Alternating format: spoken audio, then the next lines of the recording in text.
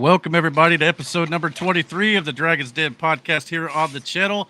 My name is Eric Hopkins, a.k.a. Jill, joined tonight by Mr. and Mrs. Spooby, Miranda up in the top right, Brandon in the bottom left, and Matt, as always, in the bottom right there. So how are you guys doing tonight? You ready for a big, long show here? I got a lot to talk about.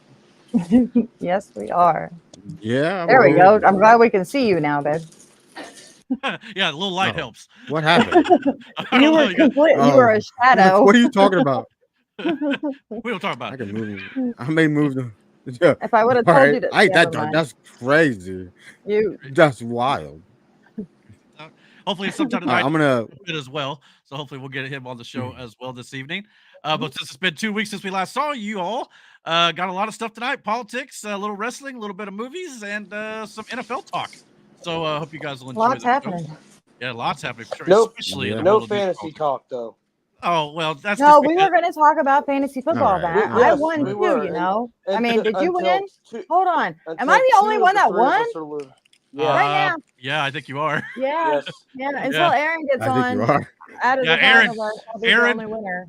Beginner's luck, Aaron. Like literally, he's Yeah. never played fantasy football that I'm aware of in his life, and he No. scored the highest amount of points Nope. we won and kicked my ass. And I'm like a 4-time champion. It's like what the Yeah. hell?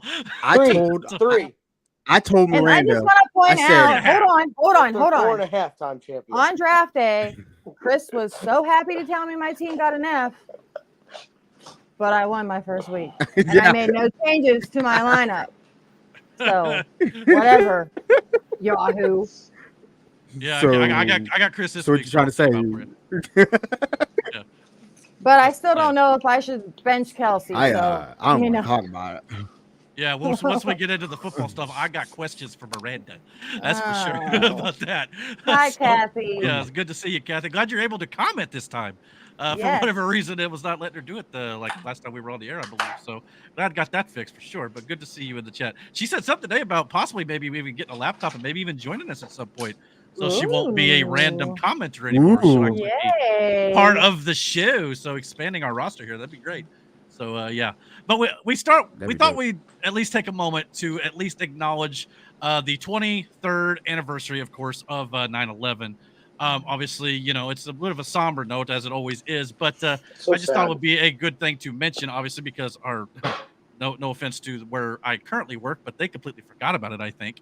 But Yeah. anyway, obviously, I know reason why I thought I'd bring it up a little bit too is because obviously it's worth remembering and never forget, obviously, no doubt about it.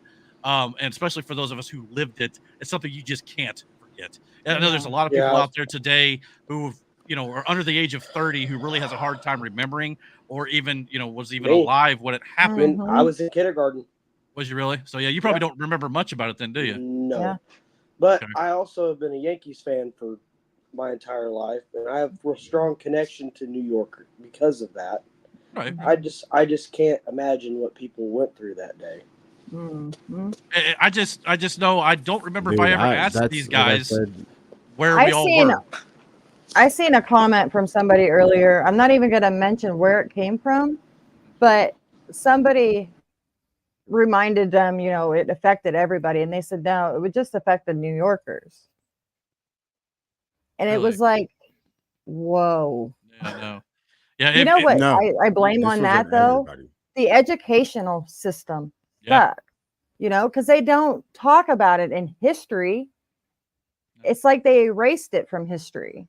Yeah. So the kids Mhm. don't know about it. They could tell you what happened in World War II, but they can't tell you what happened 23 years ago because they don't teach it.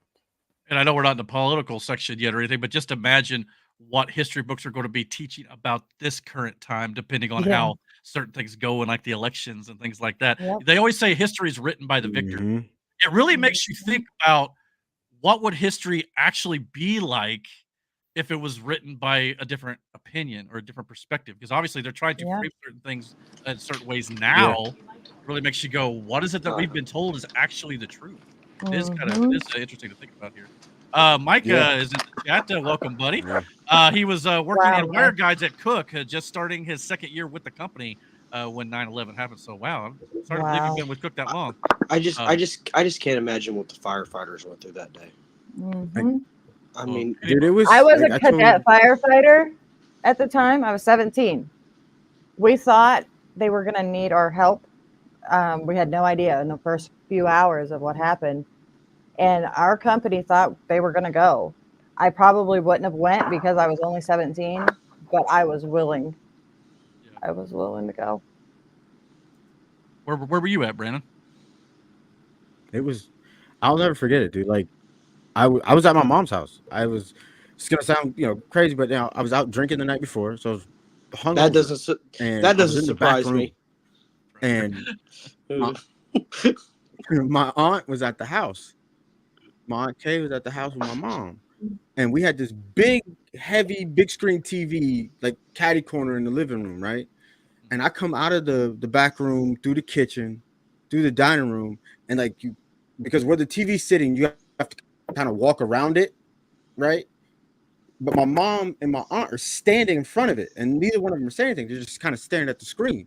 And I walk around, and I turn my head to see what they're looking at, and it's like when the second one hit. And I went, "What movie is this?" Because that's what I thought it was. Yeah. And my mom goes, "It's not a movie." And I go, "What?" And she goes, "No, this is really happening." And I'm like, "Get out of here." And it was I guess seeing something like that, the only way my brain could like rationalize it in the immediate was, "Oh, this is a movie." Because like that, shit like that doesn't happen in real life. Right. You know what I mean? Like, it was, I'll never forget that day. Like, I can't forget that day. Like, well, good. I mean, nor should we. It was crazy, dude. Like, just the personal choice that you as a firefighter, the lives you that as were a affected as a first responder or fireman would have to make to go, knowing they may not come out of that. knowing they're not going to come out. And it's 100-some stories, Eric. Come on. Well, I mean, some of them did make it back out, but the likelihood was, I don't think a lot of people knew at the time that they were going to collapse either. I really don't. No. I mean, and if they should never have collapsed. Well, that's a whole other ball of wax, but absolutely. But yeah, I mean, at the same time, I know for me, believe it or not, I was asleep at my apartment at college when it happened at first. I was in bed too. Oh, was you? Yeah, because it was like I was homeschooled. I was home. Morning. My at the time best friend called me and was like, "Did you see what happened?" And it was about the second time, or when the second plane hit that I seen. Like, she immediately called me, and I didn't. I got a call from my mom. It wasn't until after the second plane hit, because obviously the first one was like, okay, accident. Most people thought something went horribly wrong, mechanical error on an airplane or something. And then, that second one hit, everybody knew immediately, that's not no accident. And that's when I got the call, because obviously my mom was worried about what the hell was going on, And the thing I'll never forget, though, and it's something that I really wish people could have experienced who were not around during that time. Because I went ahead to class that day at college, and of course they were telling everybody, if you don't feel like you can be here, you need to go home. You're welcome to go home, but if you want to, of course I was out of town, so I wasn't going home from then. I had classes the rest of the week, but that was a day, and even the rest of the week, or however, like even after that, where you could literally go up to any stranger and talk to them, and they would respond to you courteously with kindness and compassion, and you could just, it was just surreal to have that unity. It was you saw, because nothing else kind of mattered at that point in time, because it was so surreal that like everybody's trying to process, did that really fucking happen type shit. So like, but it humbled evereverybody. It made everybody seem human and equal. The Pentagon. Nobody people saw forget about the Pentagon and anything. Flight 93. It's like, forget about those people too. I mean, all that. It was one of those situations where like everybody was just kind of needing somebody to lean on at that point. You know what I mean? Yeah. Like you felt connected to people that you never would have felt that connection with, because you all collectively went through something very traumatic. Oh yeah. Well, and it's just interesting because like and for months after that, the amount of United States flags on people's cars, blowing in the wind and things like just the unity of this country showed. I had my FDNY sweatshirt. I wore the crap out of that thing. Man, it was a fucking nuts time, dude. Like, it's just crazy because as divided as we are in today's political climate, it would just be nice to be able to all come together it sucks that it takes something so devastating and tragic to Mhm. shake people out of apathy sometimes. Yeah. But there can be Yeah, at that's least 100%. that sort of good. But eventually it does fade. We all get our differences again, and we go back to the way we were, sometimes worse, which really Mhm. sucks. But I would love for Yeah. like the feeling of 9/12 to come back to the country at least. Mhm. When it comes to Mhm. just coming together as a nation, and hopefully maybe one day, but I'm not holding my breath here either. Mike responded. He said, "My friend's stepdad was supposed to be in the Oh. Pentagon, but he missed his meeting that Lucky day." Oh. man. Oh, A wow, lot of dude. stories That's like that where they miss their Yeah. flights and things crazy. like Yep. that, you know.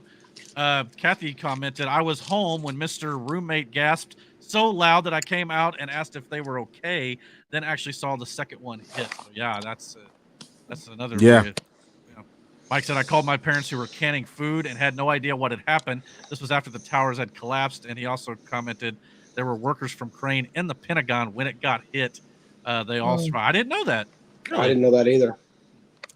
That's Wow. so sad. But yeah, Mm-mm. it's definitely a day that should always be remembered. And I highly encourage you. And I know it's hard to watch, but I remember last year, for whatever reason, around this time, I got into a bit of a rabbit hole where I just started watching videos of the whole Mm. events and everything that took place. There's cool documentaries about what President George W. Bush was doing on Air Force One Mhm. and things like that. There's really some interesting things that details things that happened during the day and even time after that I was unaware of. So there's a lot of great things to go check out if you want to relearn it or at Mhm. least maybe even learn I things you didn't know about it. So I think of people in Flight 93 in Pennsylvania. yeah, Yeah. I mean, think about Mhm. what could have happened there. yeah, let's I roll. mean, Yep. Yeah, I mean, those people saved a lot of people. yeah. Yeah. They made that choice for those people. Well, and many people Mhm. believe that was meant to hit the White House. That one, possibly. Yes. Mhm. No, Mhm. obviously it was on its way back. I think they got a little too far, and where if you look at the map, like they almost got to like Ohio or whatever, then they made a U-turn. It was almost like they maybe should have come back sooner, but they for Mhm. whatever reason maybe they hesitated or whatever it might be. But wherever it was, yeah, those people on that flight definitely saved a lot of lives that day, as you said. So Mhm. never forget. Always remember. Obviously there's not a great transition out of it for sure, but we definitely thought it'd be something worth mentioning here since it was a big anniversary, I guess, for that. So, Yeah. all right. So, with that being said, let's move on to some lighter topics here. And before we get into some movie stuff and everything like that, there was at least one topic when it comes to professional wrestling I thought I'd like to get your guys' opinion on. So, let's check that out.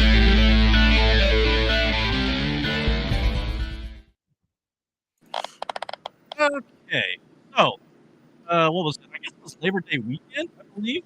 AEW had their latest Mm. pay-per-view, All Out. And there was some matches that happened on that show that got some headlines made about them. And one of the headlines in particular said AEW All Out goes too far.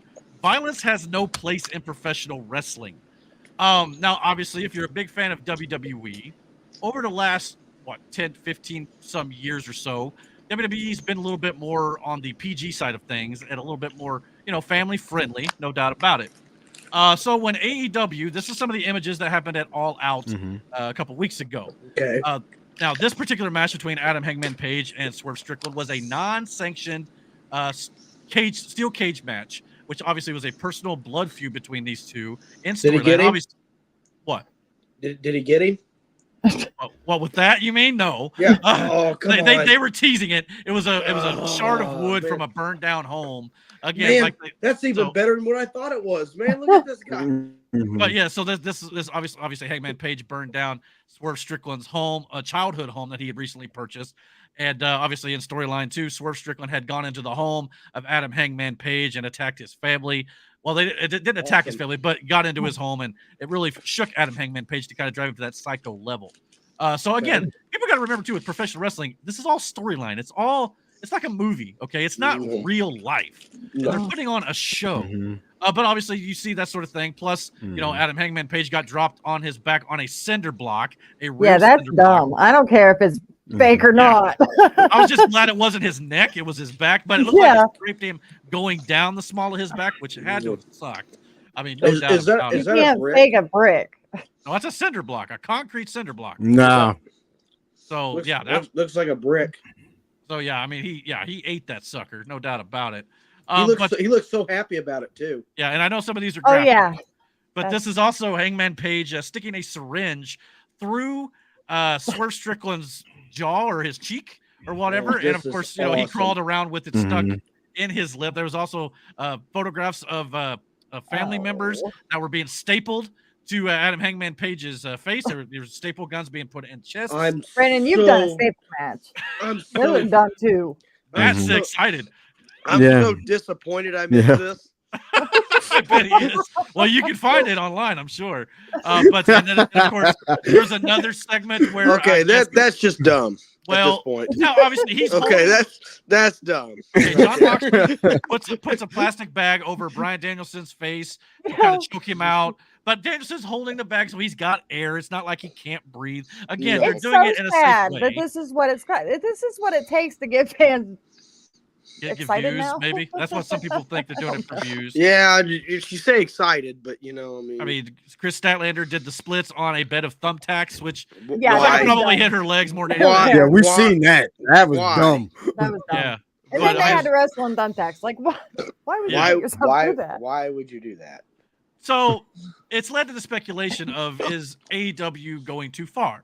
Mm. Now, again, I understand that WWE has been very PG, and it's the most mainstream professional wrestling company out there. They've been PG probably for the last 10, 15, maybe 20 years at this point. However, let's not forget, WWE fans for a long time have been, begging for the company to go back to the Attitude Era, which was, arguably their most successful. Hold on, I have to time. point something out. Listen, Okay. Yeah. Brandon, you've done fucking thumbtack matches too. So is this just us getting old and the younger kids wanting to see what you used to do? Yeah. Yeah. Is that smart? I don't know. It was the dumb back then. Our see, parents thought it was as- dumb. You're dealing Your with mom guys didn't when like they- it. Has it gotten smarter who- throughout the years? who- on the indies. No, she didn't. You're dealing with guys who like on the indies, like shit like that pops crowds. Like, I'm sorry, crowds nowadays with wrestling, they want the flashy shit. They want you gotta, what it and then used to be. if you do something like Strickland and them, they're Or what? Uh-oh. but Uh-oh. Oh, okay. the, Okay. it's a lot of aerial moves nowadays. You know what I mean? Everything's high spots, and that works. But like when you're telling a story, and like I know that's like a novel concept to some people with wrestling. Like when you mean telling a story, they just want the high spot shit. But like this was something that built up. So you almost shoot yourself in the foot when you do a good feud, because it's like You can't gotta top yourself. keep up in the ante to make it Mhm. bigger, worse and worse and worse. Right. And sometimes you gotta take it to another level. Like you keep upping yourself. I think about like hell, WWE, let alone like they literally created a match or a pay-per-view called Bad Blood for that reason, because they would have these big blow off blood feud matches. And Bad Blood's coming the back, by plastic the way, at bag the end of is this month, I insane, think. though. But Yeah. Well, like I said here, Yeah, and but Mike the commented here too. plastic bag shit is their thing. But Well, yeah, hold on. Yeah. Okay. I saw a guy with use a weed eater on another guy. So like I Yeah. who's to say I know what goes too far? Well, and that's the thing. WWE and AEW are probably the two most mainstream now. WWE still, I would say, probably number one. It probably always will be. But a lot of these matches, like on the indies, like you said, the weed eater, things like that, the light tubes, which AEW is used occasionally here and there. But that sort of stuff is ECW type stuff, old. Yeah. That's what I was very going to violent. say. Yeah. It's, Which is back in the going to day. be like the ECW era Yeah. when Yeah. you guys were kids. Yeah, Plastic we loved it as bag- kids. The And plastic us bag at- thing sucks. Hold on. But us as adults now And like are saying maybe they're going too far, but Yeah. it's coming back. History is repeating itself. Yeah, That's all Mike- I'm trying to point out. Yeah, Mike says it's why I have trouble letting my kids watch, especially Exactly. AEW, and I your understand that parents as a probably parent. hated you watching ECW when you were a child. But at the same time, too, Mike knows Yeah, this because I he's wasn't been a allowed to wrestling watch fan ECW. forever. Like, the first And time I Brandon watched- knows where I'm about to go with this too, probably. But WWE has also done things like this, Yeah, where they that's what I'm- burned alive Bray Wyatt when he was the oh yeah, Fiend. set a guy on fire. Yeah, yeah. This was just a couple years ago. Mhm. This is not very Yeah. long Yeah. ago. So Don't WWE has forget, done this sort of thing Vince too. McMahon tried to blow himself up in a fucking limo. Oh, that? Yeah. Yeah. Yeah. Yeah. So Brandon, I remember where I was when that happened. When that happened, yeah. Because Yeah. the news Not about only what that- happened right after that. not only that, that's the same weekend Yeah. that Chris Benoit killed his family. Yes. So Yes. obviously this storyline was scrapped immediately after. Mhm. But yes, so that happened. Also, WrestleMania 15, Undertaker hung Big Boss Man with a noose from a steel cage. Yeah. So I mean, Mhm. yes, it's violent, and there's other examples here. Anybody remember Katie Vick? Oh God, I was gonna bring that up, and then I stopped. This is a storyline basically where Triple H accused Kane of being a murderer, and then Mhm. Triple H supposedly had sex with her dead corpse. That was a mannequin. So yeah, it's Thank not you like for WWE's clarifying. innocent in this matter. Shoot, Dude, even like- back in the 80s. Hold During the on more a second. kid-friendly Yeah, in the era, snake bite thing, yeah. Hold on a second. Okay, What's that's fine. What's happening? What the fart? That That happened. That happened on. This was live on TV, bro. We saw this. This Yeah. incident with Katie Vick, they don't like to mention anymore. Let's put it Uh-uh. that way. I can see why. They thought it was too far, and I'm sure they got some flack. No, from the- it's not too far. No, But- that's horrible. But strictly going back to the Hold violence. on. Real quick.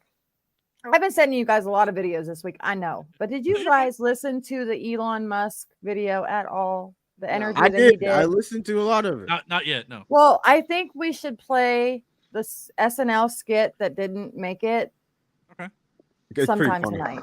Okay. It no, is I'll- Okay. hilarious. We'll find it.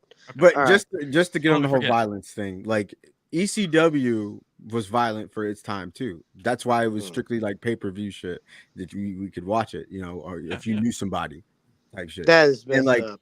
I mean, in there, I watched Sabu literally rip his bicep open over barbed wire, and then Hey, you want to duct tell tape the it back story? up. You know what I You mean? want to tell the story about Jake the Snake in Youngstown? Where he got arrested for. Oh no. Uh-huh. Go ahead. He wrestled. So Jake the Snake was there for like 2 shows. I wasn't there for either one. I heard about the second time. He was wrestling Gargano, and he was drunk as shit. Gargano gets mad, just slams him down, and just counts to 3. Like, it was over really quick. So obviously people were upset because they didn't know what was going on, but they were upset that the match ended the way it did. Whatever. So then they start yelling at Jake, and I guess he just whipped his dick out, dude. Oh my. Now, Yeah. this was. Hold on. It's gonna. That Pro happened, wrestling's got yes. dark sides. Okay, keep this in But mind. If you're not a Jake- pro wrestling fan. After that incident, and whatever happened after that, like he did. I will say he has Probably turned his capping. life around. Like he has. Probably. He has.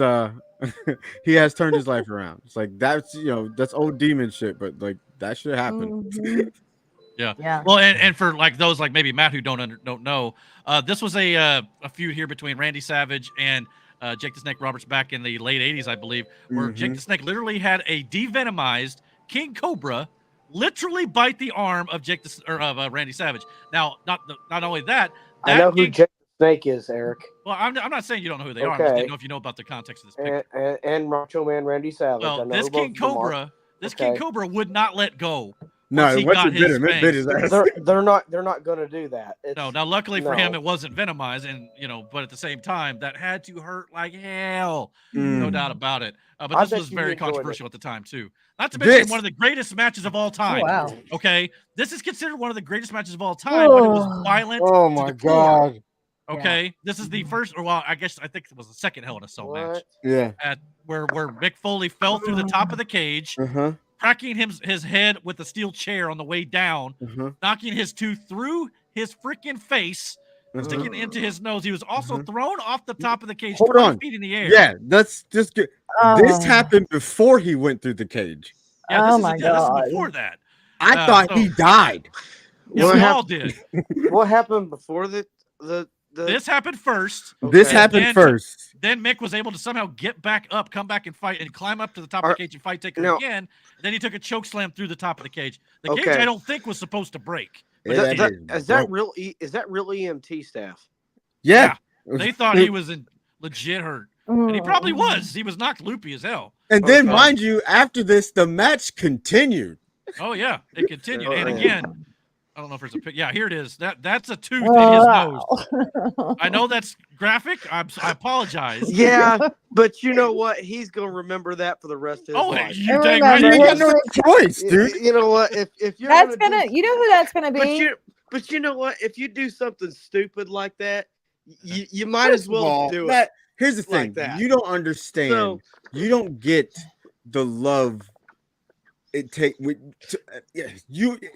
You gotta love Dean what you Ambrose. do. Should Yeah. have stayed Dean Ambrose You because he's gotta love gonna what end you up do. Mick Foley now. Yeah, That's what Not he's as gonna do. bad as Darby Allin is. yeah, Darby.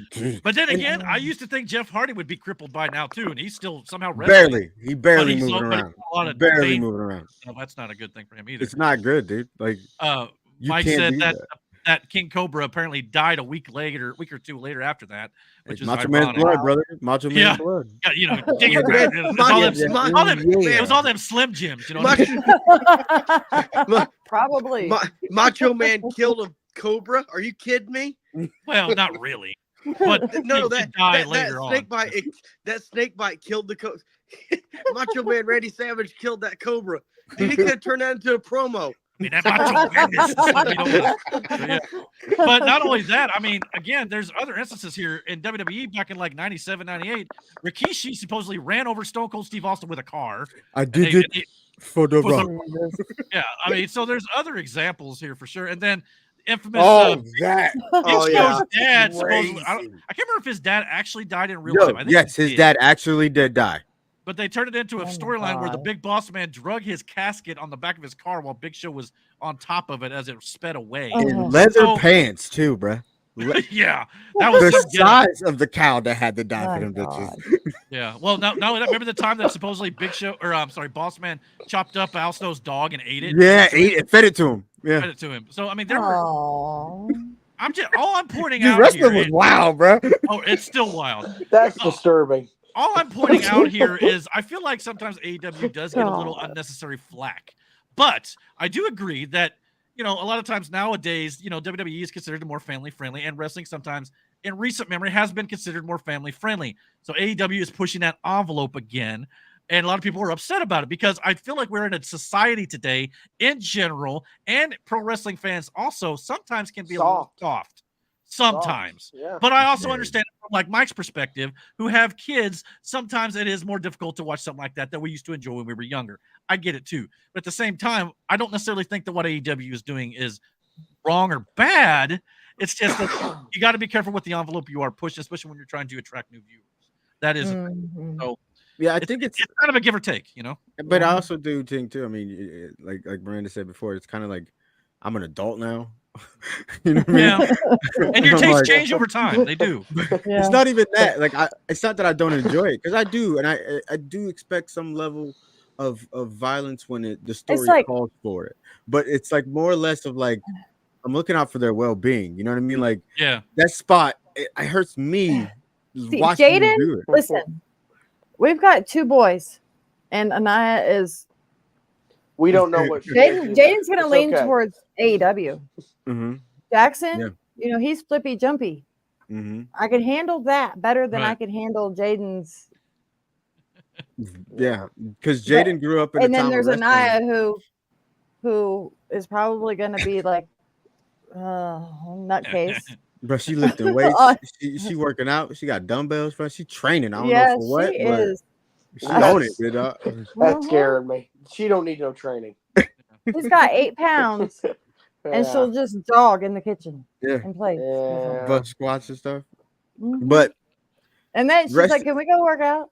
the violence, I mean, like I said, we grew up in I guess a time and even with, you know, me wrestling myself, like I was in the excessive part of violence. You know what I mean? Like, so to me, it doesn't bother me to that when it calls for it, when it's just willy-nilly shit, like it's just happening to happen, that just doesn't make sense.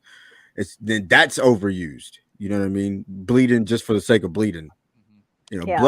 blood is one of those things that's like, Well, And I've noticed AEW's kind of backed off on the blood all the Yeah. time, especially John Moxley. So that's a good thing. Use it Yeah. when it makes sense. Like Yeah. in the steel cage match, that made sense because Exactly. it was a year-long blood feud. It's time to pay it off. That makes perfect sense. But Mhm. to do it just to do it is not the best way to do it. Yeah. Mhm. Let's Yeah. see here. Kathy says, "Love y'all. I'm gonna have to say I've gone crazy and asked to work tomorrow. I'll catch y'all." Wow, I didn't know I couldn't remember if they were offering time tomorrow or not. So sorry, you got to go to work tomorrow. Well, hopefully put in that work soon you for me. won't have to pay overtime on those Yeah. or pay No. taxes on your overtime, huh? Exactly. We're going to talk about that here a Shizzle, little my bit later, too. nizzle. I By the know. way- I just had to get. Don't get me started. By the way, we've got 51 people watching on YouTube at least. So please, Yeah. Sweet. please click that like, click that subscribe, and Well, definitely thanks, man. follow us on Rumble as well. The description box has the link for that as well. We're going to be putting up shows over there as well before too much longer. So we'll be doing that too. All right, so let's move on to the next topic here, and that is going to be in our movie news section. So let's check that out real quick.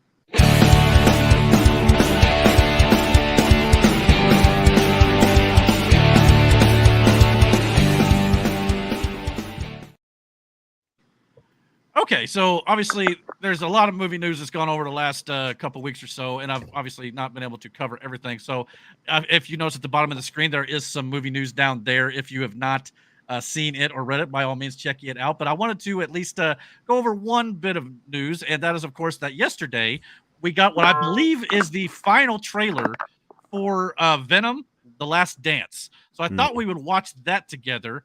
And after that, I thought we'd discuss a little bit about the movie and possibly where this storyline is going. So let's check it out real quick, and we'll let you guys know what we think about it. I've not seen this yet, so let's see what happens. This is your captain speaking. If you look out to your left, you'll see a beautiful view of the Grand Canyon. Told you we could fly! Oh, the Tom Cruise did it! You can hear it, right? Mm-hmm. Jesus Christ! We're in deep shit!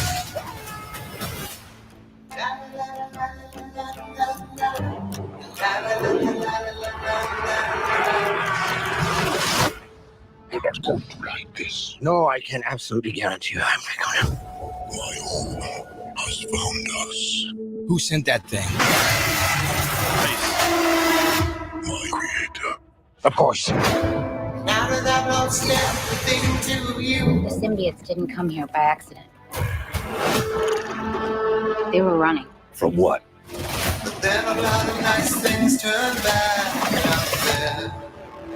What's his name then? No! We have something he needs. As long as Venom lives, everything will end. What are we doing? We need a disguise. Hey, man.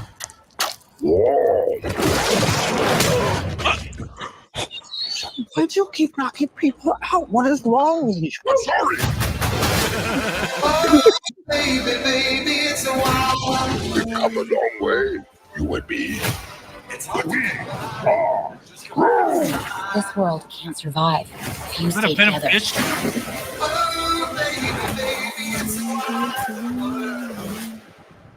But I need him.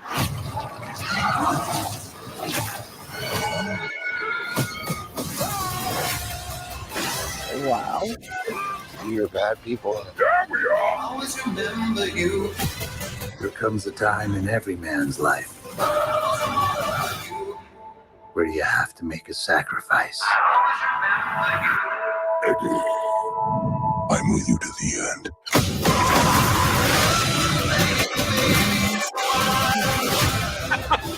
That smile. No, this is all the money that we have. What is this feeling? It's like This feeling? It's like all of my problems have gone away. I think you broke me foot. Eddie, I need more money. Somebody's addicted to the gambling a little bit there. So yeah, it's interesting because this trailer shows us our first look at Null, the creator of the symbiotes. I don't know if Brandon knows a whole lot about this character from the comics or not. Not really. I mean, there's like, I've read one comic where he first shows up, but yes, but like, I don't know too much about him other than he's the one who. I don't know created the anything symbiotes. about him. Okay, so basically, from what I understand, and I'm not the biggest comic guy, well, comic book, I'm more of the movie type and TV series kind of guy. But Null is a creator of the symbiotes, as he mentions in the trailer here. He's a Thanos, Doctor Doom level threat in the comics. He's extremely powerful. I bring this topic up because Sony has been known for some subpar live action Spider-Man verse films as of late, especially Morbius and Madam Web in particular. But with Kraven the Hunter coming out, I think we all agree that looks pretty decent. We've been doing some talking about that as well. Sony has an opportunity to do something kind of special here, in my opinion, if it's done right. This is Null in the comics, obviously, you know, as you can see here. But although it is the last Venom film, reports are stating that Venom and Null will possibly return in more films moving forward. Because it would be kind of a waste to have a big villain like Null and for just a one-off movie, if you ask me. So it makes sense to kind of make him moving forward, kind of make him kind of a bigger bad, maybe in the Spider-Man universe that Sony's trying to put together. But it's interesting though, because Sony apparently is about ready to ramp up production with Marvel Studios on Spider-Man 4. It's slated to begin shooting early next year with a potential 2026 July release, placing the film after Avengers Doomsday, but before Secret Wars. So recently, I don't have the photo here, but Tom Holland recently put out a photo of himself in looking himself in the mirror saying, quote, special project I'm filming, basically. So that has led many to speculate now that Tom Holland's Spider-Man could be in Venom 3 toward the end. Now, we've heard that speculation about Spider-Man being in Venom films for the last 2 outings, but it did not happen. However, I'm interested in that one. If it happens. Well, the fact that he pointed that picture out of him filming a secret project, and then, of course, Venom, The Last Dance has gone through some reshoots as of late, potentially to kind of maybe tie that in there at the end. That could very well be a possibility, setting up some multiversal shenanigans possibly that sends Venom and Null to the MCU for the 4th entry of the Spider-Man franchise in the MCU. Because obviously we're in the multiverse saga and all that stuff. That can maybe be what they're doing here. I have a question. Okay. Would you both hate me if I would rather see Andrew Garfield at the end of that movie? Well, you could do any one of those 3, I suppose. Okay. Because I would. I'm sorry. Well, don't worry. You're going to see both of those guys back as well, I think.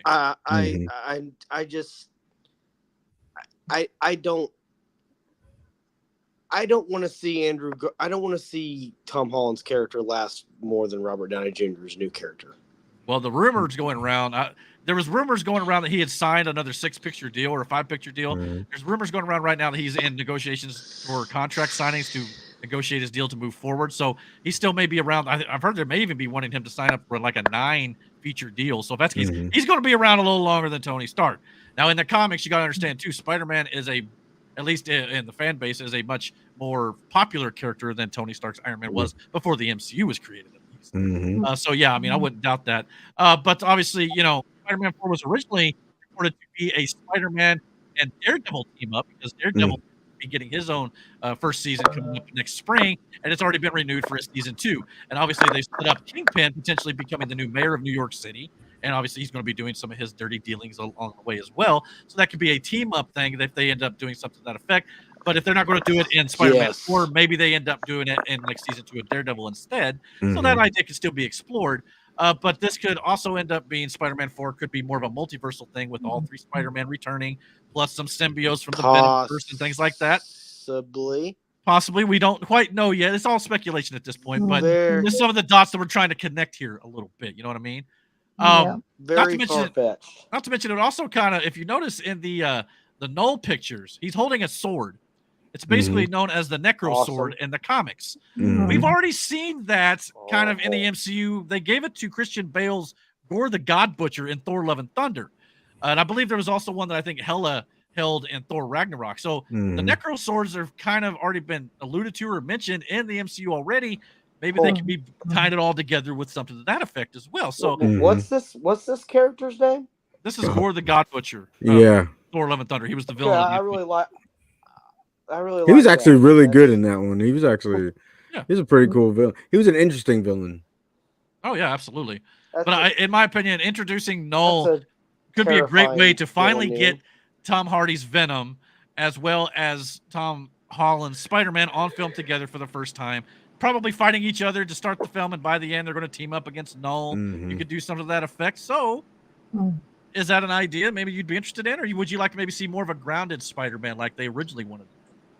Like, No, that would actually be kind of cool. Or just put Venom 3 and do that in Venom 3. No, I think. Well, it's too late now. They've already filmed that. That's got its own story. They're wrapping up that trilogy. So yeah, and it was kind of amazing how they made Venom like that anti-hero. Well, he is an anti-hero in a sense, but like likable. You know what I mean? Oh yeah. Yeah, especially with the comedic effects that they added with Tom Hardy. Yeah. Absolutely. And not only that, Tom Hardy does the voice for the Venom symbiote as well. So I think that's even funner. Yeah, I mean, obviously when we got Spider-Man 3 back in 2007, that Venom wasn't necessarily the kind of Venom that we kind of like to see on film. You know, it didn't look like the kind of, in the comic accurate and all that sort of stuff. So a lot of fans didn't care a whole lot for that. They kind of shoehorned him in. I think Sony wanted to get him in there for the ticket sales, obviously. But this has been fleshed out a little bit more. I think it can make a lot of sense if Sony's willing to play ball with the MCU. Obviously, they're sharing the Spider-Man character right now and the Avengers stuff as well. So, and again, you got to get Tom Holland and Zendaya and all these actors back. Otherwise, it ain't going to make a whole lot of sense. So, I guess we'll just have to wait and see how it goes. So, but yeah, I'm looking forward to that, and I'm hoping it'll actually be pretty good. But again, you guys think it's a good idea then? I guess. Yeah, that'd be kind of cool. It'd be interesting. I think it'd be kind of cool. Yeah, it's a little bit different than. I've realized something. I don't know nothing about comics. Well, I just learned that in the last day or two. So that's more about the movie. I was done with Infinity War. I mean, I think Zendaya would like it if you would pronounce her name correctly. Zendaya. I've heard it. Kamala. Camel toe. Bruh.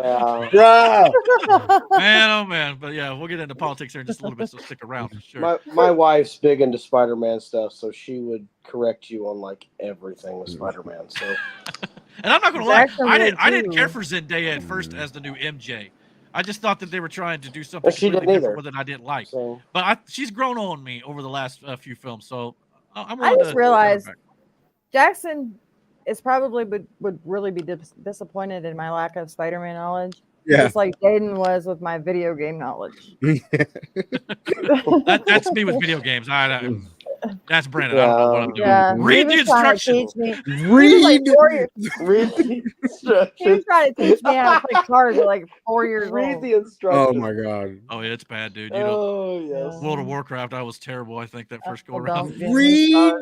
Read fucking abilities. I'm more of a console gamer anyway, though. Me planning to play with a mouse and a keyboard was ridiculously difficult. That's awesome. So yeah. Anyway, maybe one of these days I'll get it now. Don't hold your breath. Yeah. That's great. All right, let's move into the next topic. We'll get into a little bit of NFL news and a little bit of fantasy talk. So let's do that while we're at it.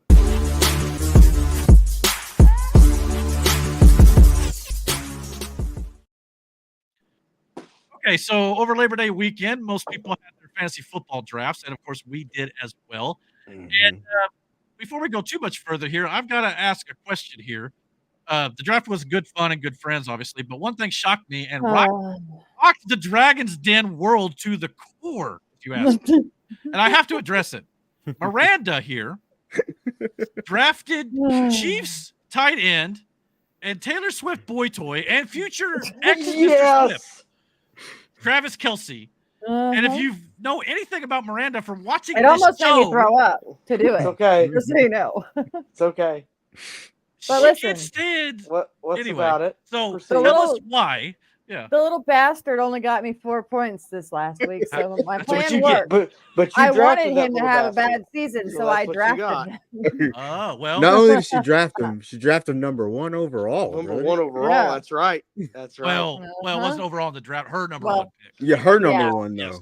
Which would have been her second round pick, but yes. Yeah. Miranda will do Miranda will do anything she can to win. But let me get this in before Aaron jumps on. Out of the 4 of us right now, I'm the only one that won my game. So Whatever, yeah, we don't talk about that. Aaron kicked my butt. Yeah, I'm playing. I only lost by 1 point. We'll just when he gets on, we've already talked about fantasy football. All right. he don't get to brag. He missed that segment. He's going to do a humble brag. I'm sure. Now he only beat me by 4 points, but we both had the most score in the league. But 4 points is a loss. Yeah. I didn't have the lowest score. That's all. That's all that matters. So I Matt, may have Mike's lost. talking trash. He said, "So I see Matt has This recovered from his stunning less POS. than 1 point." He defeat. waited. He waited all this POS right here. So in case Waited you didn't know all who beat week. Matt, Oh, you now yeah. know who. He Yeah. sat there. He sat there and waited all week till our podcast to come on here and do this. I know he did, and now I know he did. Uh-huh. I got all the text messages on Facebook. Oh, no, Good no, game, no. Good He's game. Good on. game. Oh, no. no. Let's move Here's- on. I don't- Let's hey. move on. You beat me fair and square. That's fantasy football, bro. I will own up to the loss. No. You beat me. You didn't. You didn't win fair, Aaron. Don't listen to Eric. Keep being the rookie that you are. All right. Anyways, proceed. But yes, absolutely. It's So, hilarious to watch his questions in the chat. Bruh. He yeah, was I mean, upset about that Butker pick, though. Oh yeah, they love that bunker pick. and Nate, if you're watching, I apologize. Nobody had a worse week than our buddy Nate. I'm Oh, sorry, man. Nate. Oh, I Like- just want to mention the MVP of my game was Chris Boswell. Yeah, that 26 what points this from a week, kicker. man. Yeah, I mean, we He had won. like, He's the only one that scored But- in that game. By the way, Eric. I mean, the offense got him close, so I guess thank you, but Miranda and he had to Brandon. finish his job. Do either of you have the Dallas kicker? somebody's got, but I think Bob had him. He had an amazing week of fantasy Not as good as football. Jeff Moody or Chris Boswell. I think there was another one. Maybe There he were was the some third guy. kickers that had some 20-some really points. good weeks. Yeah, it's like insane. Yeah. More than most quarterbacks had. It was Yeah. insane. But don't. It's like I told Aaron, don't expect that all the time. I think he had like 10 points. I was like, that's a good day. Now, for a now kicker that early, that so. is in our scoring format, though. Right, absolutely. Make sure, So, make sure that the viewers know. But yeah, Yeah, PPR Chris got me format. 26. So Yeah, absolutely. So yeah, there's some news coming around the NFL. We're gonna get into some of the scores a little bit too. Before we Okay. get into that, there was an interesting story involving Shannon Sharp. yes. Poor Shannon Sharp here. Miranda. Former Denver Broncos tight end, 3-time Super Bowl champion, This- 8-time Pro Bowler, NFL Hall of Famer turned sports analyst podcaster, found himself in a bit of hot water this week by streaming himself accidentally having sex live on Instagram. Well, he Okay. wasn't accidentally having sex, but it was an Oh, accident. no, yeah, he accidentally Okay. streamed it. But I'm not Okay. going to play the video here. You can find it if you want it. Now, he's obviously, you can't see him actually having sex. All you hear is the audio. And it's of the what is best going thing. It is, Ever. never mind. I'm not even going to mention who reminded me that we used to work with. oh, no. Oh, we'll leave it at We that. won't mention names. Right. Yeah. So yeah, although I'm not quite so sure how easy it is to go live on Instagram. I've never done it. Is it something that you could do accidentally? I guess. I don't know. I've never went live on Instagram. Neither did I. I don't know. But anyway, there were some reports that stated he was hacked at first, but apparently Sharp came out and issued a statement and apologized on his Nightcap podcast, where he and Chad Ochocinco discussed a multitude of things from dating to the sports to all sorts of stuff, for sure. But there was some talk and rumors out there that Shannon Sharp was fired by ESPN. I don't believe that is actually accurate. Oh, okay. I understand it was actually a fake story going around because I think they understand it was an accident from all things that's what's considered here. But that did not stop his podcast partner Ocho Cinco from having Yep. a little fun with him at his The expense. jokes was real, bro. So let's listen to Ocho kind of getting on to Unk, as it were. He's got a little bit of an echo there, so I want to mute him for now. But Ocho Cinco was making fun of his cardio a little bit here because it was only like a minute and a half, I think, or whatever, wasn't it, that was streamed, if I'm not mistaken? So let's listen to this. To bungee jump in like that and be able to say some of the things that you were saying, is it. What was I saying, Ocho? What was I saying? I ain't hear. You was like you gonna take this dick. Now, I'm just saying I ain't never. Now, what you do got to work on is ain't nothing wrong with you. That's You got to great. work on your cardio because you was breathing heavy. You shouldn't be breathing that heavy. You shouldn't be breathing that heavy. So we got to work on your cardio. So Ocho, when you lift weights, Brandon, he got this man. hit the Ocho, but you treadmill got first. Do the Ocho. step, Real do talk, the though, Ocho. Stairmaster. Your boy, hey, Ocho. Yeah, he had to give him a little hard time, obviously. Oh, Man. he got this guy. He got Listen. roasted on Here's the thing. it. It's Do fine. yourself a favor if you've never listened to their show. It's called Nightcap. It's on YouTube. We'll try to put it in the description of the video. Yeah. It is the funniest. Mhm. This whole thing that happened to him, Mhm. they did a roast today. It was the funniest thing I've ever seen. Oh man, I gotta watch that. It was hilarious. I like The- Shannon Sharp, so and I- I yeah. mean, you're not going to hear me Mhm. say a bad thing about the guy. So Oh, Yeah. if you like really good interviews too, I mean, he's got some bangers on there. He's got some really Yeah. good ones. no, he's a very good football mind. I'll tell you that. Plus, Mhm. the one with Cat Williams was crazy. But Club Shay Shay is his other YouTube channel too. Like, dude, Shannon Sharp is killing it. And this whole thing was wild, bro. I seen it pop up, and I'm like, what? That can't be real. When And he then I was was listening to it, and I was like, nah, that's when he was on Undisputed with Skip Bayless, that show it was so funny to listen to some of the things him and Skip would go on about. Like, I mean, like Skip would draw Shannon into an argument on purpose. And Shannon would just give this like very well educated response to what he was saying. And I mean facts, what he'd back it up with facts. He would say how it is. You know who I also didn't realize was smart? This is gonna sound dumb, but Bill Belichick.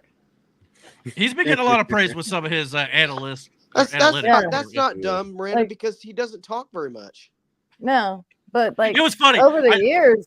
It didn't seem like he was. Yeah, very definitely wouldn't be thoughtful. somebody you think would be on TV or commentating or podcasting at all. You know what I'm saying? Like he got And maybe caught he's still cheating. Yeah. Like, but it was why funny. would Like, if he's that smart, why would he have to cheat? Yeah. I don't know. Some of that makes you wonder nowadays if it was Brady was more his success than it was Belichick. Because I used to think it was the inverse, where Belichick was the one making Brady that good. But now once Brady went to Tampa Bay and Belichick didn't do anything after Brady left, it makes you go, well, maybe it was Brady. So I think it was a healthy combination of both, but you can't turn chicken shit into chicken salad. Oh, well, Aaron, it's okay if your background can't work. Oh, well, I see why. Okay. Try to log back in and try it again. Maybe it'll work that time. I'm going to use what Brandon just said for everything now. What? You can't turn chicken shit into that chicken statement salad? you just said, man. That is my new statement of the week. Oh God. So, well, there was one other person who took notice of this, and that is, of course, WWE's R-Truth, Ron Killings.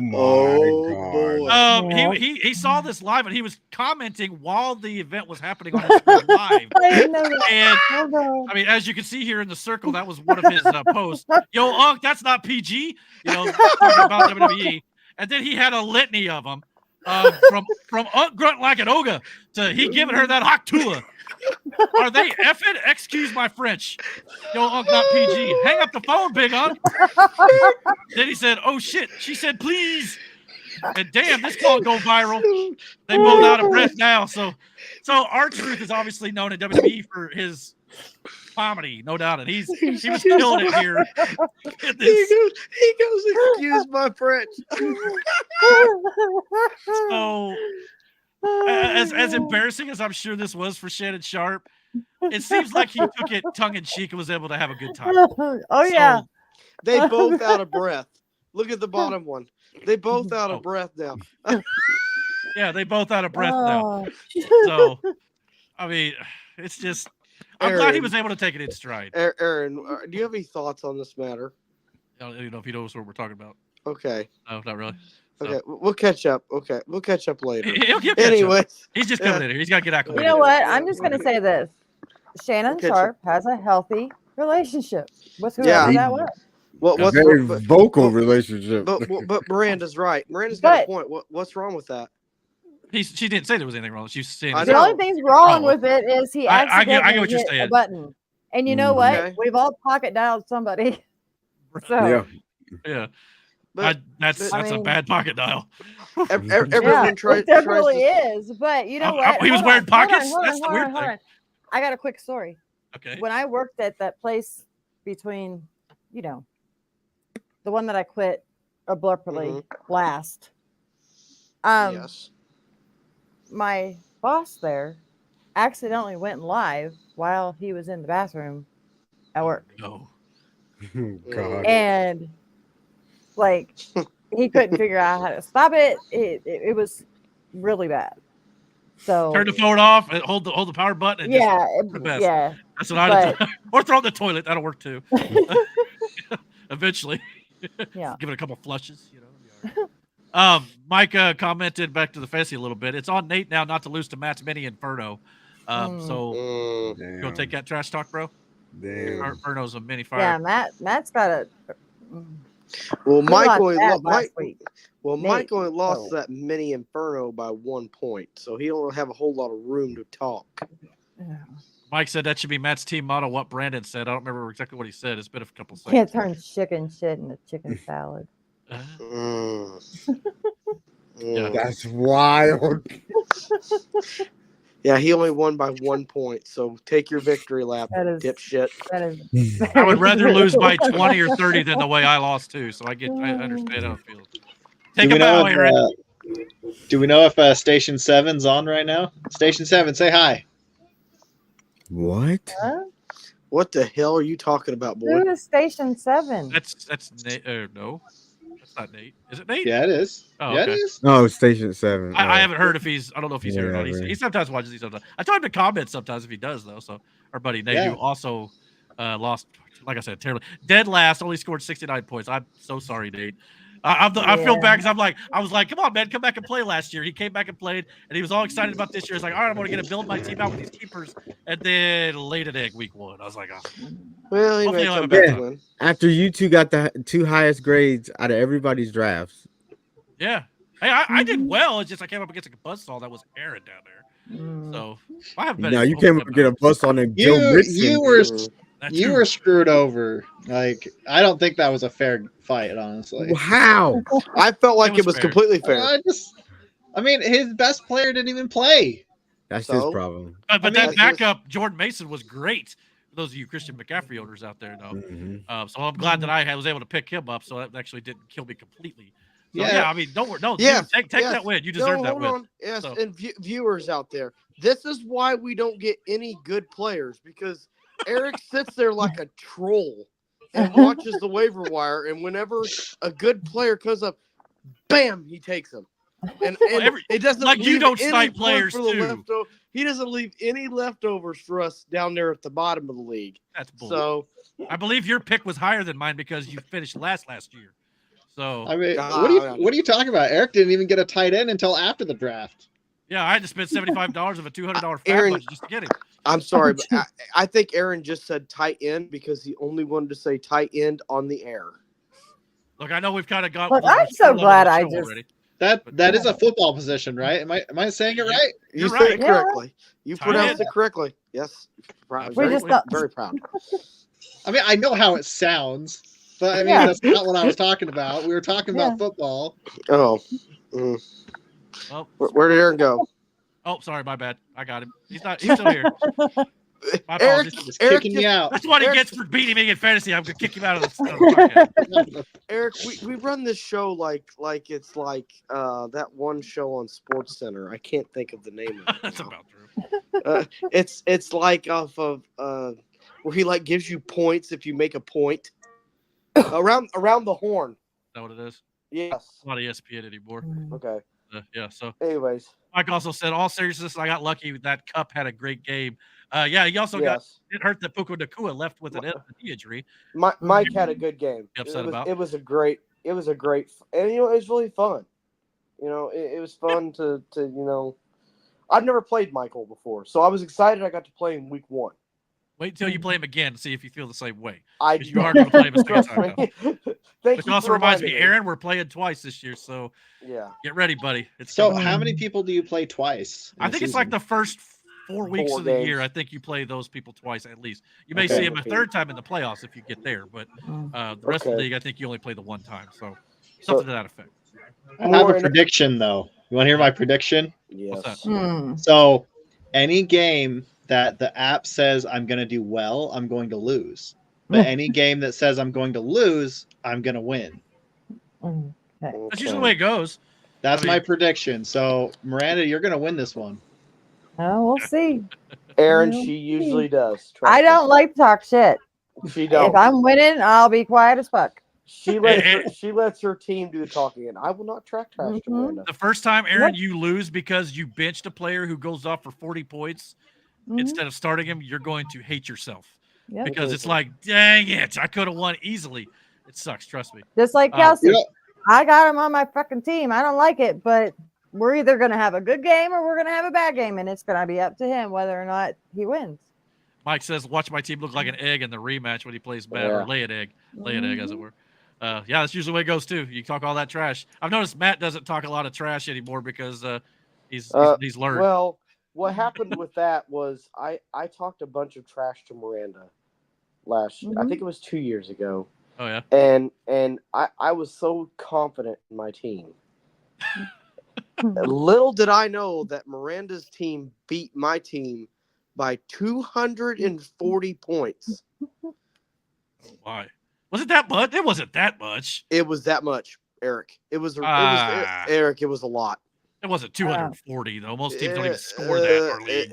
Well, if you're lucky to get over 100, you'd be good. Well, the only one I remember beating really bad was Chris, and that's because Brandon made me apologize to him at work, and I'm like, why? Yeah, because it was a Thursday night game, the first game of the week. The other, 11 or was it? I don't know. 12, 13 games. They hadn't even taken place yet. And Miranda was up like 80 points or something like that. So the game was over before it even began. I mean, it's not impossible to come back from that, but she only did it with like 2 or 3 players. That was the Ben Roethlisberger, Antonio Brown era. I don't know who it was. But and that was Miranda let us know that they are the best players that year. Yeah. And it was obvious within the first couple of weeks that that's how that was going to go. So I love that era. Well, speaking of like this, the WWE back in yeah. the day era, it was that kind of thing. Just I got that nostalgia feel to it, which I still love watching that stuff back in the day. That was as violent as it was. Well, that was also, and I love watching those guys on podcasts and stuff now too. It's so interesting, especially Undertaker, guys like that who never really talked much. Yeah, so that was the. Oh, go ahead. That was the year that I drafted Le'Veon Bell, #1 overall. And Le'Veon Bell did not play at all that whole year. Yeah, well, I'm starting to worry about that with Christian McCaffrey right now. I didn't get him till the 9th pick in the first round due to keepers, but at the same time, I went to Walmart the other day and I just happened to be reminded that McCaffrey's on the Madden cover, and now they're talking about putting him on IR for at least a short amount of time. So it's starting to maybe hold true. Yikes. Dun, dun, dun, the curse is back. I hope not, Eric. Maybe. That would stink. But hey, at least Jordan Mason is there, and he at least proved for one night against the solid New York Jets defense, he can still run the ball pretty well. So that's a good thing. So hopefully it won't be as bad as I'm fearing. So we'll see. Okay. Next. So when it comes to the standings around the league right now, obviously it's only 1 week. So nobody needs to panic or worry too much if your team did not win week 1. But at the same time, these are the current standings as it were right now. Look at Pittsburgh. Hold on, Pittsburgh is the only one that won in their division, and they didn't score a touchdown. That's nuts. I know. Look at the AFC North. The AFC East is got a bunch of winners outside the Jets, but that yeah, the AFC South, the Texans won, but it helps when every other team in the division loses, so you're not out of it. Of course, it's 1 week. There's been teams who've been 0-2, 0-3 who make the playoffs. It's a lot tougher, but it can be done. So yeah. I hope Cincinnati doesn't win another game. Wow.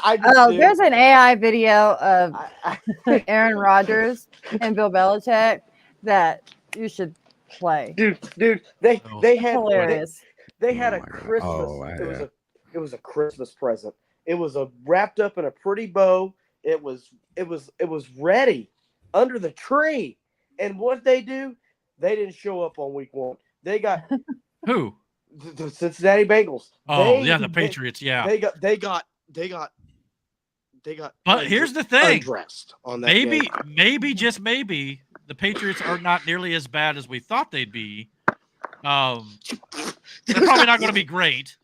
But Jacoby Brissett, they won. Oh, it was mostly their run game, and I think some of their defensive players. Don't give at the same time. Don't give them hope, Eric. I'm not trying to, because believe me, I mean it takes the sting out of it without Belichick or Brady there now. Even though I still don't like Robert Kraft personally, that's just my opinion. Brandon, you listen to this boy. He's giving them hope. Well, here's the thing: the Bengals, for one, they didn't have T. Higgins. Did Jamar play? I don't think Jamar played. Did he? Or did he? I don't know. If he did, I think he didn't practice. He did not. Did not. Well, if he did, he didn't play much. And not only that, you got to remember this too: the Cincinnati Bengals, their offensive coordinator that's given them so much success over the last few years is now the head coach for the Tennessee Titans. So that's going to be a big factor in potentially why the Bengals may not be nearly as good as they once were. But it's still early. You get T. Higgins back. Zach Moss is running. From what I can tell, he looked pretty okay over there. The old Colts running back there as well. So just saying again, it's just week one. There's no thing. That NFC East though is going to be really interesting as the year goes on. I'm watching that division closely. Yeah, I can see that too. I mean, who'd have thought that New England would be in the win column with the Bills and the Dolphins? Well, of course, now that week two's begun. We'll get into the first game of this week as well here in just a second. But the power rankings as of right now kind of looks the way we thought it would. Houston, Texas took a bit of a jump into the 6th spot, though, after beating the Colts. The Cowboys also jumped a bit after they demolished the Cleveland Browns. Deshaun Watson just appears to maybe be done at this point. Is it just me? No, you are 100% correct. No, you're right. You guess that one right. I could probably quarterback the Browns better than Deshaun Watson did. Okay, could proceed to the next I'd question. pay to see this. I would. Also, we had you'd get tackled by not even the biggest guy in the league and just disappear. Nobody would be able to find you. Well, check this out, Brendan. Even in a loss, the Indianapolis Colts jumped up 6 spots from their previous spot. Because that is hysterical. Well, here in a minute, I'm going to tell you why I think that. But the Steelers also jumped up, so good thing for Miranda's team. The Ravens, I don't know if they stayed about even, so Aaron's team is pretty there. And obviously, some, at the bottom of the barrel here, the Giants, the Panthers, the Raiders. So yeah, look at 27 on down. I know it's rough. Don't Aaron. I don't know if Aaron's still listening, but if he sees this later, Aaron, everything from 27 down, that's who you start your receivers, your running backs against all year long. That right there is the weak teams. So far. Okay. Now, again, it's 1 week. Okay, throw Las Vegas out of there. Yeah, I'm still here. Okay, cool. So 27 down. So we got the Broncos, the Redskins, the Patriots, the Raiders, Panthers, and New York Giants. Yeah, so start all your players to play those teams right now. Why did Green Bay go down so far? Because of Jordan Love getting hurt? I think that's part of it as well. They didn't suck, though. Did they? I think they lost their They game. lost, but they weren't bad. Well, it's like right now the Dolphins are up 1 because of the first week, but after week 2 they're going to drop. Man, Minnesota though.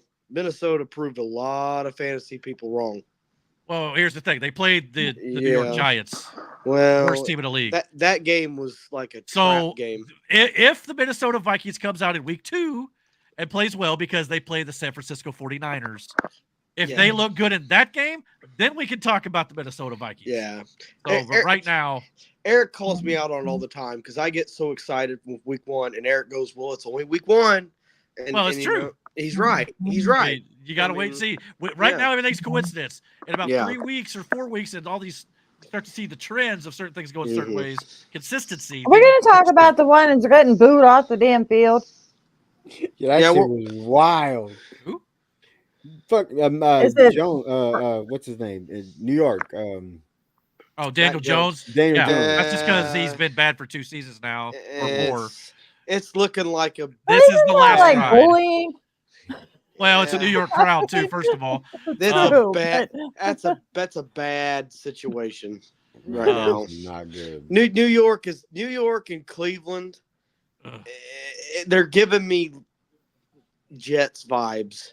Well, Jets could be good if Rodgers could get back in the flow of things. So like the 2000s Jets vibes. Highlights for week 1, though. One of the biggest highlights happening opening night with Isaiah Likely potentially catching the game, potential tying touchdown, even though they were maybe going to go for 2. And he missed it by literally a toe. I don't even think that's a toe. That's like the edge of his shoe. I don't get that. If you can just knock over that thing, and that's stupid. Yeah, that looks like inbounds. Yeah, that looks like a touchdown to me. Yeah. Well, they originally ruled it a touchdown because obviously to the naked eye. Yes, but Eric, what team is he playing against, and where were they at? Well, okay, but I wouldn't know. I don't know about that. Like, I know what you're insinuating. Like, it's There may be some favoritism there. You know it. Well, you No. know what? It does I don't seem know. like there is some favoritism. It in is NFL football. on the. It If is they on win 3 in a row, that's never been done with a longer season, the, then I'm going to start to go, even Brady didn't do that. It is against the Taylor Swift team, so I Mm. don't think they're going to count that touchdown. Okay, proceed. Proceed. Obviously, the player of the week, Chris No, Groh in our This fantasy doesn't league happen had, very often. I agree with Matt. Yeah, very, very rarely. Proceed. he had Saquon Barkley was the NFC Offensive Player of the Week. And, of course, Aaron had the AFC Offensive Player of the Week, who murdered me in fantasy, as well as the Indianapolis Colts, Joe Mixon. Like, Bro, he ran the shit out of that ball. yeah, who I thought at one point, too, Joe Mixon going to the Houston. Oh, he wasn't that great with the Bengals. Here he was running up like 140-some yards. It was fun watching football this week because we were talking shit about you guys together. Bro, Like, I was in the living room mad what as about hell. your guys? Brandon texts me about, midway through the Colts game, about third quarter. He goes, if Aaron beats you, it's because of Joe Mixon. I'm like, I know. I was like, I'm watching it. Every yard he gets, I'm just getting madder and madder. Well, I seen it coming. I was like, hold on. I texted Eric. I said, yo, fam, it's not looking good. Let me tell you. Let me tell you something. If you guys want to watch a team that does everything the correct way, watch the Houston Texans. Well, that's the thing. Okay, so that brings me to my next topic here. That's a good segue. Yeah, I like the Indianapolis Colts. We're going to talk about a couple teams here. The Colts lost 29-27. However, the Colts have now lost 11 straight Week 1 games. Yes. So they've not started a Week 1 with a win in over a decade. That's not good. No. That's got to change someday, I hope. Yeah. However, it's not all cause for doom and gloom. I know a lot of Colts fans are going, fire the defensive coordinator. Colts fans are some of the worst fans in the NFL ever when their team doesn't win. I hate to say it. I love my team. Trust me, I fans, worked but and lived with them. it's They're just horrible. However, let's put this in perspective here a little bit, okay? Okay. This is a 2-point loss. It was the closest game of the entire weekend, okay, of the first week. Number one, overall, Anthony Richardson completed a full game and was healthy at the end of it. Yeah. He banged his finger up a little bit. So take that as a massive, massive win. Okay, I do. Considering the last year that we had with Anthony Richardson's injuries. Not to mention, this was against a potential Super Bowl contender, the Houston Texans. So the fact that you're able to keep it that close, you should be encouraged as a Colts fan. Very. I can't wait until they play Pittsburgh. Let's see what the excuses are that. Yeah. Then. Well, the one thing they got to clear up. I have Indianapolis winning that game, Miranda. Well, of course, we'll because thanks for the jinx. Well, Pittsburgh isn't starting the best quarterback this week, so I'm not sure how that's. When do we play, you guys? It's either week 3 or week 4. I think it's week 4. We got the Bears week 3, so yeah. Week 4. Brandon, as you were saying, they still have TJ Watt. And I don't know if y'all saw what he did. If he survives until then. I want to go up there for that game. I still say we got a tailgate, go out to eat or something. Watch. First of all, TJ Watt is another person who I would never want to get tackled by. But anyways, proceed. Mike said I lived through a 1-15 season with the Colts in a time no home games were showed because they couldn't sell out the stadium. So yeah, that's some hard time. So we're not there yet. So and I hate that rule. That's so dumb. Yeah, the Indy 500 usually does that sort of thing too. Yeah, that's stupid too. It's to drive ticket sales. I understand that, but at the same time, it's but not everybody wants to take their asses up there. Or can afford it in this economy. Oh yeah, exactly. That's ridiculous. But again, Anthony Richardson. We'll talk about the economy later. Oh yeah, we're going to get to all that. Don't worry. We got a lot to get to later. Yeah, we'll get to that. We'll get to that. We'll get to that above Pet Lives Matter. All right, proceed. Yeah, exactly. Anthony Richardson did throw 2 long touchdown passes. One was over 60 yards to Aaron's fantasy wide receiver that was on his bench, Alec Pierce. They might play him this week for sure. So it's good to see Pierce get a little bit of chemistry with Richardson. So that's a great thing. I've got good vibes from Pierce this week. Nico Collins is a pain in my ass, but proceed. It's my fantasy receiver though. So, but I saw that Nico was going to be good last year. So the one thing the Colts do need to work on though, as good as I thought Anthony Richardson did look more accurate than he did in the last preseason game for sure. That's an improvement.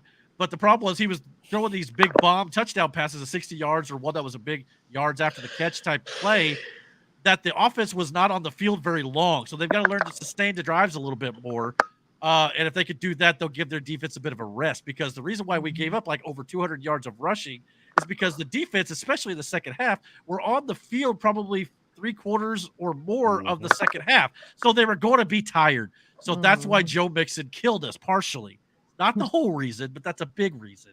So again, you shore those things up. It's hopefully going to improve. It's early in the season. I'm just preaching patience. Eric, I didn't have a problem with how the Colts played. At least they didn't waste a loss on a good team. I really didn't. I thought they looked well coached. I thought they played good. They didn't give up, which I really like that. Of course, Mike has to throw this in here. He said, I once paid $275 to see Curtis Painter, not Matt Painter, lead the Colts to a loss to the Steelers. Learn your names, Well, listen, I went up and seen him lose too to the Steelers. Now, there's context here. Yeah, well, yeah. Aaron, is there anything you want to throw into this? The context that Matt's leaving out. All right, let's be fair here.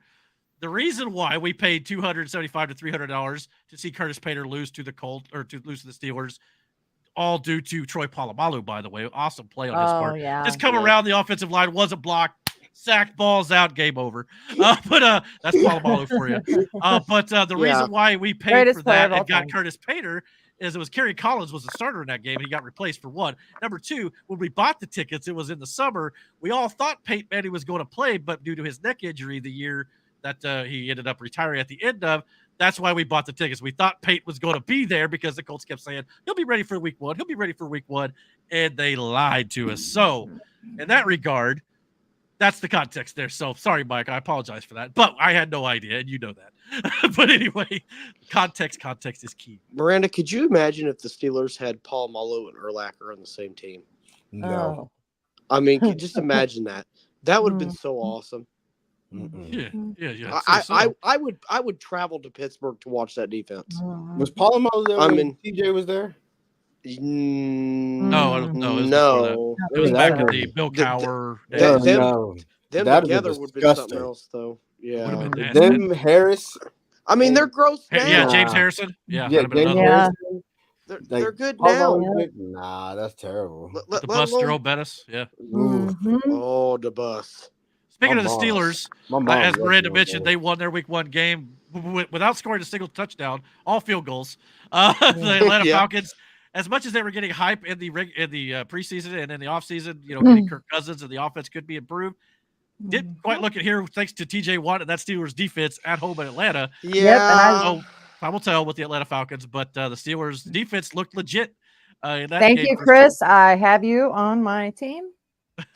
You were the MVP, buddy. So yeah, so good for the Steelers. Miranda, does this make you feel better? That I got to get my kicker? Yeah. No, that they won only with field goals. Not at all. Win, I mean, the offense obviously got him partly there. Well, there's a certain character. The fantasy footballers are talking about. I listen to the fantasy football podcast. They're a great podcast.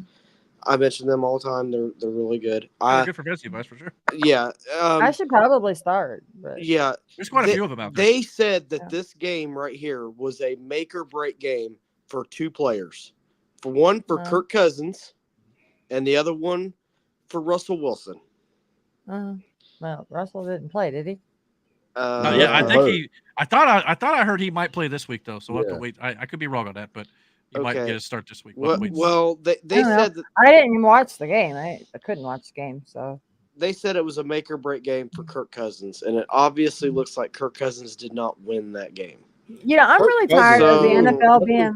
Is it? Hold on. Is it racist for the NFL to not show, or the TV stations to not show outside games? Like, you know what I mean? No. It seems like we should be able to watch any game from anywhere. It's kind of like that whole rule with if you don't sell out, if they want the local markets, or you get the nationally televised game. But if you could get those games, but you got to pay for the Sunday ticket or something to that effect. Yeah. Which is why I pay on on YouTube TV, I pay like a $10 monthly fee for a sports package, and it includes NFL Network and NFL Red Zone. So I watch Red Zone, which shows me all the touchdowns. It's good for fantasy too. I just watched one game on NBC or ABC. But that still wouldn't have done me any good. Pittsburgh didn't have any touchdowns.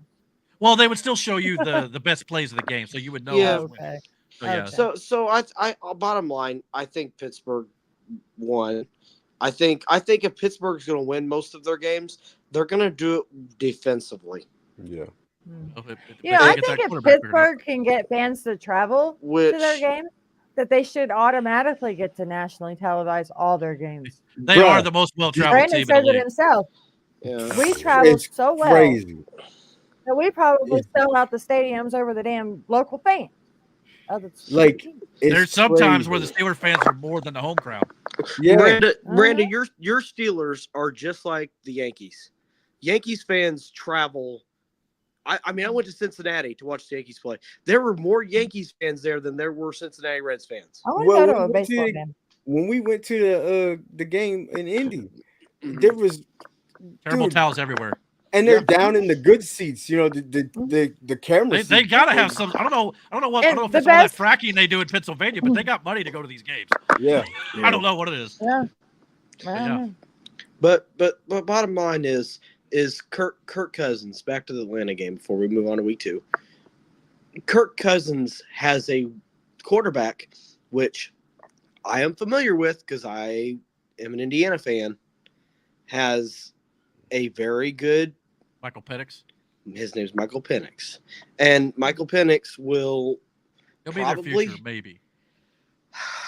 I hope they're not putting Kirk Cousins in a position where he will lose that job towards the end of the year. I think what happened is they paid him for the time being. Michael Penix is an injury insurance guy as well as their future once Kirk is done. Mm-hmm. Yeah. That's what it is. So it's more of I'll learn behind who we paid for right now. And kind of like what they did with Aaron Rodgers and Jordan Love for a long time. And hopefully he'll come in and he'll be ready. And we'll have to wait and see. But, that's where Michael Penix is. And, of course, he's IU. I don't know how many IU quarterbacks outside of Randall L., Steelers guy, who ended up being really successful in the league. But that's just me. So we'll have to wait and see. But as Matt mentioned, week 2 began last night with Thursday Night Football. The Buffalo Bills versus the Miami Dolphins, where the Buffalo Bills won 31-10. Let's go Bills. But in this game, obviously, the game was pretty much over once Tua Tagovailoa, who was on a scramble play, was running and then went. He was tackled by Damar Hamlin, of all people, who, if you remember a couple seasons ago, Damar Hamlin took a helmet to the chest at just the right time that gave him a cardiac arrest on the field. This is kind of eerily similar because Tua wasn't trying to hurt Hamlin or anything. He just kind of lowered his head and also put his helmet kind of in his sternum area. And that's when Tua got hurt, not Hamlin. And Tua went down, and obviously he had this nerve reflex reaction. And obviously, he ended up with a concussion and he left the game. Yes. And at that point, the game was pretty much over for the Miami Dolphins. So we hope Tua is doing well. Obviously, they did say he had another concussion. So that's like his second or third concussion in the span of the last 2 years or so. Okay. So it's go ahead. Concussions are nothing to fuck with. Yeah, kids, if you look like how Tua does right now on the ground, don't play football. Well, just call it a career, and just don't hurt yourself. I get that he's getting paid millions and millions of dollars to do this. It's not worth it. It's not. It's not. Miranda's right. It's not worth it. You look at the older wrestlers. At the older wrestlers, at their mental health now. And at the ones that actually took care of themselves, like Stone Cold. Stone Cold knew when to stop. He turned it, The Rock. He got out of the Sorry, I was laughing. I was laughing at Matt's clock making a reappearance. Okay. So that's awesome. That used to be a staple at the early days of the podcast. So that was awesome. Mike also mentioned in the chat, a win is a win. Remember, the Colts beat the Ravens with all field goals in the playoffs en route to winning the Super Bowl back in 2006, that season. So a win's a win. I remember Adam Vinatieri. He saved our bacon in that game. So suck it, Ravens. Sorry, Aaron. Wait, didn't they beat the Ravens last season too? No. Oh, I don't know. I'd have to go back. I thought they did. They might have. We beat the Chiefs last year. Yeah. And the Chiefs went on to win the Super Bowl. So the Chiefs is the only team. I'm sorry. The Colts is the only team that Patrick Mahomes has not beaten. The only team in the NFL. but it's a fun fact for you. So now we don't play all the time either, but I think we played like 2 or 3 times and we beat him every single time. So got that one at least in my back pocket for sure. For the time being, it's coming one of these days. It's going to happen. So yeah. Which, well, I guess you could say he probably better not hope it's not this year, because if right. he beats or if they beat him with Taylor Swift, you're in trouble. Did anybody have James Cook? Yeah, I'm about to get into that. I did. But also, I guess Patrick Mahomes hasn't beaten the Chiefs because obviously he hasn't played for anyone but the Chiefs yet. Kind of like Tom Brady eventually, I think, went back and beat New England. Peyton did the same sort of thing too.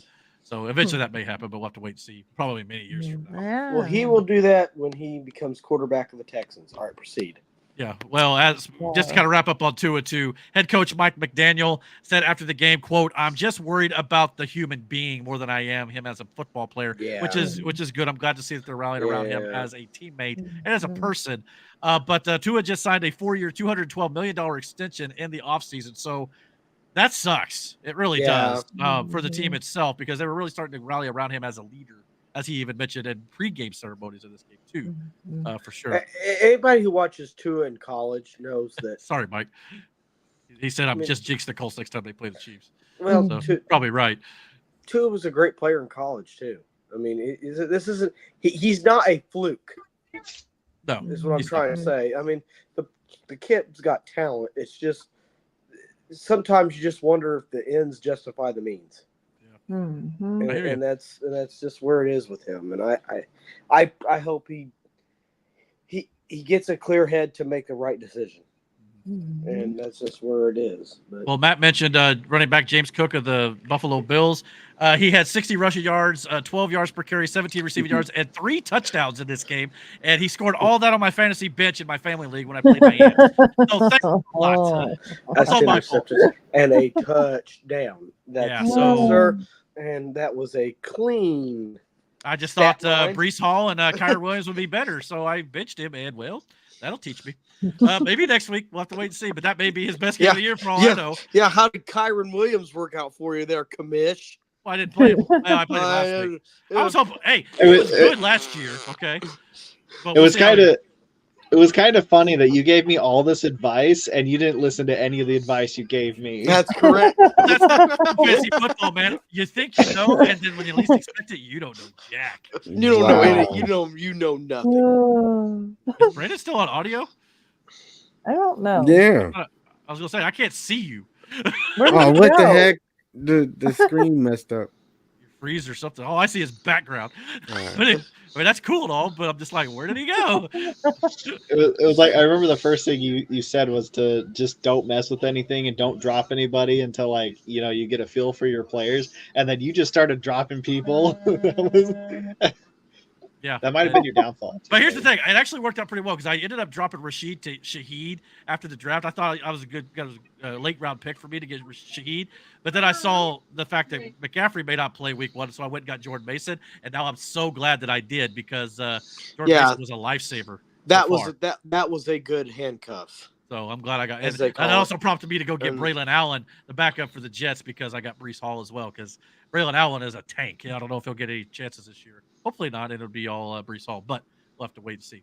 Well, Derrick Henry did absolutely nothing for my team, as he probably shouldn't have done anything for anyone else's fantasy teams. All right, proceed. Mike said, hell, I thought Brandon went to go stomp grapes for Miranda's wine again. No, I'm not drinking wine tonight. No, why did I? Well, maybe next week. I don't know where the hell he's at.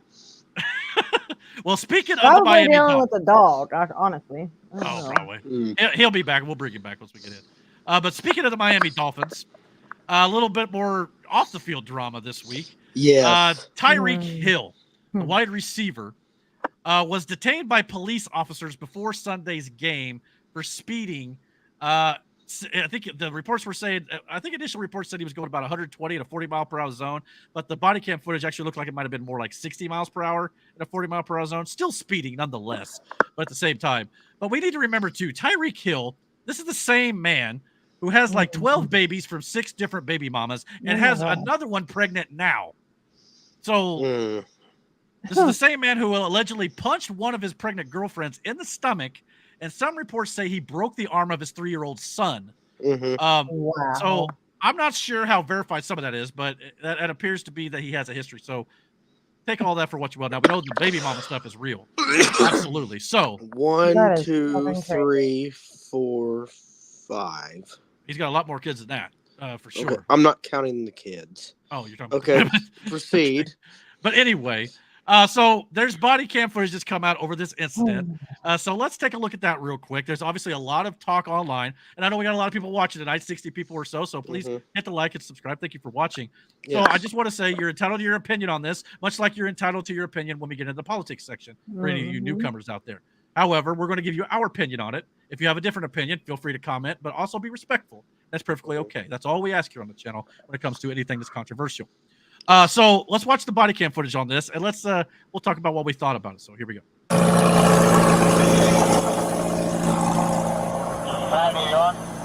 don't you have your seatbelt on? Why don't you have your seatbelt on? Why what? Why you have it up? Now you can't hear it just yet, but he's already saying to the cop, "Don't knock on my window like that. Don't knock on my window like that, bro. Don't knock on my window." So he's already being a little bit belligerent to the cop. That cop just turned around, told his buddies on the bikes, "That's Tyreek Hill." So he recognized him once the window was down.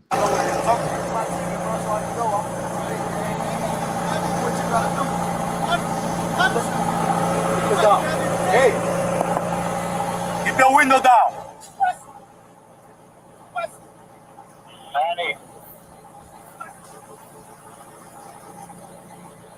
Hey, keep your window down. Keep your window down. I'm gonna get you out of the car. As a matter of fact, get out of the car. Give me your ass, bro. Get out of the car. Give me your ass. Break that freaking window. Get out of the car. Get out of the car right now. We're not playing this game. Get out. Get out. Get out. Get out. Get out. Get out. Get out. What part of that don't you understand?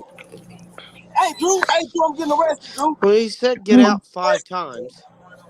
Yeah, I've been pulled over before. Yeah. Bro, God damn, twin. When we tell you to do something, you do it. You understand? You understand? Not for you, but when we tell you. You're a little fucking confused. I'm getting out, bro. Too late. Chill, Too late. All right, bro. Take me to jail, bro. Do what you gotta do, bro. We are. We will. Good, bro. It is good. Hey, hey. Don't worry about it. I hung up the phone. He's on the phone with his agent, Drew Rosenhaus, right now. He probably shouldn't have been on during a police stop anyway. But No. Set him up. Why y'all beating on my window like y'all crazy for? Damn, yo, bro. Okay, This so they move is him so over. stupid. Yeah, they move him over He to the is- sidewalk. Here, I'll back up a little bit. They move him over to the sidewalk, and they attempt to sit him down on the pavement or on the sidewalk, and he refuses initially. Started there. I may have to refresh. But it's what I get for trying to, skip it during the middle of the video. So my apologies. So let's try this again. All right. Hold on, bro. I just had surgery on my knee. I just had surgery on my knee, bro. I just had surgery on my knee, bro. Then you shouldn't be resisting. Like, Chill, bro. Chill, bro. Hey, don't do, bro. Back up. Hey, call Drew. Now his teammates, Johnny Smith, tight end Johnny Smith has now showed up on the scene. he is such a drama queen. Hey, call Drew, bro. Hey, what? Hey. So, and here in a minute, his other teammate, Calais Campbell, is going to show up on the scene as well. Okay, hold on a second. What's up? Okay, is that Calais Campbell right there? That's Johnny Smith. John Smith. Okay, where Calais Campbell? He's going to be behind the cops here in a minute. Okay. On the other side. I wouldn't want Calais I don't Campbell know who that behind guy in me. the car is. Okay, I wouldn't want Calais Campbell behind me anytime anyway. No. So. Not to mention, Johnny Smith's not a small man. No, John Smith ain't small either. I don't know if you're going to see Calais Campbell in this video or not. It's But crazy anyway, how many people just Hey, show that's up after that's this Johnny right happens. there. Like, now let me put this into perspective with everybody before we get into a whole lot of the details of what we think here. Regardless of how fast he was speeding, the cops had to follow him after he buzzed by them. And that car that he's driving, it could go up to 100 miles per hour in seconds. Okay, so let's keep that in mind here. And they had to speed to catch up to him. So let's remember that. He wasn't wearing a seatbelt when they pulled him over. He immediately demanded the cops not knock on his window. So he's obviously already demanding things of the police officers. And then he's demanding that they hurry up and write him a ticket because he was late for the game, and then refused to adhere to police instructions by rolling his window back up when you're supposed to keep it down. And not to mention, this window has got blackout window tinting on it.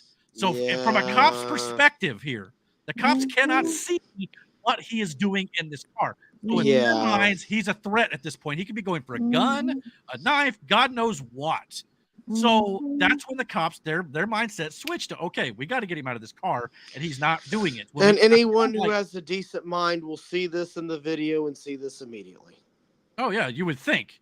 But there were people out there defending Tyreek Hill, which we're going to get into including the Miami Dolphins. Exactly. That is a problem. Not to mention, they get him onto the sidewalk, as I showed you, and he says, I just had surgery on my knee. Just had surgery on my knee, right? Well, apparently it was a minor procedure where he had stem cells injected into his knee. So it wasn't like a major knee surgery. And not long after that, he just, on that day, a couple hours later, he scored 86-yard touchdown. So his knee was apparently just fine to do that, running full speed, but he can't sit down on a pavement. It just made it seem like he was trying to play the victim card a little bit. Why is everybody getting their phones out? Well, apparently a lot of people who are pulled over, especially people of color nowadays, feel like they need to have their phones in case the cops try to do something that But if they act right, like I didn't videotape when I got pulled over. It's their. I mean, I did what I needed to do. Oh, I was speeding. I deserved to get pulled over. It is their job. Yeah. To keep people safe. So when Jonnu Smith and Calais Campbell showed up to the scene, officers made sure that they stayed back and even detained one or both while the situation got sorted out. People were saying, why did they have to detain them? They didn't do anything wrong. But you got to understand, that could have easily turned into a 3 on however many cops were on the scene situation. Those are big NFL men. Okay, that could have been bad for the cops. Again, it's a safety concern. What if that wasn't even him in the car and it was stolen or something? You know, like I mean, they could run his plates and sort all that. I'm sure once they get. Oh yeah, but he wouldn't keep the window rolled down. Are you guys noticing a trend with this guy? Well, yeah, that's the thing too. They're trying to start a George Floyd moment. Only this time he wasn't willing to give up his life. Yeah, pretty much. He just had to make it look like he made himself look like an absolute fool. I don't care who you are. And during this is just stupid. Well, yeah, during the touchdown celebration. We can't have nice things because people feel entitled. Yeah. They have lots of money. They can pay just write me the ticket. I'm late for the game. No, Randy, bitch, you broke the law. There, hold on, real quick. In Virginia, there is a law that if you are caught smacking or hitting your spouse, that you end up spending the night in jail and you will not be released until the very next morning when your spouse gets a phone call from the judge and says that everything is okay, that this person can be released from jail. There was a woman who was in the hospital, her soon-to-be ex-husband, they were getting divorced. She was beating on him while their daughter was sick in the hospital. Has like a respiratory thing. Baby was okay, but the soon-to-be ex-wife was beating on husband in the hospital, and it was caught on tape. Well, the nurses reported it. Cops came, and they took her ass to jail, and they ended up having to go through court because of it. Why is it okay for you to put your hands on your spouse? And it's you said that Tyreek Hill has how many baby mamas, and there's allegations against him for what? Beating on him? One of them. There was one report that he had punched one of his pregnant girlfriends in the stomach for one of the instances. Yeah. So again, this is a guy who's had run-in with police officers before, for sure. So he's already probably got a predisposition to not liking cops. So when they knock on his window, he's already aggressive. Already. Do you see the Steelers doing this every Sunday? Well, not now, but I'm just saying maybe some guy. There's always somebody in the NFL who does. And then you got to think. Do you see the Cowboys? This is another subject, though. Again, depends. You got to think of the concussions and shit. Just like with Chris Benoit, he did stupid shit. What if it's CTE related? The money, the whatever it is, something's causing these people to act like this. It's definitely the money. Well, that's part of it. But I just want someone to explain. Again, I'm just kind of going to go off on a narrative here. Can someone explain to me why so many people are defending Tyreek Hill here after watching the footage? I would love if to it was know me if it was me, a white man in the same position and did the exact same thing he did, I'd be given the same treatment. Did the cops overreact or was it justified? I don't know about that. How fast? How much I will over say was What happened? What? How much over the speed limit was he going? It looked to maybe be about 20, 15, 20. Okay, well, I got pulled over doing 18 over. And the cop asked me if I had a reason. And I said, no, not a good one. And he kind of laughed. I laughed. He didn't write me a ticket. He just told me to slow down. You know, I was like, I don't have a good reason. I like driving this road. You know, it's important you get caught up in the moment sometimes. And my boss is a hot rod freaking fanatic. This weekend he broke his axle because he was at the track, and he rode a wheelie like halfway down the track and came down too hard and bent the axle. But it was the talk of the whole day. People love speed, but there's a time and a place for it. You know? Yeah, absolutely. You got to remember too. It's important to point out too. These guys were detained. They were not arrested. There's a difference. They were not booked. They were let go. So everybody needs to understand that as well. They should have been. Probably. Some people forget that being detained doesn't mean that you're a criminal. It just means that the cops are trying to control the situation. Because I don't know if those players looked like they were about to come on or start charging the cops. They released. They should have approached the situation. They should have kept driving. Yeah, I know that's your friend. I understand, but you're not allowed to just roll up on a cop situation with someone pulled over and just start asking questions. Let them do their job, and it'll get sorted out. You know, that's No. I mean, this whole thing could have taken probably less than 5 minutes, or it could have taken a really bad turn. Yeah, it could have because of the aggressive nature. I mean, again, I'm not fully defending the. Do I agree that maybe they shouldn't have ripped him out of the car as soon as they open the door? Maybe you open the door, give him a second. Okay, fine. But at the same time, you're already being like this toward the cops. They're going to try to get the situation under control as soon as they can for their safety. I don't feel any sympathy for this situation. Well, here's another video of it though from another angle when Tyreek Hill is sitting on the pavement on the sidewalk. And he's tried to play the victim mentality here of, oh, I'm just a brown man in America. That's why this is happening. Well, the cop who is Hispanic tells him, dude, I'm brown too.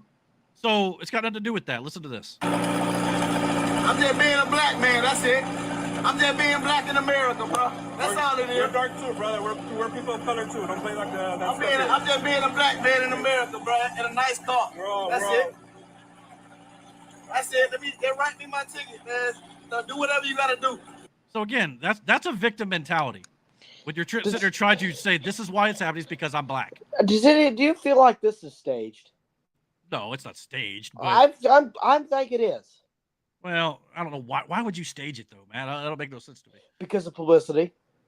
Yeah, that's not publicity that you want though. Oh, look at him. Oh, he might, but do you think the Dolphins want to have that? Eric, I mean, even though they stuck up for him. You know what he looks like? He looks like, oh my God, you can't give me this right now.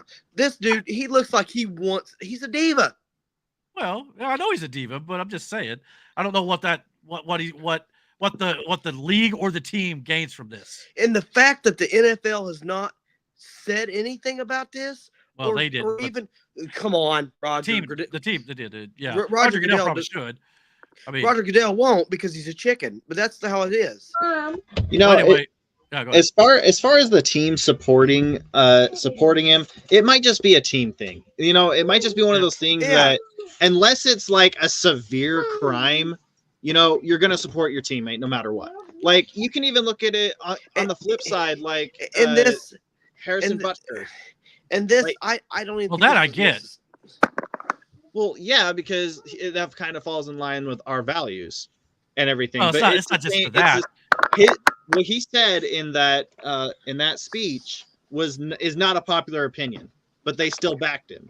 Well, it's a popular opinion for a lot of people, right? But it's just that it's the more controversial one because it's more traditional, Yeah. And then not only that, there's no violence in that. This is a completely different situation, in my opinion. But I mean, there really wasn't much violence in there. I mean, it's not like he got punched in the face or something like that. Well, and that's where I was kind of going with it next here. In his statement, he said, I will say I could have been better. So credit to him. At least he said he could have done things differently. I could have let down my window in that instance. At the end of the day, I'm human. I've got to follow rules. I've got to do what everyone else would do. But then he goes on to say, now, does that give the cop the right to beat the dog out of me? Got you on the ground. Of it. Wanted to. Sure, he will do that, but I'm just saying he could have. Absolutely. We're losing you a bit, Eric. Huh? We're losing you a bit. Oh, my signal's jumping a little bit, so give it a second. Am I still here with you? Yeah, we hear you. Okay, well, I'll try to move on. It'll probably come back, hopefully. At the end of the day, I wish you could go back and do things a little bit differently, he said, though. So at least he admits that. Hey.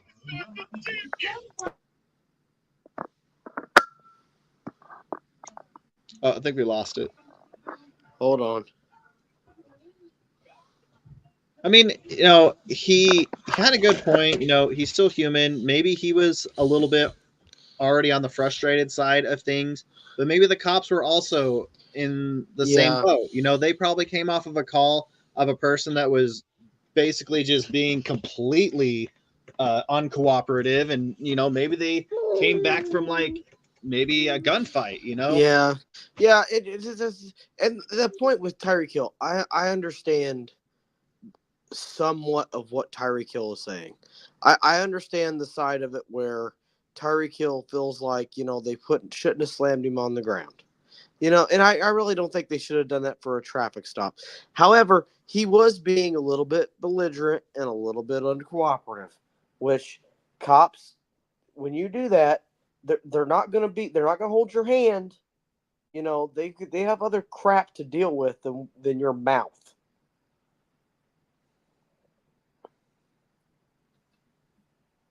You know what I'm saying? Yeah, I get you. And I mean, one of my pastimes that I enjoy is I like to watch Crazy Karens, and the cops. A lot of cops will try their best to keep their cool and to have patience with a lot of people, and especially with Karens. It's hard to have patience with them because they're just obnoxious. Yeah, it's a Tyreek Hill situation. It's just very hard to. I'm not saying it. I don't feel sorry for him. I do feel sorry for him to a degree. It's just one of those situations where you need to stop, listen, not stop and think about what you're doing. Don't continue on. We got you back, buddy. We're back, Eric. Maybe my internet was jumping in and out. Hopefully, you guys all right there. Okay. Yeah, we kind of carried on as much as we could. We're talking about the Tyreek Hill situation. Oh, I figured you were, but yeah. And how I don't like how Miami went about defending him, and you can get into that when you show the thing. Okay. Sorry, I had some technical difficulties on my end. So did I. So did everyone else. So gosh. Well, I think we were still live because the good thing about StreamYard is it's an online app, basically. So if I go down, I think the show continues. It's just that you won't see me or I can't do anything until I come back. So I'm hoping we're good now. We seem good. But my internet was jumping up and down, so I'll have to check it back later, see how it looked. But it's a good test, I guess, to see if it will actually. Brandon, how do you feel about the whole Tyreek Hill getting slammed to the ground? A lot was done wrong, and a lot was done. I mean, look, I'm not gonna pretend like every black man gets done dirty by the cops. I'm also not gonna pretend like this shit doesn't happen. Right. But neither one helped each other in that situation. Nobody except for Calais Campbell, they tried to de-escalate the situation. It ramped up, and so optically it's going to look bad, period. But you got to think about, like, there's cops who've been killed and shit. Like, there's a lot going on right now. So like it's tension on both sides. You get what I'm saying? Yeah. And it's like no one, like I said, nobody helped each other in this whole situation. It escalated to a point it should have never escalated to. You get what I mean? And See, it's like that statement right there, Eric, that you just pulled up, that paints the whole picture. Well, and like I understand what Brandon's saying. There is tension on both sides here and stuff, and I don't disagree with that at all. But as Miranda was saying and stuff earlier too, I mean, he was definitely especially when he was sitting on the curb saying, "This is only happening because I'm a brown man with a nice car in America." No, that's not true. You were doing things that were putting the cops' safety at risk as well. Yeah, but you broke the law anyway. You were speeding, regardless of that. Right. You were speeding. So yeah, you were speeding. There was no doubt about he was speeding. And I get it. Nobody likes getting pulled over. You know, right. It's always like shit. This is gonna be 20 minutes of the day I don't have.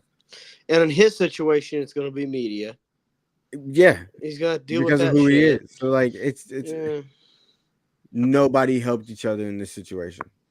Well, and the Dolphins, to me, coming out, I understand you want to support your player and your players. I understand that. But you also basically come out and said the cops were in the wrong. I don't necessarily agree with that. Not fully. His attitude wasn't the best. Like I said, neither one of them de-escalated the situation. True. Brandon, remember that time? I already told the story, but I got pulled over right after we moved here. Yeah. I was doing 18 over.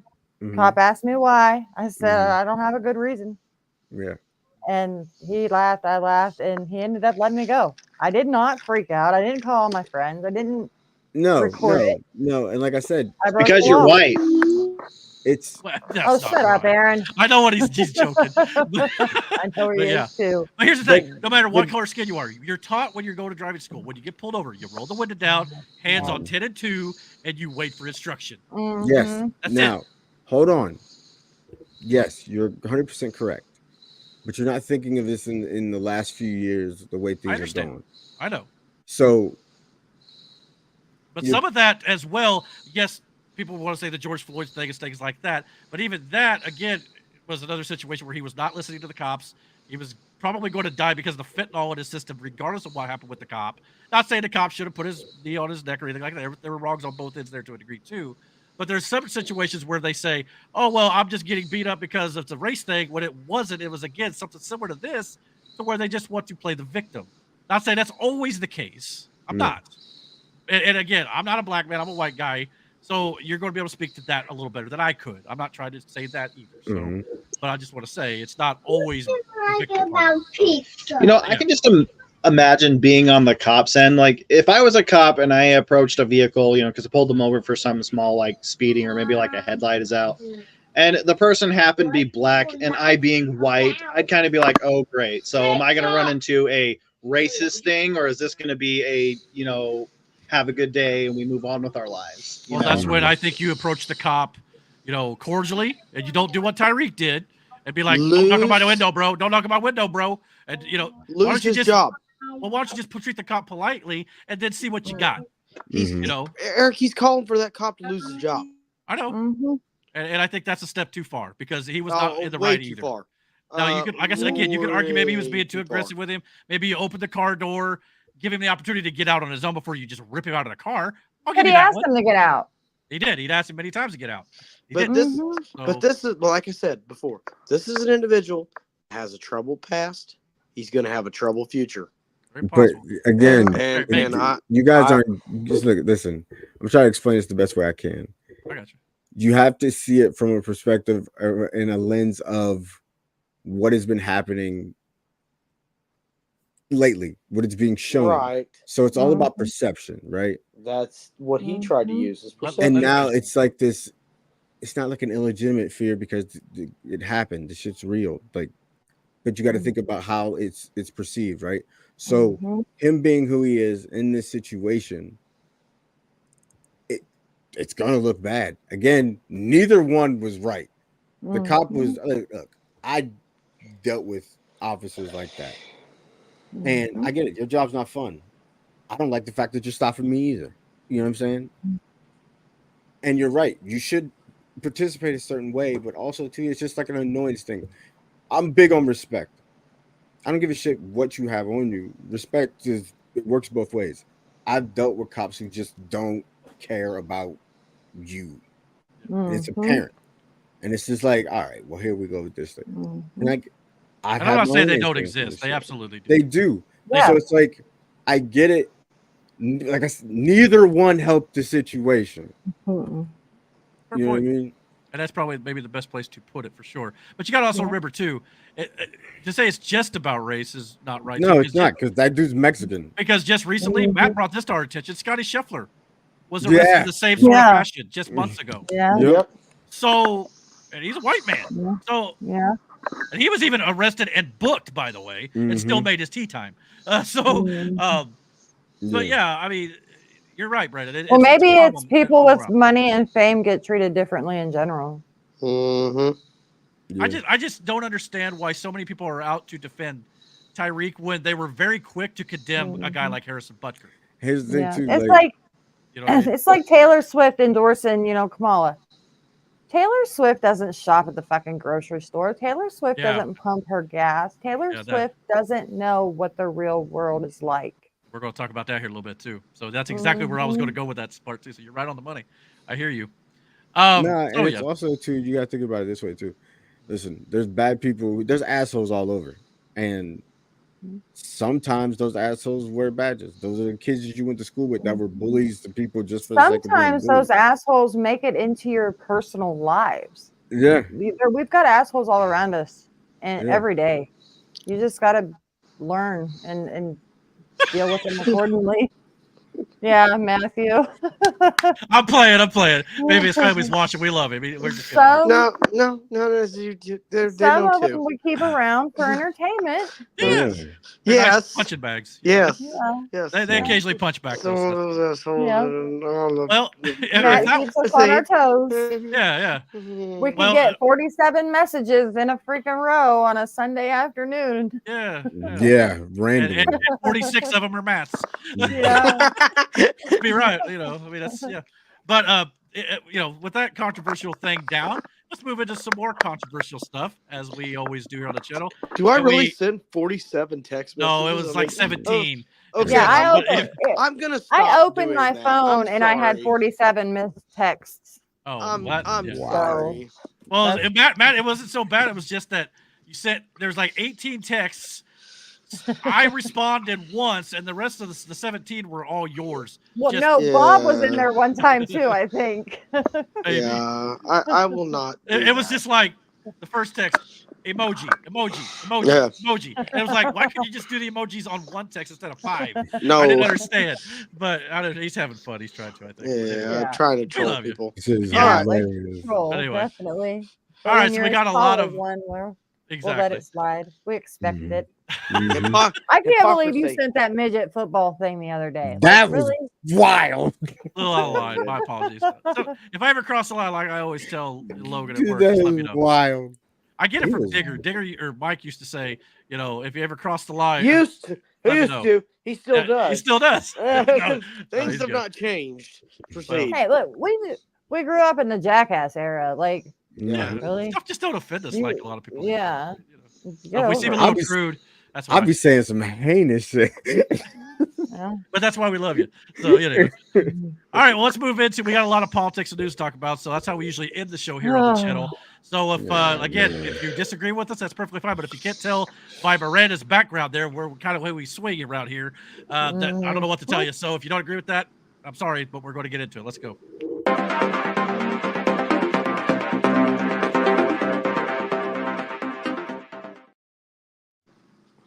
Okay. Difficulties are out of the way. I don't know if Miranda saw, but I completely lost internet a while ago while you were gone. But I think the show continued to go. I think that's a good thing. Okay. But hopefully we got that out of the way here. And things will continue to roll. I don't know. It's been starting. I had trouble with my background. Brandon had trouble with his background. You cut out. I mean, well, all what I else? want to say is I went upstairs, told Brandon to restart his computer, and it worked. So IT support here. Hopefully you fix all of our stuff then. That would be great. Dude, that If you're having trouble, restart. But I thought we'd start off this week's news and politics with a video from 20 plus years ago of the late great George Carlin. And the reason why I want to play this is because he absolutely nailed it 20 years ago, and he was absolutely on the nose. So listen to what he has to say here. Forget the politicians. The politicians are put there to give you the idea that you have freedom of choice. You don't. You have no choice. You have owners. They own everything. They own all the important land. They own and control the corporations. They've long since bought and paid for the Senate, the Congress, the state houses, the city halls. They got the judges in their back pockets, and they own all the big media companies, so they control just about all the news and information you get to hear. They got you by the balls. They spend billions of dollars every year lobbying to get what they want. Well, we know what they want. They want more for themselves and less for everybody else. But I'll tell you what they don't want. They don't want a population of citizens capable of critical thinking. They don't want well-informed, well-educated people capable of critical thinking. They're not interested in that. That doesn't help them. That's against their interest. You know something? They don't want people who are smart enough to sit around the kitchen table to figure out how badly they're getting fucked by a system that threw them overboard 30 fucking years ago. They don't want that. You know what they want? They want obedient workers. Obedient workers. People who are just smart enough to run the machines and do the paperwork and just dumb enough to passively accept all these increasingly shittier jobs with the lower pay, the longer hours, the reduced benefits, the end of overtime, and the vanishing pension that disappears the minute you go to collect it. And now they're coming for your Social Security money. They want your fucking retirement money. They want it back so they can give it to their criminal friends on Wall Street. And you know something? They'll get it. They'll get it all from you sooner or later because they own this fucking place. It's a big club. You ain't in it. You and I are not in the big club. By the way, it's the same big club they used to beat you over the head with all day long when they tell you what to believe. All day long, beating you over the head in their media, telling you what to believe, what to think, and what to buy. The table is tilted, folks. The game is rigged. And nobody seems to notice. Nobody seems to care. Good, honest, hardworking people, white collar, blue collar, doesn't matter what color shirt you have on. Good, honest, hardworking people continue. These are people of modest means. Continue to elect these rich cocksuckers who don't give a fuck about them. They don't give a fuck about you. They don't give a fuck about you. They don't. Now, he nails it. Now, fortunately, they have not taken away Social Security and all that stuff as of right now. So maybe he was wrong on that part. It's still a thing. Was censorship a thing in the back of those days? No. Man. No. He was allowed to say what you were allowed to say what you want back then. Now, in my opinion, though, this just felt relevant due to today, obviously. But Trump, in my opinion, is the exception, trying to change this country for the better. Now, which is why they fight him so hard. He's the one guy that he upset the established order. That's when everything becomes chaos. He wasn't part of the plan. So now everyone in D.C. is losing their minds. Jesus Christ. You know what, Eric? You nailed it. Bravo, man. Bravo. Thank you. But I understand what you're saying. Yeah. So and that character does have a point today. Now I'm not saying Trump is like a maniacal sociopath. No.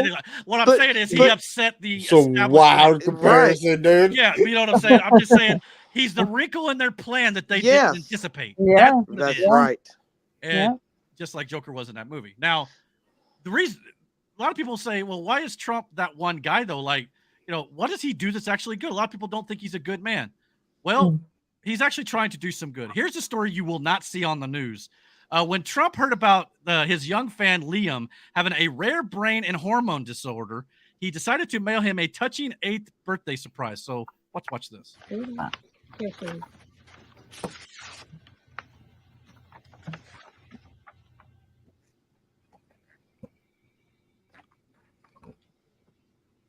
you read it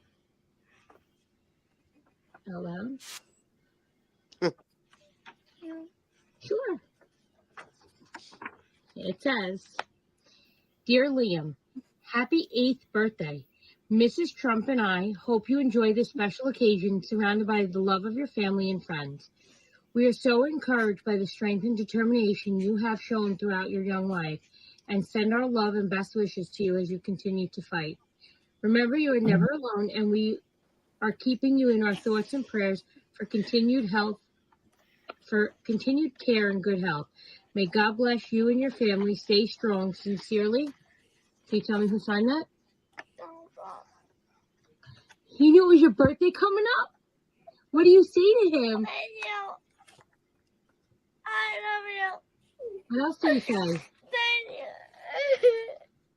So, I mean, somebody's cutting onions around here, I think. But man, that shit teared me up, bro. And you know what the problem is? The mainstream media headline, you know what it would be the next day after seeing this? Trump makes kid with brain disorder cry on his birthday. That's what it would be. That's the sickness that we're dealing with here, ladies. Yep. Then that's not the only thing. People don't understand this about Donald Trump, too. He's been known to do things like this all of his life. This is just a few on that list. Donald Trump sheltered Jennifer Hudson rent-free after her family was murdered. Donald Trump sued the city of Palm Beach when he bought a segregated club, Mar-a-Lago, to open it to Jews and blacks. Donald Trump paid to ensure a Mexican-American boy would graduate from college when he saw a news story about his terminally ill mother. Donald Trump dispatched his plane to fly a sick Jewish boy for special care when he heard no airline would accommodate his medical equipment. Donald Trump sent $10,000 to a hero bus driver, Darnell Barton, after seeing a news story about how he saved a woman from jumping off a bridge. Donald Trump also gave the job of constructing Trump Tower to Barbara Rez, making her the first woman in history to build a skyscraper. So tell me, where is the racism? Where's the sexism? Helping Jews, blacks, women. He can also get things done. He did, what was it, the ice skating rink or something in New York? It was taking them years to do. He took it over and had it done in months. Just like Elon Musk. They are some of the smartest people in the world. Let me tell you guys something. I didn't watch the debate. You know why I didn't watch the debate? Lucky you. But you know why I didn't watch it? Why? Because my mind was made up 3 months ago. I was voting for Trump. Well, and that's the thing we're going to get into about who won the debate and whether or not it makes a lot of difference. We're going to get into that here just a little bit. It did make a difference to me. Well, I'm going to show you the stuff in the debate you need to know anyway, so you're good.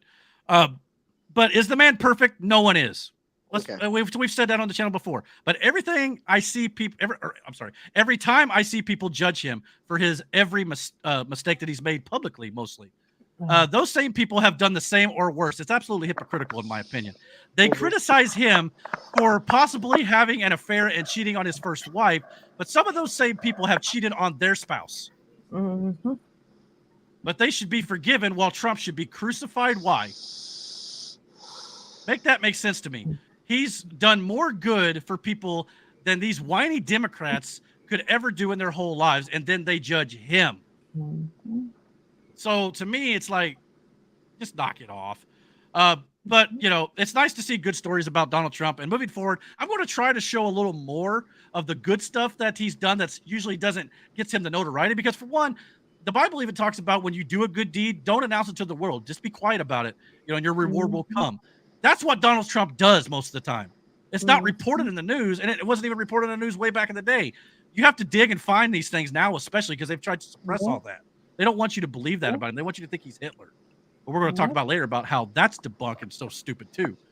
You know, and that's what he was doing at Arlington 2 weeks ago when we last left off the podcast. 2 weeks ago, following our last show, Kamala Harris posted this tweet basically saying that Donald Trump was using his visit to Arlington National Cemetery as a political stunt. He was disrespecting the fallen soldiers and all that sort of stuff at Arlington National Cemetery. And she absolutely got cooked on X for it. So much so that it got all the Gold Star families mad enough to respond to her disgusting attack against Donald Trump, claiming he was politicizing this event. Here's their response to why he was there. Kamala, your statement is nothing more than a political spin to help you look better in your presidential campaign against Donald Trump. You have never walked a single day in our shoes. Our kids were murdered because of your administration. Vice President Harris, my name is Steve Nakui. Before he speaks the rest of the way, I want to point out this is the same man that stood up and shouted his son's name at the State of the Union address when Joe Biden was addressing the nation, and he got kicked out and arrested for it. So let's keep that in mind. I'm the father of Lance Corporal Kareem M. Nakui. And your administration killed my son. This message is intended for Vice President Kamala Harris. I'm not a person who usually takes to social media, but earlier today, your post regarding the incident at Arlington National Cemetery was brought to my attention. After reading it, it caused a reaction with me. You indicated in your post that you support the military and military families. I, for one, have not seen that support. It's been 3 years since my son was killed in action, and myself, my family, and other Gold Star families have not seen any support from you or your administration. Vice President Harris, my name is Christy Shamblin. My daughter-in-law, Sergeant Nicole Leanne G., was killed in the Afghanistan exit at Abbey Gate on August 26, 2021. This year, for the 3rd year anniversary of her murder, we welcome President Donald J. Trump to Arlington to lay a wreath on the tomb of the unknown soldier with our family and to visit Nicole graveside. President Trump and his team were respectful. They listened to our stories and didn't talk much at all. We welcomed them that day and they were comfort to our family. Vice President Harris, I ask you, why won't you return a call and explain to us how you call my daughter-in-law's death a success? Vice President Harris, my name is Jim McCollum. I am the Gold Star father of United States Marine Corps Lance Corporal Riley McCollum, killed in Afghanistan, August 26, 2021. Your recent remarks related to Trump's visit to Arlington are filled with nothing but lies and deceit. This is Mark Schmitz, Gold Star father of Marine Lance Corporal Jared Schmitz. Here we are on a beautiful holiday weekend day. I got to stop what I'm doing, spending time with what's left of my family, to address a heinous, vile, and disgusting post put out by Kamala Harris. Kamala, I want you to understand, and I know it will be difficult for you because you lack empathy and basic understanding. The events that happened on August 26, 2024, with President Trump at Arlington National Cemetery were solemn and in keeping with the reverence and respect that is given to all members of our military that are buried there. We invited President Trump. We are the ones that asked for the video and the pictures to be taken at the tomb of the unknown soldier. When President Trump went and paid tribute and paid his respect in Arlington for our kids, it was not just the ones buried in there, it was for all of our kids. And it was an invitation that the families actually sent to him, and it's not the first time that he actually meet with us and share time and with our families. And you are partly to blame for that as well. What happened at Arlington was President Trump was invited by those families who have their soldiers buried at Arlington. They were invited there as a friend, as somebody who has taken the time numerous times on numerous occasions to hear our stories, to speak our kids' names, and to help us get some accountability from your administration, because in over 3 years, we have gotten nothing but more and more lies. Just like your statement, more and more spun lies and cover-ups to make you and your administration look good. But there is one thing that you said in your statement that was true. No one should be running for president if they cannot honor military members, their families, as well as veterans. So I guess that means that you should step down, Kamala. Boom. So, I mean, good on these families for stepping up and defending Donald Trump, who clearly didn't do anything wrong here. But of course, Kamala Harris and Tim Walz and the whole Democratic Party. Why does she have to post shit like this? Because she's trying to spin it like Trump was evil. He had no respect. He called soldiers suckers and losers. Really? She should know how to lose. I mean, well, here's she's been a loser. She's been a loser her entire life, so it's probably not going to change anytime soon. Well, Harris was trying to say that he was using it for his campaign, but unlike John McCain back in the day, Trump never put any of this footage in a campaign ad. Period. Mm-hmm. First of all, let's keep that number one. Number two, the hypocrisy here of Kamala Harris and Joe Biden and the Democratic Party. They did the same thing. Yep, let's take a look. Okay, so this is the exact same location with footage. I mean, we showed 2 weeks ago how Joe Biden and Barack Obama have walked through Arlington Cemetery, taken photographs, laying wreaths. So again, here's Kamala doing the exact same thing she said that Trump was trying to do to make it a political statement. So is this political then too, Kamala? Or are you just a lying ass, two-faced hypocrite? I mean, I'm okay with the second option. Yeah. So again, this You is had stuff to- the media won't tell you. Go ahead. You had to filter yourself there, huh, Eric? Yeah, a little bit. I was deciding which insult to throw out first. But obviously, the left is now also losing their minds for other reasons. Donald Trump's September 18th sentencing has now been postponed till after the election by Judge Merchan, now November 26th. So if Trump were to win the election, he could essentially just pardon himself, and that's all she wrote for all these trials. That'll make them really happy. Now, yeah, and all the other ones have pretty much, already been, through or whatever. I don't know if he's in trouble going to jail for any of those. Anyway, I have to go looking through some of that stuff. But anyway, this one in particular is setting some people off. Now, this is where I'm going to get into a little bit about Bill Maher. Okay. Okay. Now, let me make something clear about Bill Maher before I completely rip this guy to shreds. Okay. Okay. Proceed. There are times, and I stress times, when Bill Maher has common sense takes. Okay. When? Mainly when he's discussing woke culture, and sometimes against his own Democrat Party. Okay. Being very, very little. Right.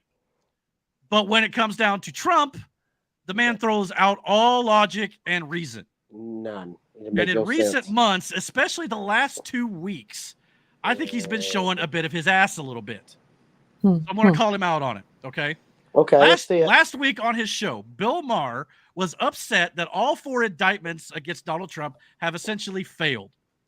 Maybe, just maybe, the cases against Trump are shams, Bill. Did you ever think about that? All of the cases have holes the size of the Grand Canyon. Okay. But let's just take one case right now. Yeah, okay. E. Jean Carroll.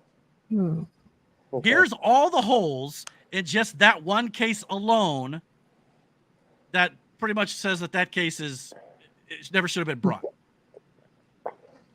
Now you can pause this and read this if you want to. I'm not going to go through every single one right now, or we'll be here all night. Okay, but this right here is every single reason why it never should have been led to him being found liable for sexual assault, which is I believe was more defamation than it was actually assault. So let's keep that in mind here too. So on his show, here he is complaining to a bunch of other pundits about the fact that the 4 indictments have now basically failed. Let's listen to this. Okay. Was the judge in Trump's hush money trial right to delay sentencing? Oh, yeah, that happened today until November 26th in order to avoid interfering in the election. Man, all those trials and nothing happened. Nothing. It was They indicted him and they wanted to try him on a political schedule. They literally, if they could have, they would have had him in courtrooms from March to October, a presidential candidate of the United States. And it's just not how the court system works, thank God. This thing shouldn't be sentenced now. It was absurd. They took a misdemeanor that the statute of limitations should have expired on, and they bootstrapped it up to 34 felonies. And wanted to sentence him to jail for it. I'm not a huge Trump guy, but this I think is absurd and wrong. Look,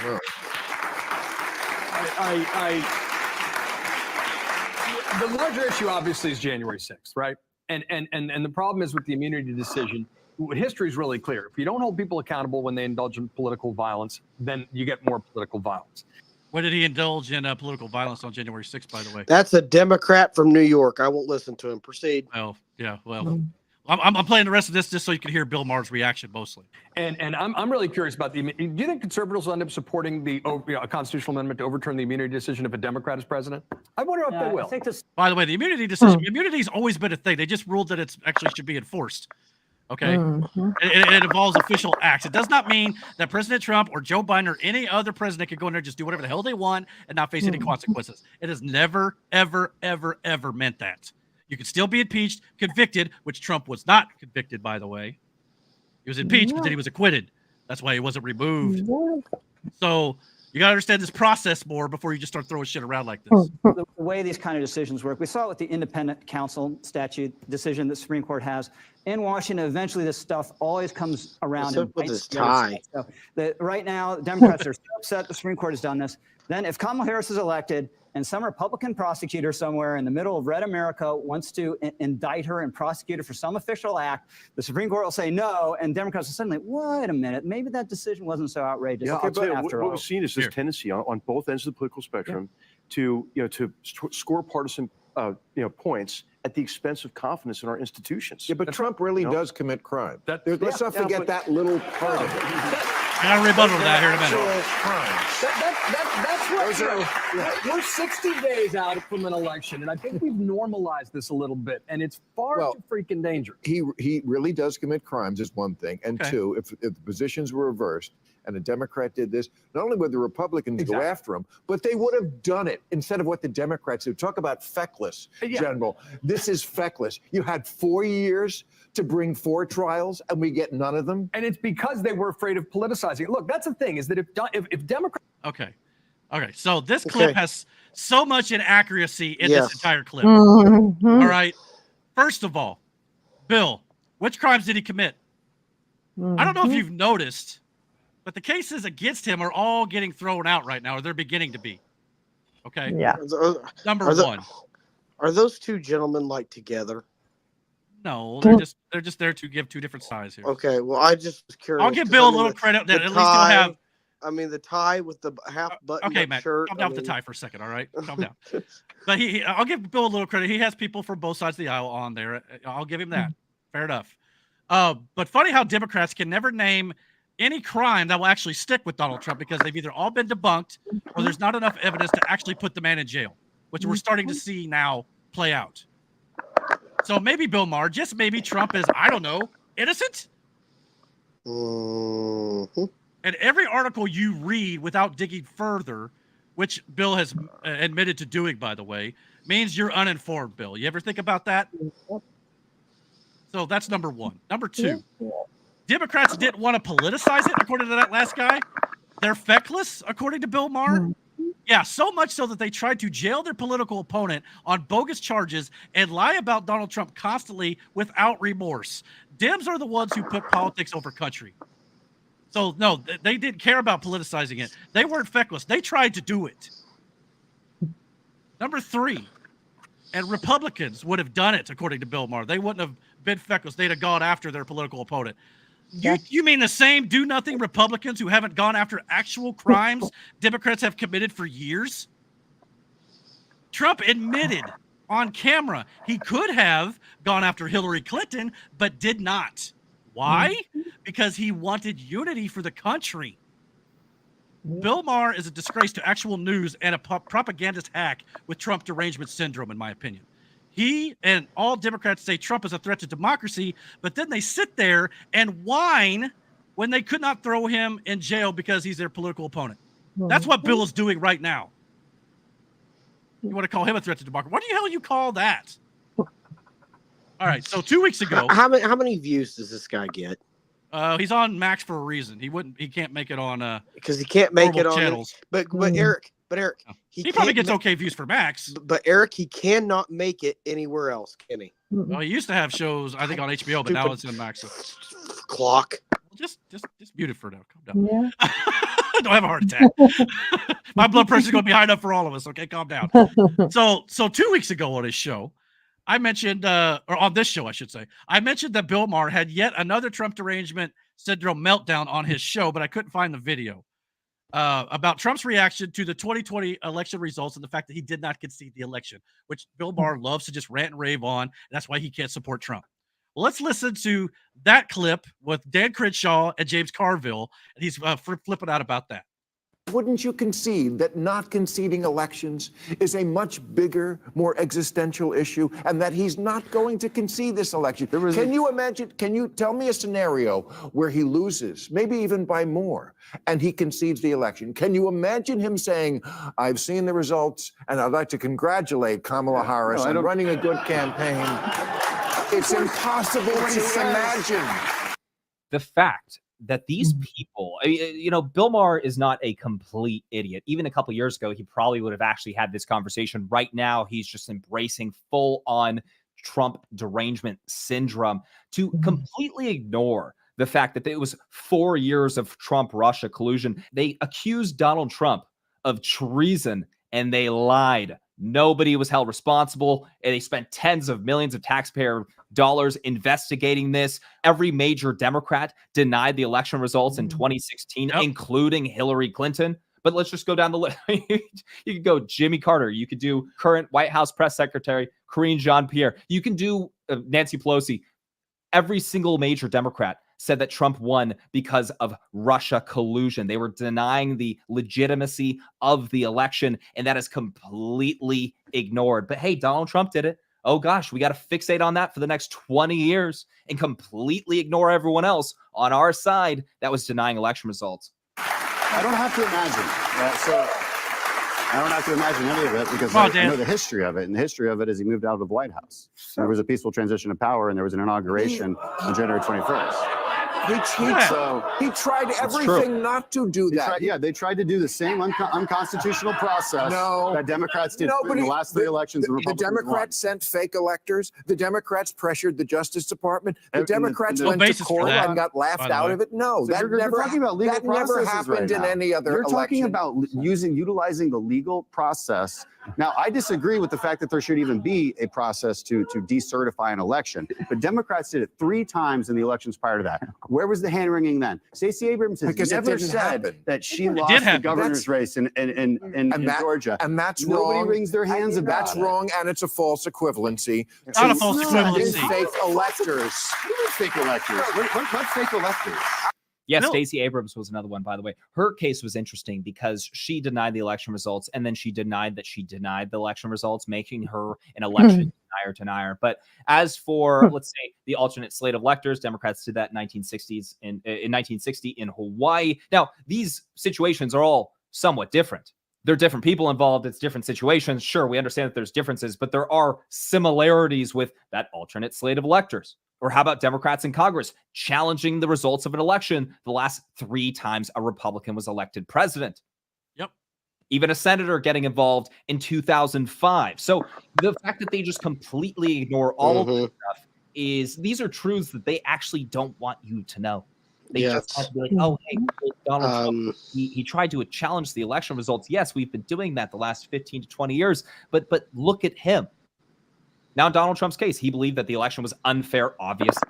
They went down every single legal avenue that they could to challenge the election. What happens? Exactly what Dan Crenshaw said, right? January 20th came around. He left. He's gone. It's not like Donald Trump just trapped himself inside of the White House and refused to leave. And they'll use January 6th as well, saying, oh, well, he tried to take control then. He's the commander in chief. Why would he not activate, the FBI or any powers that he had to take and seize control? And what we were left with was an unarmed group of people. You had grandmas going inside the Capitol building and doing selfies. I understand that there was violence there. I was documenting these in 2020 to 2021. I was documenting riots all over the country. I've seen worse than January 6th. You're not usually in a riot and seeing a mother doing selfies inside and walking around and having a good time. You're usually seeing buildings being looted, people throwing Molotov cocktails. It's incredibly dangerous. Not just people, being let into the Capitol and cruising around. But no, they need to make it seem like it was just the absolute worst day ever where a bunch of people went into the Capitol unarmed, didn't burn the place down. Very unusual coup, the way that they're trying to paint it. Let's move on. So, Bill Maher totally disregarding the history of the Democrats going through the same legal process, doing the same thing. And then Trump ultimately left peacefully. That's a hypocrite. Yeah, that 1960 election, I might point out, was also vastly covered with mafia crap. Yeah, that 1960 election was not a clean election by any means. Oh, but anyway, there also needs to be pointed out too. Bill Maher needs to know this. There is no law that states you must concede. None. It's something of a tradition. Yes, sure, but it's not required by law. What is required is you leave, which Trump did willingly, as Dan Crenshaw pointed out. So I didn't see a single factual thing that Bill Maher stated. No. I didn't. I don't think he's fully aware of how this process works. I really don't. But we're going to get a little bit more. We're not quite done with Bill yet. This is the same Bill Maher who didn't even know who Klaus Schwab and the WEF is. Do you all know? I know Miranda and Brandon knows. Oh, this is it. It's fine if you don't know. I'm going to tell you. But anyway, Bill Maher claims to know how the political game is played, but he doesn't even know all the chess pieces on the board. Roseanne, of all people, had to be the one to bring it up to him because he doesn't do the research. Listen to this. No wonder I don't remember this. No shit, you blocked it out, MK Ultra. That's a whole nother rabbit hole.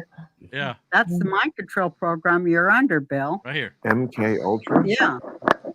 Who's Klaus Schwab? The head of the WEF. What's that? Google it. So I understand a lot of people don't know who Klaus Schwab is or the WEF. Me, Brandon, and Miranda know. Aaron, do you know or no? Okay, so Brandon or Aaron and Matt doesn't see it, but that's fine because most people don't know because it's not talked about. The news don't cover it. No, It doesn't happen. But here's what it is, okay? For those of you who don't know, Klaus Schwab runs the WEF, which is called the World Economic Forum. What it is a group of unelected globalist elites bent on deciding what's best for you and the world. They fund and back a lot of politicians, especially U.S. establishment officials like Democrats and right-o Republicans, those who would not be considered MAGA. They're the establishment government. As like well Mitt Romney and Romney, Nancy Pelosi, Lindsey Graham, those type Liz of Cheney. Liz Cheney, Dick Cheney, all Barack Obama, McCain. anybody who's basically not America First MAGA.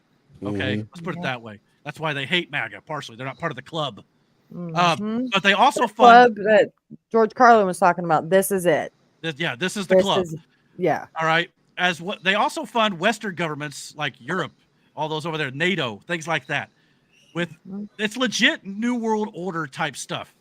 Think apocalypse stuff in the Bible. New World Order stuff, which makes you wonder why the rest of the world, like Vladimir Putin, Kim Jong-un, and Xi Jinping, don't like us.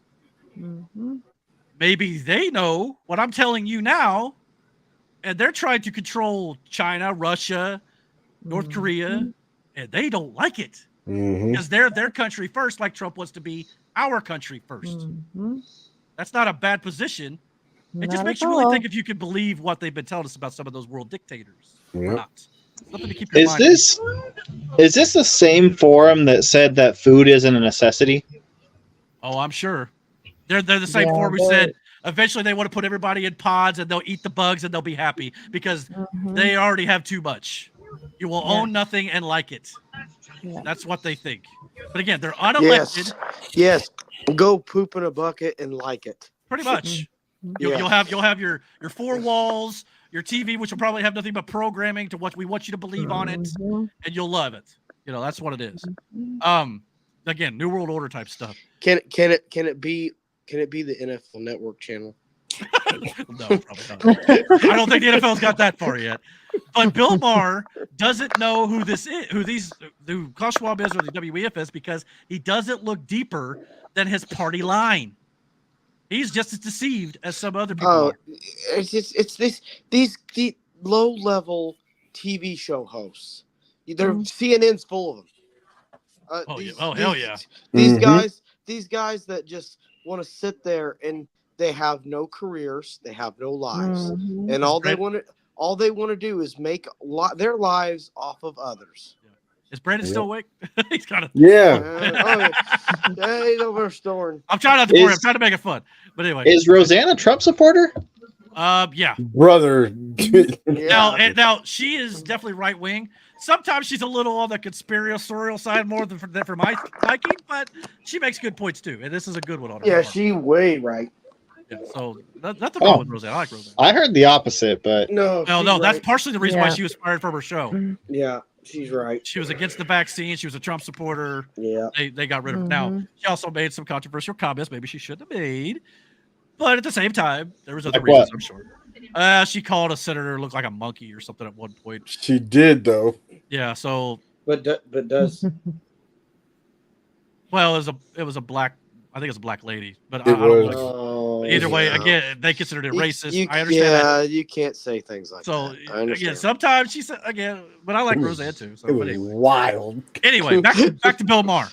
Bill Maher, by the way. Back to roasting a different monkey. Oh yeah, this whole section's entitled "Hypocrisy." Thy name is Bill Maher. So, by the way, Bill didn't even know that Hillary Clinton spent the last 4 years denying that she lost the election. Oh, I want to hear this. Oh, we played this before. We'll play it again. Megyn Kelly schools Bill Maher here. So let's watch that. Hillary Clinton, of course, is the original election denier. I'm sure you voted for her in 2016. Well, she's not an election denier. She absolutely was the OG election denier. She first of all, she came out before the sun had risen. Yes. To concede the election to Trump. And then spent the next 4 years saying he was illegitimate. He was an illegitimate president. Okay, well, first of all, she didn't say he was an illegitimate. Yes, she did. You tell me exactly. Yes, she did. She said those exact words repeatedly. I believe he knows he's an illegitimate president. Here we go. Okay, I mean, that's right. You get Trump, a criminal, election denier, who is going to and Hillary's not into an authoritarian place like we've never seen before, or you get Joe Biden with all his flaws. Also a and criminal. problems. Okay, what is it? Counsel Robert Hur said he'd committed felonies, but he wouldn't indict him because he was a well-meaning elderly man with a poor memory. He couldn't get a conviction in front of a jury. And what was that crime? That was the classified documents all over his basement, his garage, everywhere. Well, okay. Here's the difference. Immediately, Biden, he shouldn't have had them. Immediately, he said, "Oh, sorry, my bad," and gave them back. That's why he Trump didn't get said- charged with obstruction. But Trump has two classified documents, pieces to his case. One is you had them, and the second is you obstructed justice when we demanded them back. So, okay, against Biden, you don't get charged with obstruction. But number one, where's the classified documents charged against him? He's also a felon. By your You logic, got your story. You know, I look. you got your Why can't the story. difference be one actually had the ability to declassify documents and keep them because he'd been the president, and one didn't Yes, because with he his should have been mind. looking at documents only in a skiff while a sitting U.S. senator, and clearly he stole classified documents that he wasn't entitled to and never had the ability to declassify them. Yeah. Yeah. Maybe you know more about that than I do. I don't remember that part Oh, of it, and shit. That's wild. Here until I vet it from the other side, because everybody you sort don't. of has their That's one-sided bullshit. view of it, and narrative is more important than truth. I know this is the right-wing narrative. I thought I'm you not were, like that, Bill. Not a narrative, I it's care about truth, facts. Bill. I practiced law for 10 years. I want to get the cases right more than I want to get clicks. But I try to vet everything before I believe it. No, you don't. You only believe what you want to believe. All right, play the rest of this Hold video. on, time out. Her posture, I'm sorry, I hit the mic. Her posture says everything of like, you know I'm right. Like, Well, I think she's just comfortable, but yeah, there may be a little bit of that. Have you heard what she said about Taylor Swift? I heard what, yeah. Did a you little hear bit. her video to Taylor Swift? I think we're That going to was play pretty her good. reaction to the ABC debate here in a little while for sure, because she's lit them up. Play the rest of this video. But yeah, did you see Bill's reaction? Yeah. He knew he was cornered. He had no answer. Period. No, he knew he whatsoever. was wrong. Yeah, that too. But he thinks he's right so much that he can't admit when he's wrong. Okay, that's the problem. But Eric, none of them do. No, I mean, well, I'll flat out None of admit I them get do. certain things wrong here on this channel, but I'll admit it when I do. I promise They're you. they're never But- wrong. They're all hypocrites. Yeah. Well, let's remember this. So since Hillary Clinton went on a 4-year tour talking about how Trump is an illegitimate president, Bill, you know what that means? Her concession means dick. But Bill Maher, like most liberals, even after being presented with that fact by Megyn Kelly, still chooses to believe what he wants and spews anti-Trump vile, despite the actual evidence that proved his hypocrisy on that matter. This is what I have a biggest problem with liberals. You can show them a fact every day till they're blue in the face. They see it, they look at it, they're like, no, that didn't happen. I mean, and we're the crazy lunatics. No, well, you're. Geez. Maybe we just need to say, well, that didn't happen. January 6th, that didn't happen. Oh, that's what they say. We say it. Oh, we're the lunatics. We watched it with our own eyes. But you take out all the context and everything that media doesn't show you. But they deny everything else. So why don't we? Yeah. This is why I have a hard time believing we'll ever reach that unity after 9/12 again. Because we don't control the media, Matt. So he who controls that is who gives two craps about the media? Well, what she's saying, you get her point. I don't. Though. I've watched I know you you in months, but you're smarter than that. There are some people out there who still listen to it and say, "Oh, they're telling me everything that's the truth based on what they know." There's something. It's called get educated. You control the internet. You control everything, and you gotta play when we get into the All Pets Lives Matter segment. You gotta play the KGP or Grid Jean-Pierre. Green, yeah. I don't know if I got it, but I'll have to find it. Okay, her reaction today in her press conference is just.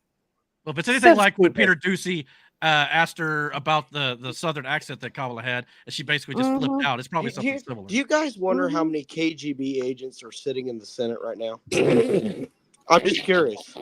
I don't know, but I'm sure there's some for sure around in the area, but that's another podcast, Matt. All right, so okay, well, I'm just curious. Let's get on track here. Bill Maher has said for a long time that he would love to interview Nancy Pelosi. He finally got his he finally got his dream interview that he said he'd love to do. Now, here's her on his show 2 weeks ago. Pelosi, who says she wants to turn undocumented illegals into documented immigrants. And then we'll discuss about what else I said here in just a second. The California lawmakers just passed a law. It hasn't been signed by Governor Newsom, but giving government assistance to undocumented immigrants to buy houses. That's kind of a different place than the Democratic Party used to be on immigration. Is it not? I'm not going to say that's what the country's going to do, but that's certainly where California is. Well, let me just say, immigration had always been a bipartisan issue. I refer you to the not free houses. Well, that's not free housing. It's the American dream being available to more people. But it's free houses. But understand this about immigration. The best speech on immigration was by President Ronald Reagan. This is the last speech I will make as President of the United States. I want to communicate a message to the country I love. And he talked about the Statue of Liberty and the beacon of hope it is to the world. And America was preeminent in the world because our door was always open. And we will cease to be preeminent when we shut the door. Now, Ronald Reagan is considered one of the better Republican presidents ever. However, that last thing he did, like toward the end of his presidency, is one of the things he's most criticized for by Republicans, giving amnesty to illegals. So what she's quoting here is more a Democrat policy that Ronald Reagan never should have done. And he was scrutinized forever. Yeah. Now, I don't do justice to the great communicator. Google it. It's a fabulous speech. And George Herbert Walker Bush continued in that respect for the diversity of America and the rest. California is not letting in illegals. Always in the lead. Maybe others will follow that lead, but that's up to those states. But we're very blessed here with beautiful diversity. So you'd vote for this law? Excuse me? So you'd vote for this law? Well, I'm not familiar with exactly what it is, but making the American dream. Aren't you a senator from California? Should you know? Anyway, home ownership available to all people is something we have to do for people who are here now. This is before your residence. This is undocumented. This is for the undocumented. Well, what I would like to do is move them to documented. The fact that we can move them to documented One of the best things that we can do for our economy is to pass comprehensive immigration reform. I don't think anybody's against. So they can start charging them taxes. Yeah, too. Because right now they don't fucking pay taxes. Well, that I think But every if they can side. get lower wage workers in here paying house mortgages now, they now they're going to tax them. And Does anybody listen to her when she talks? no. Well, Unfortunately, yes, there are she's still important people, enough. Matt, You need to at because least listen. But there's also people that still believe her oh yeah, why? and A lot of want these immigrants here. a lot of Democrats think she was one of the best speakers of the House we ever had. No. Which is absolutely not true, but yes, they think that way. That's a big pile of shit. Hold on a second, Miranda. She is not. She's insane. Good point, First Matt. person. All right, moving forward. Let me get to the meat of this. Okay, let me get to the meat of it. All right, so Matt's gonna throw me off. I know he's going. I am. Please don't try because I'm trying to focus here. Okay. Well, go ahead and hit a home run, champ. Go ahead. So Nancy Pelosi confirmed everything that we've been saying forever. Democrats want mass amnesty to import voters. Yep. Okay. Do not be fooled. It's not out of the good nature of their hearts. It's not. They want power, and this is how they plan to achieve it. And for some reason, Bill Maher seems a bit surprised. He's like, but these are for undocumented. You're for that? You're for that? So Bill Maher also thanks Pelosi for kicking Joe Biden to the curb in this next clip, which she claims she did not do. She did, by the way. Watch the way she smirks when she says it. As well as bypassing the primary open convention process, which she claims was open, but it wasn't, and installing Kamala Harris here. Listen to this clip. Many times when I'm encouraging people to run, especially more women to run for office, nothing more wholesome than our political process than that. Aren't we excited about? Yes, and sometimes you're discouraging people to run. We're not going to get into that. That's the best shit he said on the entire time. That's true. No, whatever. Make your own decision. Absolutely. Did you see how she kind of goes, people make their own decisions, meaning we pushed his ass out. Yeah. So yeah, she just confirmed. And now it. he's freaking wearing Trump hats. They do. Look at her smirk. Look. And she's proud of it. Mm-hmm. Absolutely, they do. And Bill's okay with it. And I just want to say from the bottom of my heart, thank you so much for what you didn't do. Even so much so, he thanks her for kicking him to the curb because he thinks they have a better chance of winning now. That's all he cares about. That's debatable. Proceed. Last question. But when Joe stepped down, did you want it to be an open convention as opposed to going right to Kamala? Well, here's the plan. Kamala, it was open. Anybody could have gotten in. She wrapped it up. You have to give her credit for that. I do, totally. Yeah, And the Democratic Party, you know what? That's the smartest thing they did because they just had a big internal fight. They couldn't afford another one. They would have looked like we always think, oh, they're disorganized, and they just got their you-know-what together. Thank you so much. So let's just bypass, the Constitution. He's okay with that. It was not an open process like Pelosi claims here. That is a lie. And Bill's okay with it. If so, why? If it was an open primary process and anybody could have jumped in, where the hell was Robert F. Kennedy Jr.? Mm-hmm. Mm-hmm. Why was he not allowed to try? He ran it. If we wanted to run against Joe Biden, but they kicked his ass out too. Yep. So in this clip, Bill Maher confirms what I've been saying about him in previous weeks on this podcast. Probably up to months at this point. He's a hypocrite. He constantly rails against Trump for not conceding an election, but is perfectly fine with the Democrats bypassing a primary process where the American people can vote on their preferred candidate. The most undemocratic thing that you can do. Bill is okay with it. Kamala Harris was installed without a single primary vote, and Bill's fine. As I've said for weeks, Bill Maher has ultimately lost the moral high ground here by thanking Nancy Pelosi for bypassing that fundamental process. If you can't see how wrong that is, I don't know what to tell you.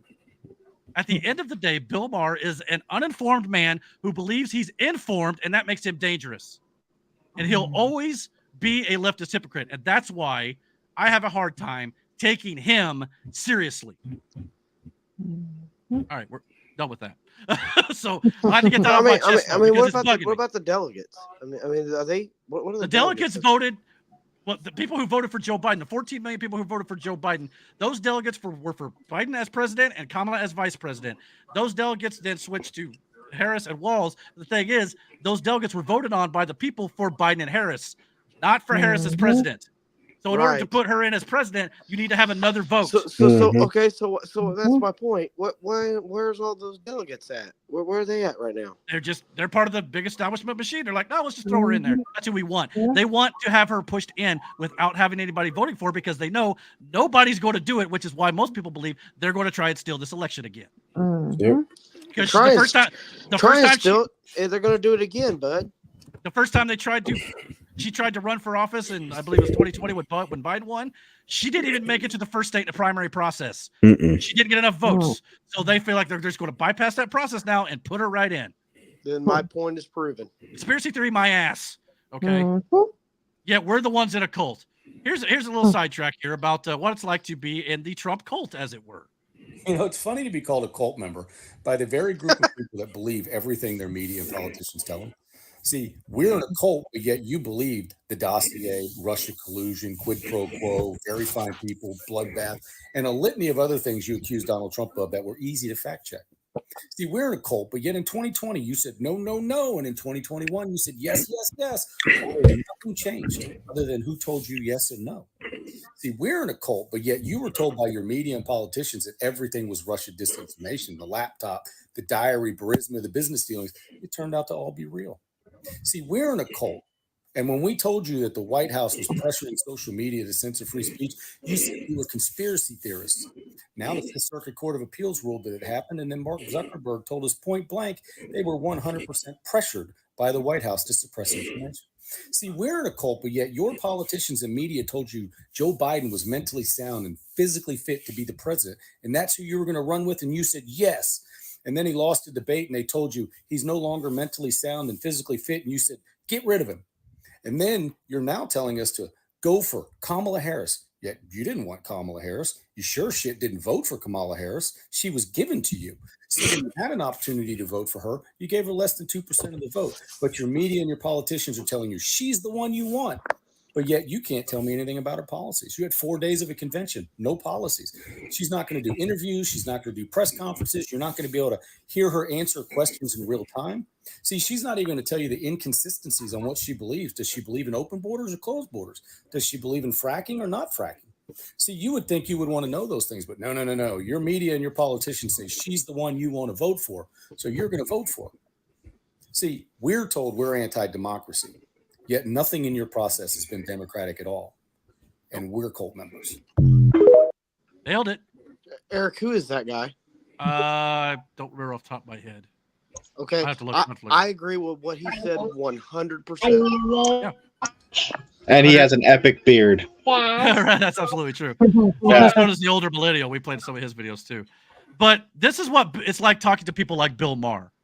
Here's a video of a young lady describing what it's like to have a conversation with a liberal when you're red-pilled as a conservative and do your own research. But the liberal is still plugged into the matrix and only believe what the news tells them. Listen to how weird this sounds. They're eating people's pets. That's what they're saying on the ground is happening. No, they're not. Yeah, that bipartisan border bill did nothing to secure the border. Yes, it did. Tim Walz has been to communist China like 30 times. Doesn't that concern any of you, or no?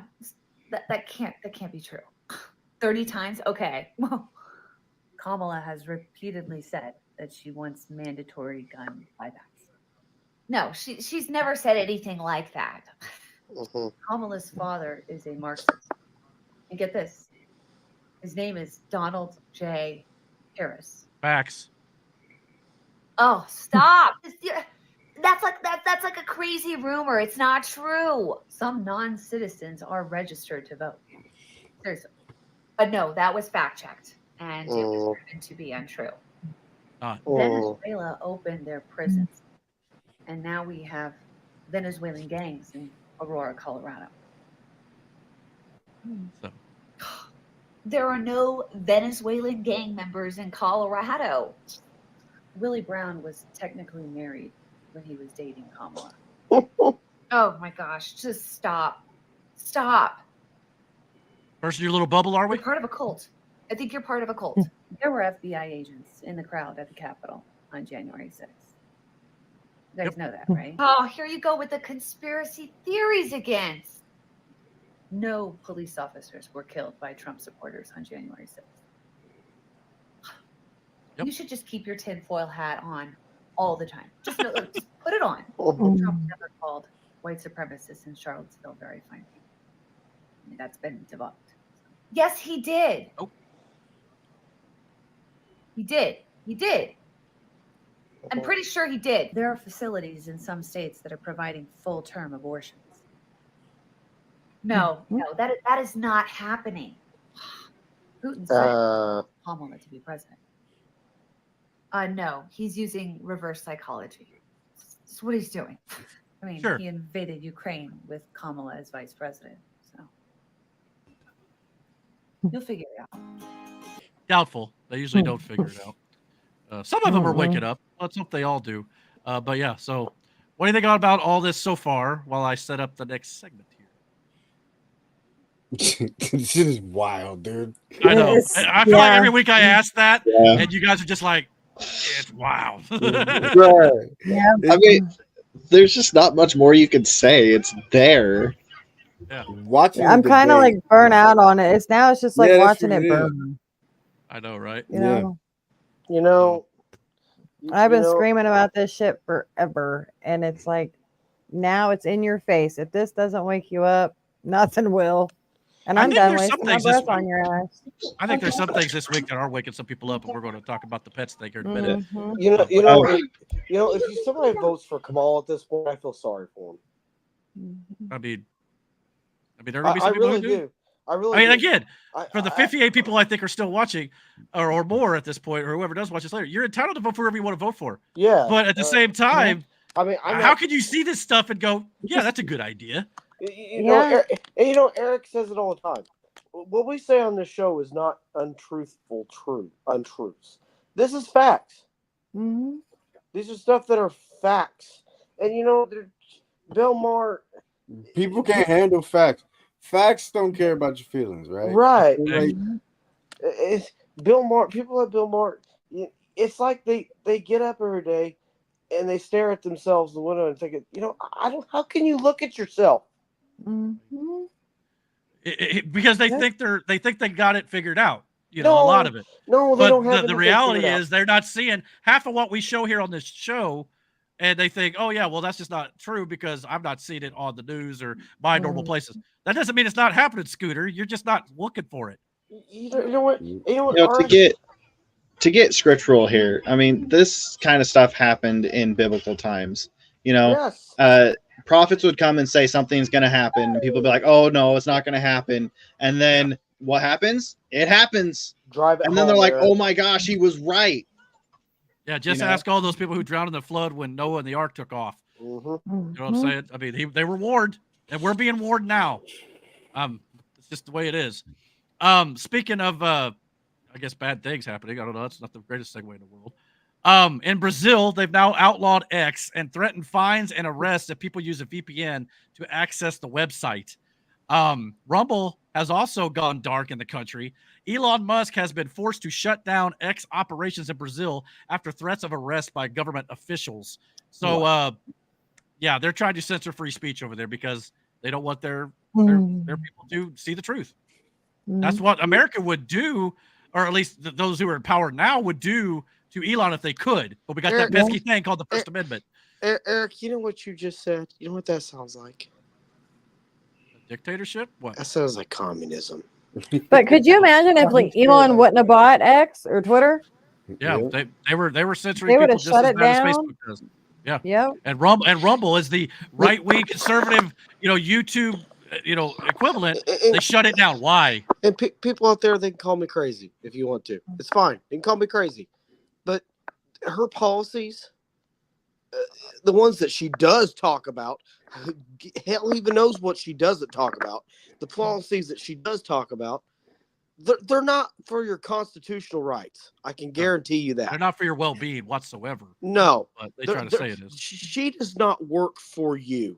She gonna works for someone else. We're going to get into her policies here a little bit too, but notice no one on the left, by the way, the Democrat Party, nobody came out and condemned the censoring of free speech because they want to do it here in America. Keep that in mind. If they cared about what's happening in Brazil, they'd have said that's wrong, that's horrible, you shouldn't do it. Just like they say in the Ukraine war and stuff. They don't care about some of these other countries. I mean, there's genocides happening all over the world. There's slavery happening all over the world. Or they care about climate change, but yet China and Russia is like putting all this smoke in the air. They're not trying to stop them from doing it.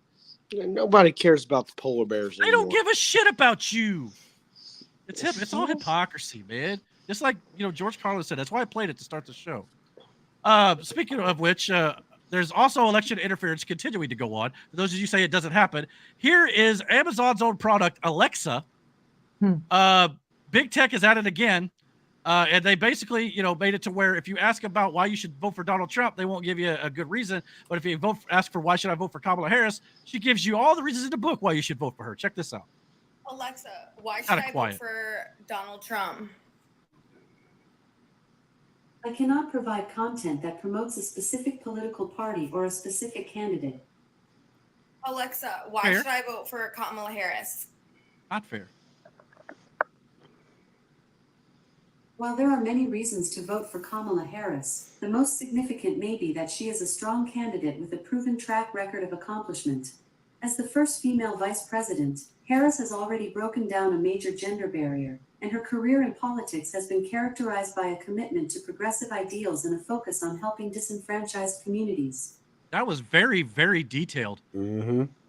Now, if you want to, if both of them said the same thing that they said for Trump, we can't give you a reason. We don't promote, one way or the other. Fine, that's fair. But then you do it for one and not the other. That's interference. Not fair. Try to sway an election.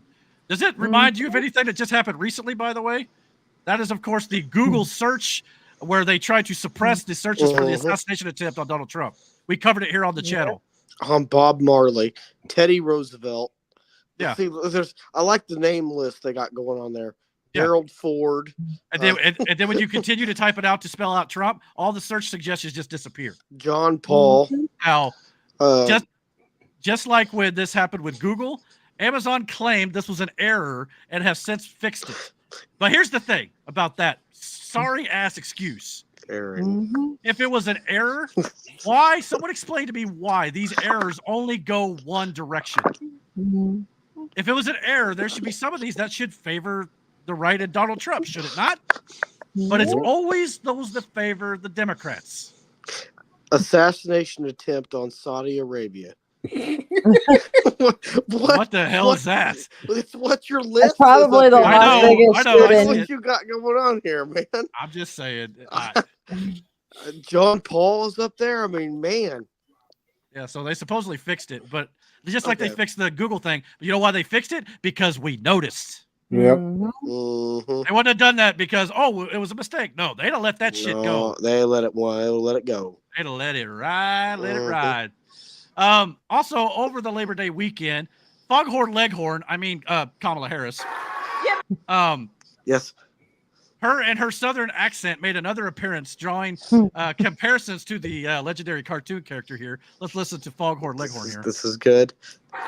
You better thank a union member for sick leave. You better thank a Lord. union member for paid leave. You better thank a union member for vacation time.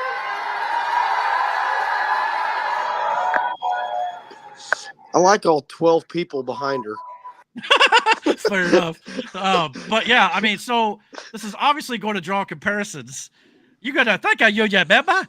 I say now, boy. Like, okay, I know that's funny, but this is exactly what Donald Trump means when he says she wasn't black and is now black. Okay, she panders to whatever crowd she's in front of, depending on what the crowd is in front of her. They are. Biden did this too. It's not a coincidence. It's by design to make their voters feel like they're one of them. It's smart politics. It's dirty as shit. One of us. Yeah, one of us. One of us. Yeah. So, by the way, Man, she talks like me. I should vote for her. I mean, she's buying up, like records for, black artists and all this stuff. She does these things, to make it seem like she's more black than she is Indian, which she always ran on as Indian first. And now that she realizes, Have you ever heard Obama talk?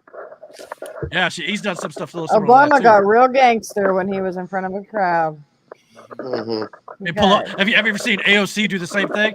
We're going to fight. It's like, come on, guys. By the way, everything she said in that little speech there, where she's foghorn legging on up, was a flat out lie, by the way. Saying that union members are the ones who come up with all that stuff, like vacation time, the 8-hour work week. Yes, they did not create. It's a lie. Henry Ford come up with all those things that she claims the unions came up with. So she is literally incapable of telling the truth. Literally. But no one fact checks her on it. That's perfectly fine. Go ahead and say it. They did the same shit with Biden too. Occasionally, when they tried to push his ass out, they finally started to fact check him. But they ain't going to do that with her. Period. I like. They should do this more often. Maybe she's just as misinformed as most of her voters. No, she's doing this on purpose. There's been reports out there that the Kamala campaign, they've actually been told to push the Project 2025 hoax because they know it's fake, but they feel like they could get Donald Trump on it. How can you call yourself a Democratic candidate and not know union facts? Again, they own the media. So they push the lie over and over again, and you repeat it enough, people will believe it as truth. That just looks shady as hell. All right, proceed. What they do, though, Matt. I'm sorry. I know. Speaking of more lies from the Democrat Party and Joe Biden and the Kamala Harris campaign, I like the aviators. All right. Joe Biden flat out lied and admits that the Inflation Reduction Act was a climate change bill, which, like many of the bills he and Kamala signed into law, is the biggest reason that exploded inflation into the stratosphere. Here's him flat out just having a senior moment and admitting it. My investments, through my investments, the most significant climate change law ever. And by the way, it is a $369 billion bill. It's called we should have named it what it was, but anyway. But we had to name it something else because if we'd have called it the Green New Deal, no one would have fucking signed on for it. But it also had like Ukraine money and stuff in that too. But it's the Inflation Reduction Act, so you won't think we're trying to lower inflation. They don't give a shit about you. Where is his helpers? I mean, come on, he's up there. They don't care now because he's not going to be there much longer. That's where they are. Which was evident in the firehouse later when he puts on the Trump hat, which we'll get into in a minute. By the way, Michigan, we talked about this the other week too. Michigan, more specifically, the Democrat-controlled Michigan Supreme Court is forcing Robert F. Kennedy Jr. to remain on the ballot after he was trying to get off the ballot because he, stepped down from his, position and running for the presidential candidate. See, this right here is how they're going to cheese it. Oh yeah, exactly. North Carolina is allowing him to remove his name, but apparently Democrats in Michigan couldn't allow it. They're only forcing him to remain on the ballot in Michigan because they know it will only help Trump if he's not on the ballot. Yep. But that's supposed to be Robert F. Kennedy Jr.'s prerogative. This is the same state where that Secretary of State Jocelyn Benson that we played you a video of 2 weeks ago threatened to go after anyone if they don't certify the vote in her state, regardless whether or not it was fair or not. So this is proof positive that Michigan is going to be stolen, or they're going to try. Yep, they're going to try to get Michigan.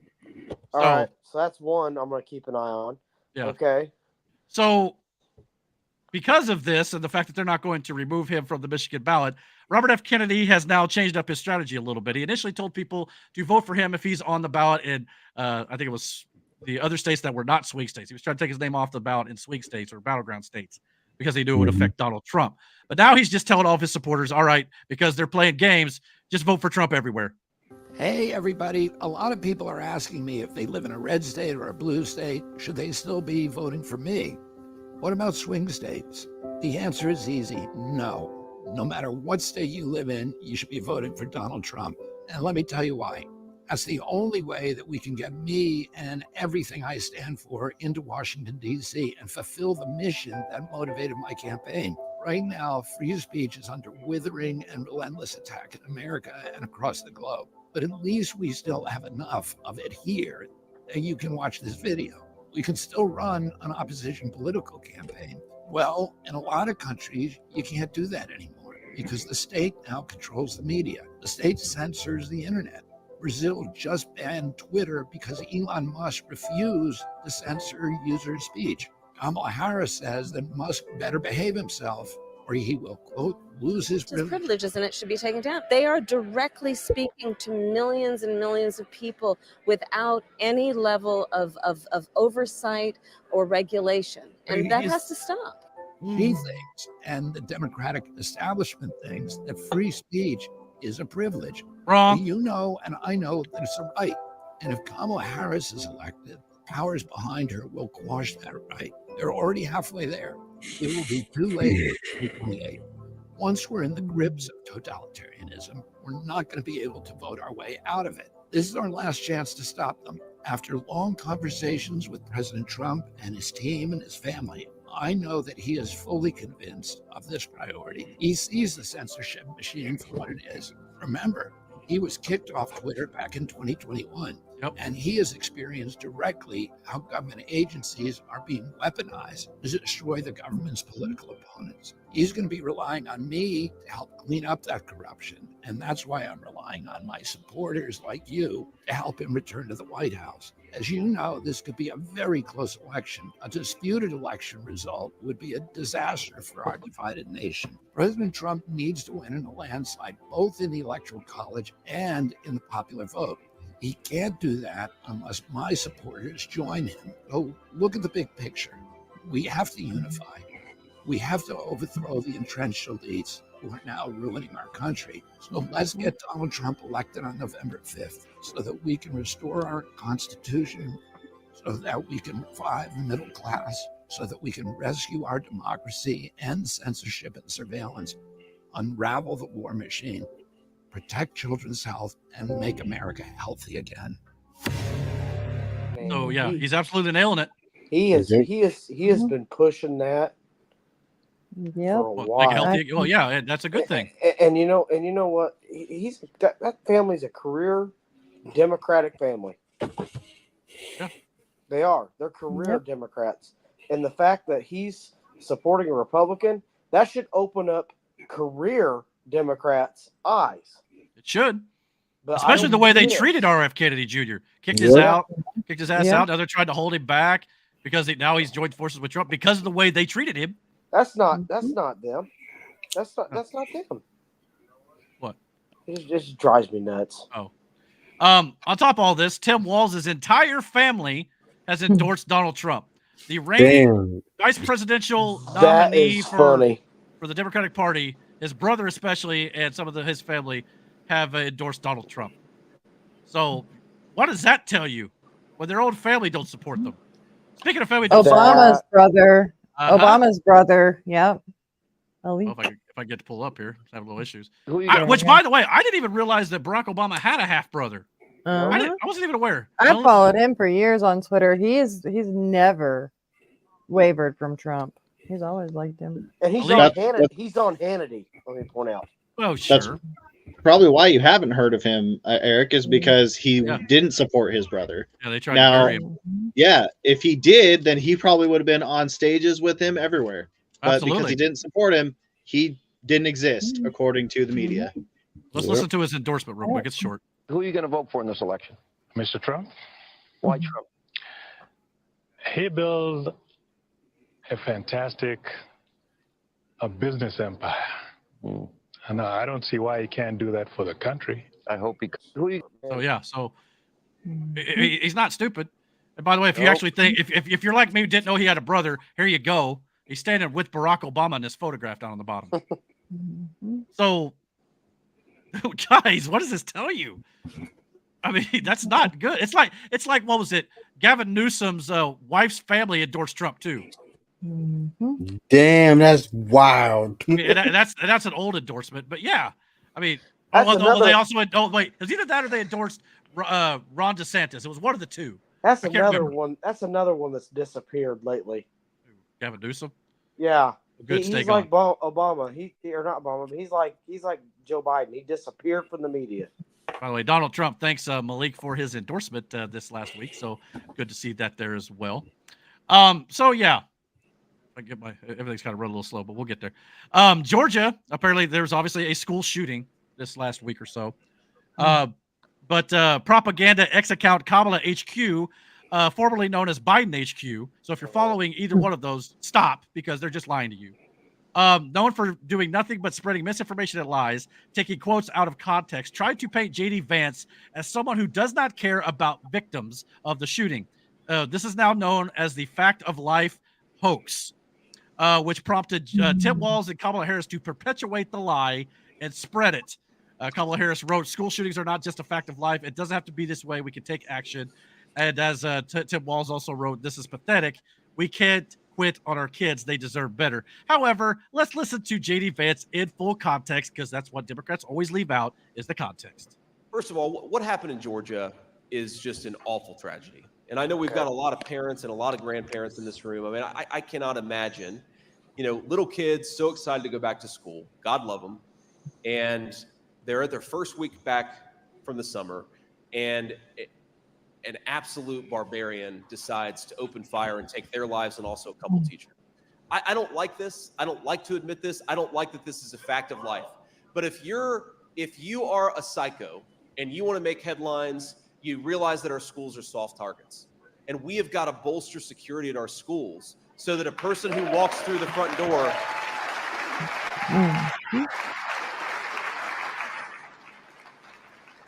we've got to bolster security so that if a psycho wants to walk through the front door and kill a bunch of children, they're not able to. So again, in context, he's speaking complete common sense. Mm-hmm. What did they say? What did they say? What do you mean? What did they say? He said that shootings in schools are just a fact of life. Basically, get over it.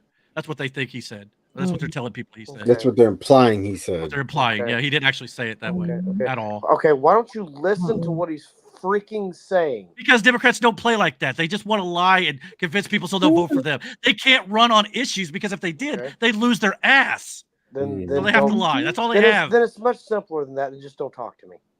Well, yeah, I mean, it's also interesting to point out he's talking about bolstering security at schools, which is absolutely correct, by the way. It's important to point out that the person who stopped the Georgia shooter was a cop in a school. Mm-hmm. So keep that in mind. And what does Camilla want to do? She wants to take police out of schools. Yes, we've why? Why does she want to take police out of schools? Because that's the defense that the school has. And why do they?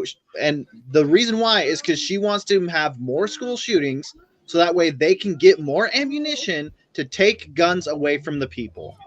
Bingo! Thank you, Aaron. Absolutely great. Great job, brother. Good at a hard-hitting analysis. That's how you do it, Matt. I'm playing. So yeah, Harrison Walz don't care about the tragedy. Instead, they took the opportunity to make it political. That thing that they claimed Donald Trump tried to do in Arlington just a little while ago. And in both cases, they used it to attack Trump and JD Vance here. These people are absolutely sick, just like Donald Trump says they are. By the way, here's a woman who explains that we don't have a gun problem at all in this country. About this a million times. People always get outraged by it. We do not have a gun problem. We have a serious mental health problem that people refuse to acknowledge, especially when it matters the most. We have a psychological problem, a moral problem, an accountability problem. And in the wake of tragedy, we see the same people using these moments to fire up their campaigns to ban firearms. You cannot legislate morality. A 14-year-old child murdered people. The root cause is much deeper than your need to eliminate the Second Amendment. And we've got Kamala lecturing us on child safety when in 2019, she talked about wanting to get rid of police officers in schools. All this talk about guns instead of holding people accountable like the FBI. They had this kid on their radar for over a year now, so save me the outrage. The gun didn't get up on its own and shoot people, and it's not normal for a child to have this much hate in their heart. We have a generation that was raised on no morals, and a society where mental illness is celebrated instead of treated. So maybe let's not lecture the people on giving up guns for the children when you can't even fix the children. Nailed it again. Do we have any reason as to why he shot up the school? I don't know if they've released a motive or anything like that yet. I've not seen it if they have. Mm-hmm. I'll get back to you on that one. They're not going to release anything. He's in court. This is the one. Usually when this happens, they kill the shooter. Yeah, we're going to get to see the trial now. And remember, he's oh my trans. God. Wait a minute. He's alive? Yeah, well, he's alive. They did. Yeah, the cops sometimes will, kill the shooter. In this case, the cop was able to subdue him without killing him. Oh God, or her, or him. I don't And know. his It was a trans. father God was help charged for it its too. soul. Well, yeah, that's Okay. what Miranda's about to say. So more than likely, this could be a bullying situation. Well, I think they said something along the. I think I did remember seeing something about along the lines. They were upset with the way trans were being treated, or something to that effect. And this is a 14-year-old kid whose parent, the father, bought this kid a gun, which was illegal because I gotta 14 mute years myself old. because I'm gonna lose So my again, shit. explain to me how more gun laws would have stopped this situation. Mm-hmm. The guy bought the gun legally and then gave it to a 14-year-old kid. So, and that's not like he was out shooting deer with it. He was using it for what it was intended for the year prior. But to let him have access to it, knowing that, I'm sorry, your son is saying he's trans, that's a mental health disorder at this point, and he doesn't need to be. A 14-year-old does not need to be. Okay, I'm back. if you're fully invested in stopping this gun problem, if you really don't want kids to get shot, which I think most people don't want to. I think sometimes Democrats like it so they can run on it. I really do. Yeah. Sometimes there's even conspiracies out there that they actually Most cause people, them sometimes. Everyone should be upset about that. Well, let me finish here. If you're really concerned about people shooting up schools and stuff, or any place for that matter, theaters, malls, whatever, you've got to address the mental health. And it starts in the home. A lot of these people don't have fathers, they don't have mothers, things like that. These sort of things snowball, and then you want to put, all this sort of like, hormones and stuff in them, which is only going to throw off their, biology even more, which is going to knock them in the right mind. This is why it's a problem. It's not got a damn thing to do with the guns. Back when I was in school and even younger, people brought shotguns to school in their trucks. Not a single person got shot. Why? Because morals and actual good family values and standards were still the norm. Yeah. That's the problem. You address that, or you're not going to fix shit. Period. All right. So, oh yeah. The next thing up here, apparently, get the thing pulled up here. They're now re-educating January 6 prisoners. So, Jesus. Tell me that this is not Nazi-like. Listen, we released in this document. Even here is the re-education material that was provided to the January 6 defendants. And if you start reading through just the titles alone, you'll start to quiver. I did. I was very upset. I mean, this is systematic. They're trying to reprogram them. This is reprogramming information given to them on their tablet. Like once upon a time in prison, you would take a class on plumbing or an electrical or trade. You would do something or another language. They were actually given credit for taking classes on, may I share a couple of titles? Taking classes on information such as, I'll tell you what, I'm going to say something else. Well, Kara, will you find that? Well, get to the point, asswipe. These were re-education materials distributed to them about Trump's big lie. Well, how the election here. Oh, here we go. It's about time. Trump's crimes before he called for the attack on our democracy. Donald Trump, how he has attacked our democracy. Negligence, obstruction, rape, tax evasion. These are actual lesson plans. Take a look at the tablet, ask them to show you. They were available to them in the jail.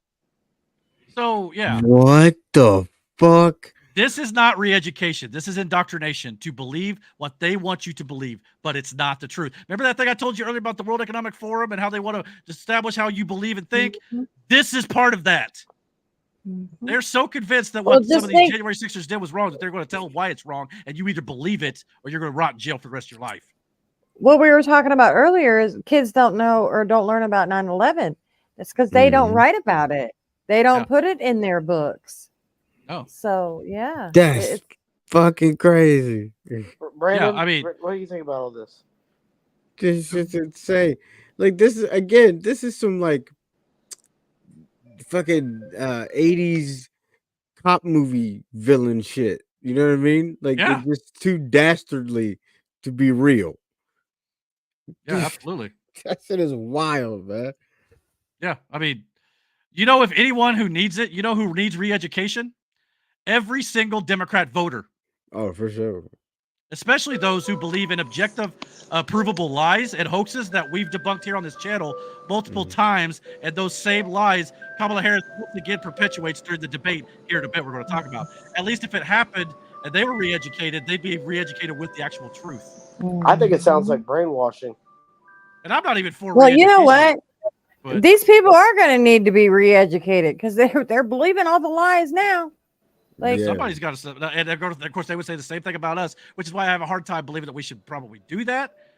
Which is why I have a hard time buying that whole thing. Like, you hear all those things from like the Q stuff where, well, eventually the government's going to take over. They're going to turn on all this information that's the actual truth, and it'll show people what actually is going on. But then they're going to take that as well, you're trying to tell me what to believe. That's hard for me to buy that they're actually going to buy it. Yeah. However, the stuff they're telling the January 6ers, clearly is wrong. They're not leaving. They're not giving them any of the context. It's Nazi type stuff. It's ridiculous. Oh, man. But speaking, let's see here. We got we're still got a little bit more to go. Hope you guys. I'm sorry. I'm gonna try to get through this. But anyway, we also got undercover work here by Steven Crowder and his Mud Club Undercover. They apparently got a DOJ, Department of Justice official to admit that the Trump cases are total BS. Listen to this. Nicholas Biasi is the Chief of Public Affairs for the Department of Justice's Southern District of New York. Something you may be familiar with, and the most prominent federal trial court in America. Those felonies did nothing to stop Trump from running. No, in fact, they made him more relevant. Did that backfire? Sure did. And the whole thing is disgusting. They're just out to get him. And that's why, like, the surgeon in the office it's a perversion of justice. He's stacking charges and rearranging things just to make it fit a case. No, to be honest with you, I think the case is nonsense. State levels are wild west. They're like idiots. They don't care. They're all political.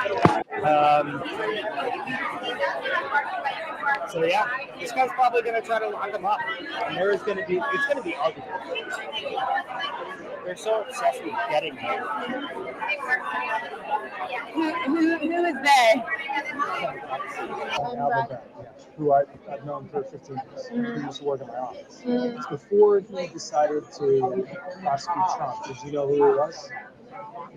You do now. I'm not sure what he wants to be, but I know he's not happy just being the DA in New York County. So now he's very ambitious. Every real estate person in New York does what he did. Nobody's ever been charged with this. It's all him. Nicholas. So somebody, please, if anybody who's watching this, if you come across it somewhere on the internet and it's still, going on, like in recent memory here before the election, someone please send this to Bill Maher stat. Because Bill Maher believes all these. He's already seen it. You're probably right. But if that's the case, he's just lied his ass off. And it's this sort of stuff proves somebody's losing their job. Yeah. You would think. But of course, I mean, they're going to fire this guy for being caught on camera saying this stuff. Yep.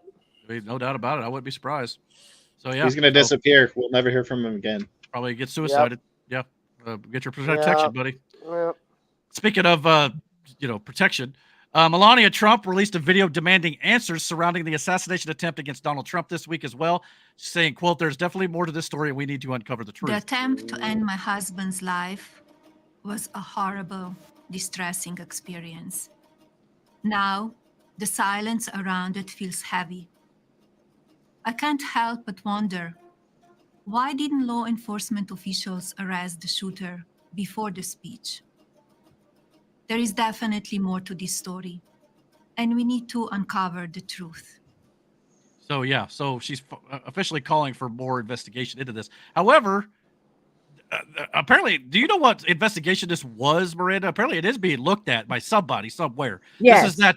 Okay, go ahead. I don't know exactly what committee it is or what it is, but Josh Hawley was talking about it too, along with him.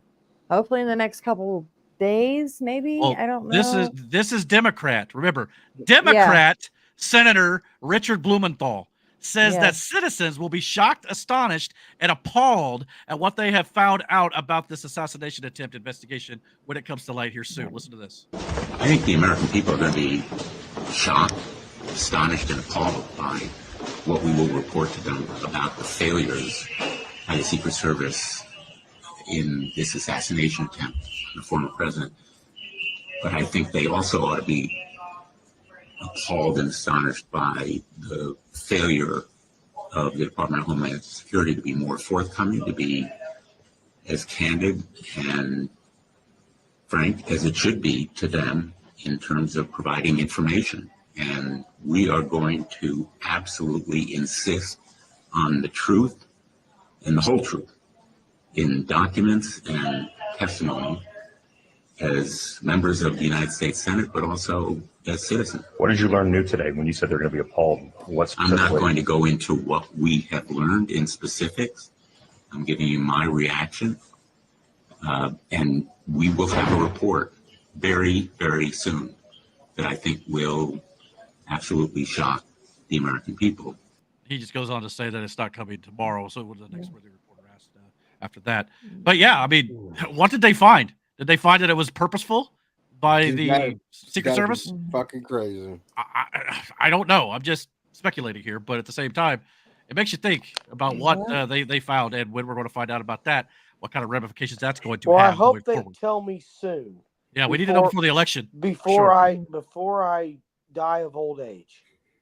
Yeah. Because I mean, just because they say they're going to say it doesn't mean they will either. These guys have been investigating this for weeks now.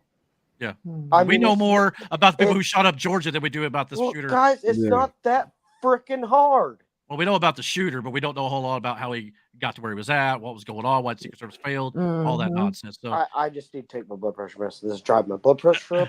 we ain't even got to the debate yet. We're about to. Before we do that, though, apparently Russia collusion is back, as mentioned earlier. That was a big lie that the Democrats chose to tell when Trump was elected, trying to delegitimize his presidency and the election. Again, denying the election results. Bill Maher so against, right? Here's Jesse Waters on Fox News. Explain a little bit what's going on. We're going to jump forward a little bit after he introduces us to this in the first 30 seconds. What would you say if I told you Russia collusion's back? You'd say, Jesse, Democrats are stupid, but they're not that stupid. No one would believe it.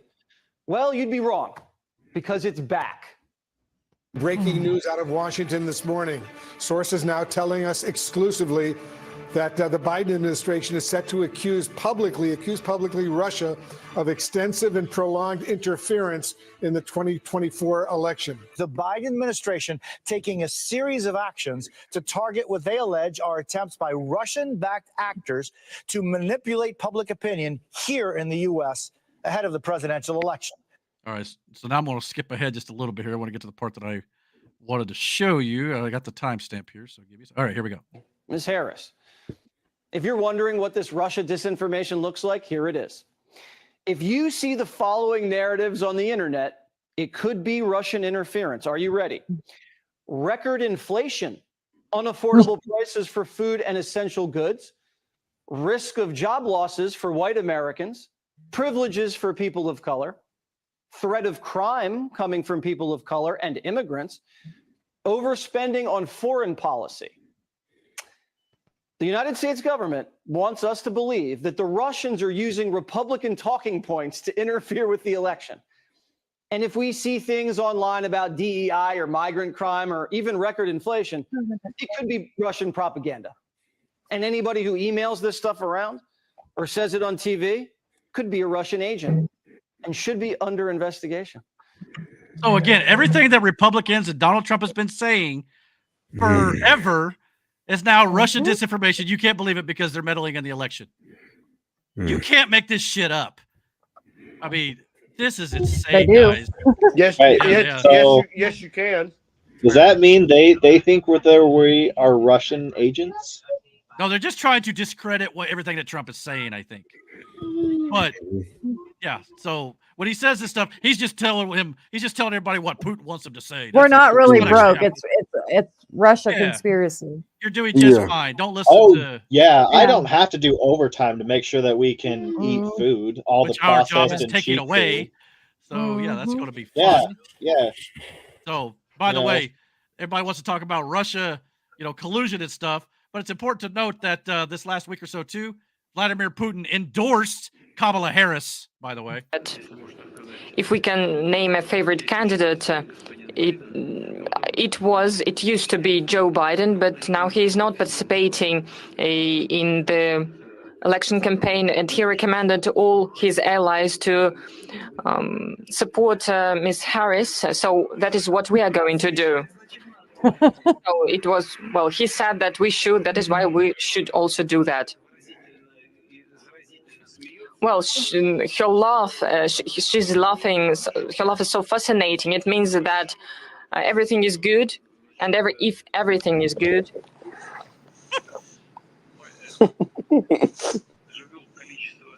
it means that, for instance, if we're speaking about Joe Biden, there are so many sanctions against Russia introduced, and if everything is good with Ms. Harris, maybe she'll refrain herself from such measures, or maybe she'll change them.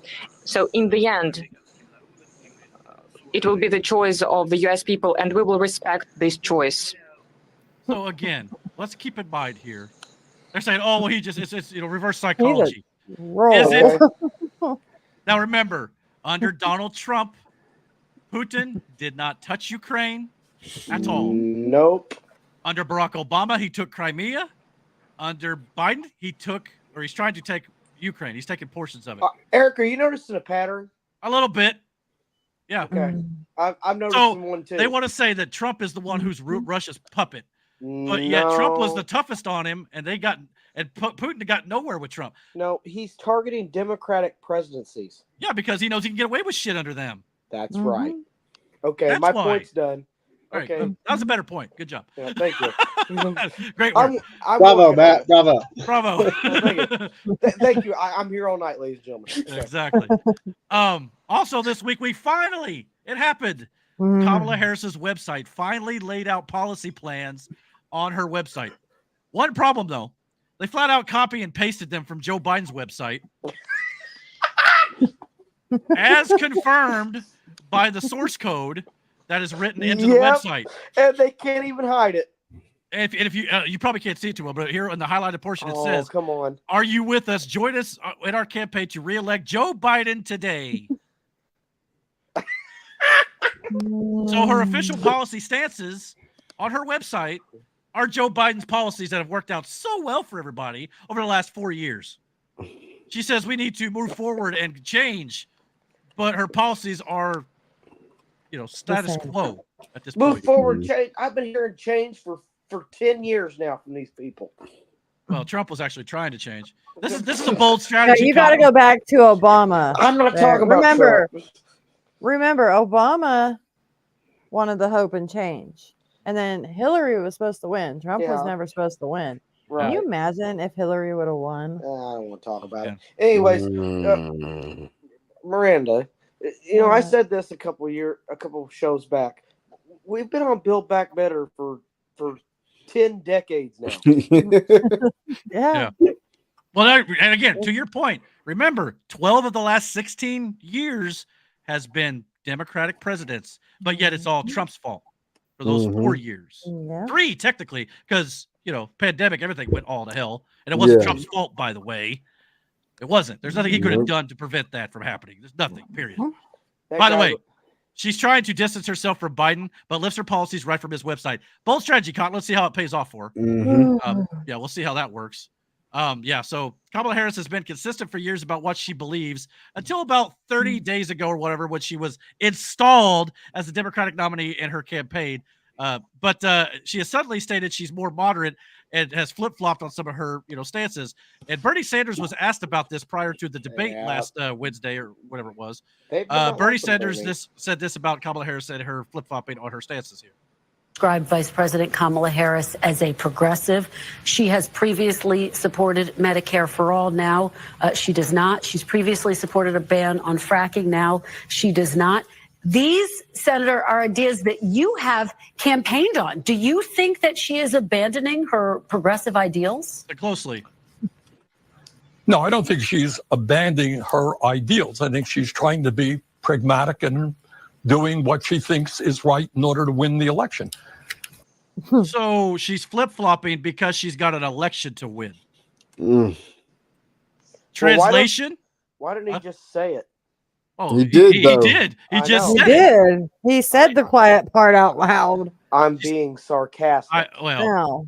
So basically, well. translation: once she gets elected, she'll revert right back to the Marxist communist she truly is, that we've been talking about, and the videos of her in the past talking about all this stuff are absolutely still the same. Keep this in mind.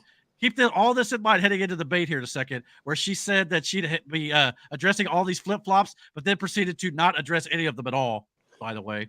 I get in trouble for calling them KGB agents, and he just finds out calling them communists. So here we go with this. Well, her policies are communist. So yeah, I'm gonna say it. Well, then there you go. Then I can say KGB agent. All right. Yeah. So it finally came time to go over the big debate here. Did you guys watch the debate at all? I'm sure Miranda. I did. I didn't care to. Well, I know Brad said he didn't, I guess. I started to, but my phone. Well, I already voted for Trump anyway, so it doesn't really matter. But proceed. Oh, and a lot of the country is going to be one way or the other already. Anyway, this is more for those undecided, like independent voters, and we'll talk a little bit about that here in a second too. Yeah. So, ABC. Make sure. Hold on 1 second. I want to point something out. Make sure you listen to the way she talks, not her accent.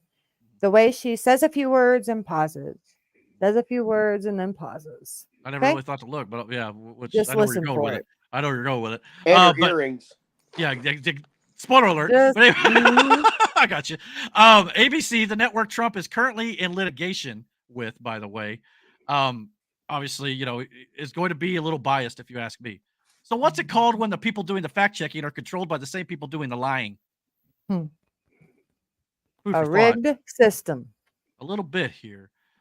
So yeah, remember, like I said, Donald Trump is currently in litigation with George Stephanopoulos and ABC because Stephanopoulos defamed him and accused him of rape in a Mace interview, which he's not been convicted of or anything to that effect. He was found liable for sexual assault. I believe it was defamation, though. It wasn't exactly sexual assault. But either way, it was liable, not guilty, by the way, too. The network he's currently in litigation with. So you had to know this is going to be biased from the absolute start here. Not to mention you've got the, ABC's coverage, including David Muir, who was one of the moderators for sure, has been covering Kamala Harris completely 100% positive and 93% negative for Donald Trump on their network on ABC. ABC's full of shit. Well, this is why when Donald Trump says ABC is one of the worst networks, the worst network, this is what he's talking about, because it's not fair coverage. It's fake news, as he says. So you got to understand this going into this whole thing. And all of us on the conservative side and Donald Trump's side knew this going in, that it was going to be an uphill battle. This was a political hit job by the moderators at ABC. David Muir and Lindsay Davis. I've watched this debate now 3 times, okay? And after a couple of watches, I believe Donald Trump did better than I thought after the first watch. However, with that being said, I personally don't believe this was Donald Trump's best debate. Now, he's, historically not the greatest debater to begin with. He gets some good lines in, like, you'd be in jail to Hillary Clinton and things like that. But he was taking bait when she was clearly trying to get under his skin, especially when it came to his rallies. He took that one hook, line, and sinker. He also was having a difficult time articulating some of his points and fleshing them out. Now, those of us who have followed him know exactly what he's trying to say, but it was having a hard time getting his points across. But considering it was 3-on-1, every time he would start to get momentum on a point, the moderators would cut him off to move on from that point. So, yeah, I mean, he did hold. Let's see here. So, yeah, I don't blame him for getting frustrated in this at all. And that, he did hold his own the best he could under the circumstances. The moderators were debating Trump, sometimes more so than Kamala Harris even was. If you watch this, they were constantly fact-checking him when he was telling the truth and never fact-checking her when she was blatantly lying. Did anybody see that it was on Disney Plus? I heard it was. Well, Disney owns ABC. Well, so we gotta make sure the kids see the roast of Donald Trump. All right, proceed. It is not the moderator's job to fact check a candidate, and this is why, because they clearly had a bias. It is up to the other candidate to call them out and let the audience decide. Same for the media and fact checks in general in the news all the time, because they are false fact checks a lot of time, serving a political agenda. So when you see these fact checks, you can't just assume, oh, that means it's true. You just can't. First of all, let's get into this. Her posture, as Miranda kind of hinted at with her tone and things like that.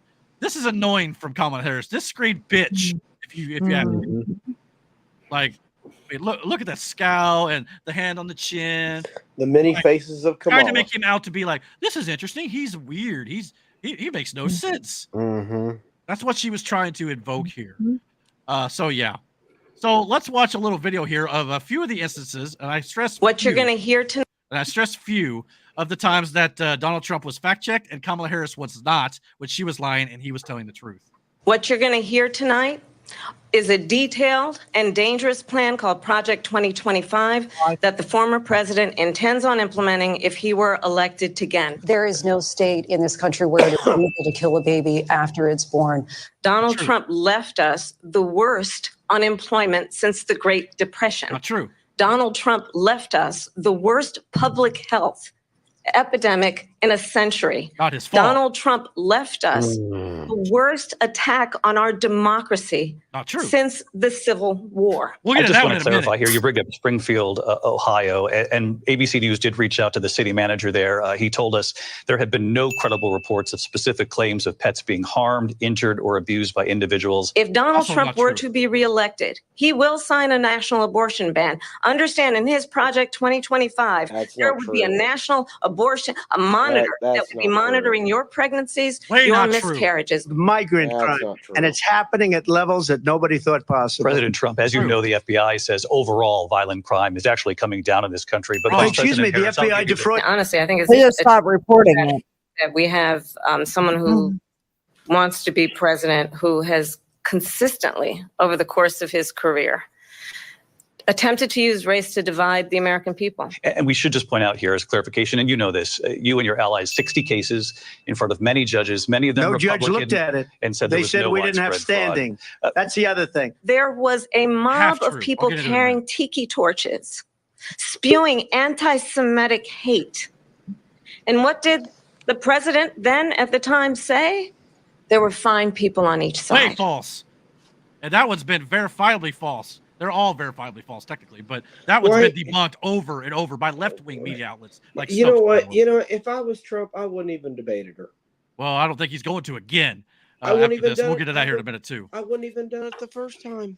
But yeah, well, he knew he was walking. But the thing about Trump is he wanted to do the debate in good faith. You know, but he had to know going in this was a trap. There is no good. There's no good faith between those people. He wants to do the right thing and show the American people the two candidates. That's why he did it. But Kamala Harris refused to do it on any other network. So that's now the problem. And now we know exactly why, because that's why they were going to be in her pocket. Yep. So, and we're going to talk about a little bit about maybe what debates could be. Can we get to the earrings? Calm down. Just a second. Okay. So let's see here. Lies he supposedly told were true. Okay. So let's get into some of the lies he supposedly told that were true, but were still fact checked. Ironically, due to this debate, though, it appears that it is driving people online and all over the country to do their own research, and they're finding out that Donald Trump was actually telling the truth with a lot of these things. First and foremost, the pets thing with about eating dogs and cats. Let's listen to what he has to say. We have the biggest rallies, the most incredible rallies in the history of politics. That's because people want to take their country back. Our country is being lost. We're a failing nation. And it happened 3.5 years ago. And what's going on here, you're going to end up in World War III, just to go into another subject. What they have done to our country by allowing these millions and millions of people to come into our country, and look at what's happening to the towns all over the United States. And a lot of towns don't want to talk. It's not going to be Aurora or Springfield. A lot of towns don't want to talk about it because they're so embarrassed by it. In Springfield, they're eating the dogs, the people that came in. They're eating the cats. They're eating the pets of the people that live there. And this is what's happening in our country. And it's a shame. As far as rallies are concerned, as far as the reason they go is they like what I say. Okay, so he goes on more about the rallies. Again, he was taking the bait on the rallies. That wasn't a good idea, but what was funny about what he said? Well, they were trying to make it out like this isn't happening. Okay. Again, he's telling a falsehood. He's telling a lie is what they think. But what was funny? She thought it was funny. What's funny about that? She's laughing like he's crazy. Like, I can't believe he's saying this. She's trying to make him look crazy. She thinks he's crazy. Yeah.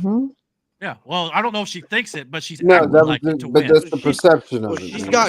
Was she gonna talk the talk? Well, she better walk the walk. Yeah, well, but so yeah, but here's the thing: the city manager, the fact check that the moderator said that the city manager, we contacted him. He said it's not happening. That's not true. Donald Trump's like, well, I saw people on the television talking about it. It's happening. But again, everybody's like, well, we didn't see that from the television. We talked to an actual official. Okay. Well, here's the thing. Here's an official that outranks the city manager. This guy is talking about how the Attorney General of Ohio confirms that what Trump said is absolutely true. I mean, you cannot make this up. This is coming from the Attorney General of Ohio, Dave Yost, to be specific. Okay. He says, and I quote, in addition to straining available resources, locals have complained of migrants causing car crashes, stealing property, including livestock, squatting in homes, and killing wildlife for food. He also says, and I quote, Ohio is a great place to work and live, but overwhelming our small towns with massive migrant populations without any coordination or assistance from the federal government is changing that in front of our eyes. This is what happens when we have no regulation on who comes into the United States.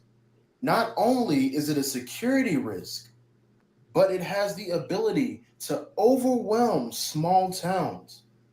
It might not seem as bad when they're coming in small groups, but I want you to visualize if 1 million people were just charging through the border all at once. It would be all over the news and everybody would be panicking. So the Attorney General is saying there's actually reports of it happening. He confirmed that that's the case. So, but the Attorney General, the city manager said it isn't happening. You mean the same way that the Aurora, Colorado mayor claimed that migrants weren't taking over apartment buildings? Yeah. The same way that the media said there was no evidence of election interference. The same media that claims the Russian collusion was true. The same media that said the Hunter Biden laptop was a conspiracy theory. Those people? And now we're just supposed to believe them now. Donald Trump is the crazy person. Yeah. All the media are trying to debunk it as fake. This is what they do all the time. They say it's not happening, and then about 3 or 4 months later, it ends up confirming to be true, or even weeks, or in this case, like less than a week later, it's confirmed to be true, but there's no retraction.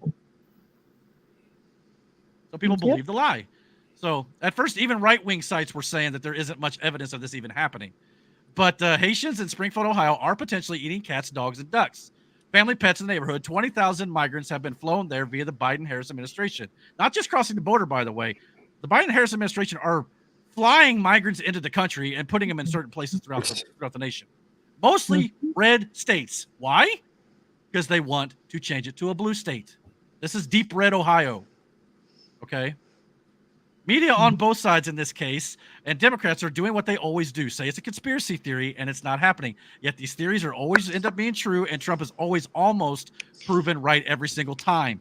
And ABC and more networks now are acting like it's debunked when it's absolutely not.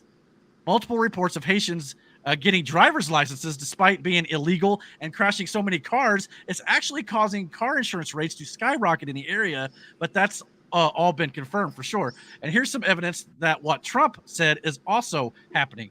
Here again, now I'm going to get into why this is not a Haitian. This is actually a crazy Ohioan. So I know Matt was kind of rigging or messing with Miranda and Brandon a little bit about how they're crazy in Ohio because they're from Ohio. But this is a crazed Ohio woman who is an American, but she was eating a cat on a sidewalk or a driveway. What did you do? Why'd you kill the cat? Smile for me. Smile, what did you? Did you eat that cat? Did you eat it? No, why'd you kill it? Did you guys see all this? Okay. Here with me. Did you see her eating it? She was eating it? Yeah, she was. You call the Humane Society, see if they'll come pick this cat up. It's deceased. I don't know why I said Humane Society, but yes. Yeah, I have a theory on why she was eating it. Okay. Probably drugged, I'm guessing. I don't know. Well, yeah, but the thing I sent you from Grok, about the parasite the It's cats been a hot carry. second. Oh, yeah. It was earlier. So I also learned that when I think it's like kind of odd that like a guy like me has to come out from doing what I do. All right, sorry, go ahead. Can you shut that up so I can hear Miranda talk? My bad. Okay, thank you. Yeah, go ahead. a cat or a dog that's being tortured also produces the adrenochrome. And if Oh, they is that drink true? the blood of the animal, it's like a drug. Well, I was wondering. Now, I'm not going to show that video, but I showed Aaron a native video today at work of a Haitian or a migrant of some sort. I couldn't tell you the exact ethnicity he was. But he had a cat who was still alive, mind you, by the neck or by the head and squeezing the neck and holding its body with a hole cut out in its side. And he looked like he was sucking on it like he was smoking a bong. Yeah, he I was couldn't figure drinking out the what he was blood. doing. But now that you mentioned that, he was drinking the blood. Let me tell you. But with that parasite, the parasite makes Brandon. he's tired. Well, that is just nuts too. Makes Brandon, people that's like wild. depressed, and they lose their ability to or their want to fight back. So these Haitians in Haiti, this is all they live. This is how they live there. Bro, Haiti is it's not wild. a good it's not a good place. It's wild. Might be a little better And now this- that all these people are out of there, but like, Well, but the yeah, shit- maybe. No, Yeah. it's but the still a shit bad that these place. people do that cope with life is crazy. now again, it's important to note that that was an American woman. That was not a Haitian. Fine, Yeah. fair enough. That was fact checked. Miranda. Originally, people were spreading that around like that's evidence of it. Okay, But that was not a if Haitian. a Haitian turned her on to it in Did that he- area, That's possible too. you know, we Did- could be did- dealing with a lot of freaking drugged out Americans. Did all eating cats. three of you notice the fact that the lady didn't say a word? Well, that's who knows what? I mean, Probably what still the, out of it. what the hell? Yeah. Now there's also other multiple reports and eyewitness accounts and things like that happening in Ohio. This one here states from the Daily Mail: 2 illegal Honduran migrants are arrested for shooting down a bald eagle that they. Well, I'm sorry. This one's in Nebraska. It's not Ohio, but either way, I heard about this. So yeah, and I think the one report even stated that they were going to eat it as well. Teens aged 16, 17, and 18 accused of brutal killing a beloved swan mom, Faye, in New Yorktown, and then eating the bird were refugees from Myanmar. So again, it's not just Hey. Ohio. Thanksgiving, man. The turkeys, man, they're so expensive anymore. We have to resort to eating the swans. Yeah, those Hondurans. Here's the article. It says they shoot down a bald eagle that they plan to cook and eat. So yeah, Cook. See, that's what I'm telling you, man. The grocery store prices, man, they're up there. Not to mention again, we've got video evidence of these people in town who were saying that they're doing it. So this is evidence. It's eyewitness accounts. We've lost a whole bunch of cats. There was a van pulled over that had over 100 cats in it with the Haitians. They said they was eating them. Actually? Yeah. Not fake news. Not fake news. So a van was collecting cats and eating them. I watched it happen, yeah. Watched them get pulled over with the cats and admit to the police that they was That eating. is You're not joshing with me. No, I'm almost 50 years old, buddy. I don't, no. You don't mess around. No. We've lost. So that's just one. Brandon, that is wild. Here's another one. This guy is at the Springfield City Commission meeting trying to bring attention to this, but obviously he's probably getting ignored by the city councilman or whatever. I think it's like kind of odd that like a guy like me has to come out from doing what I do on a daily basis to have fun because I see what's going on in these streets and I see you guys just sitting up there in them comfy chairs and suits and I'm getting out here every day and I'm broadcasting this and you guys are just sitting up there in suits or something. Like I really challenge you guys to get out here and do something. These Haitians are running into trash cans. They're running into buildings. They're running into they flipping cars in the middle of the street. Here comes. And I don't know how like y'all can be comfortable with this. Like I don't know like who's getting paid from this. I honestly feel like someone's getting paid from it in the background. You got a bunch of people on a bus getting dropped off at a gas station to come down here. I know a single mom that FaceTimed me this morning at the welfare office that really need something. And it's nothing but immigrants over there. And I don't even want to seem like I'm coming down on the immigrants because it's the people that's bringing them down here. Because wherever they're at, that's what they're used to, bro. They're in the park grabbing up ducks by their neck and cutting their head off and walking off with them and eating them. Like, y'all get the Highway State Patrol down here every. So yeah, another eyewitness account. The turkeys. Bro, it's a shortage, man. A national shortage. Now, yeah. So obviously, this one guy here says a little bit of a slur. So apologize for this. But here's I'm not going to play the whole thing. I'm not going to play the whole thing. But this is a half-hour video. You can find it on X of people in this town in Ohio saying this is happening. Don't wave at me, you sorry sand monkey.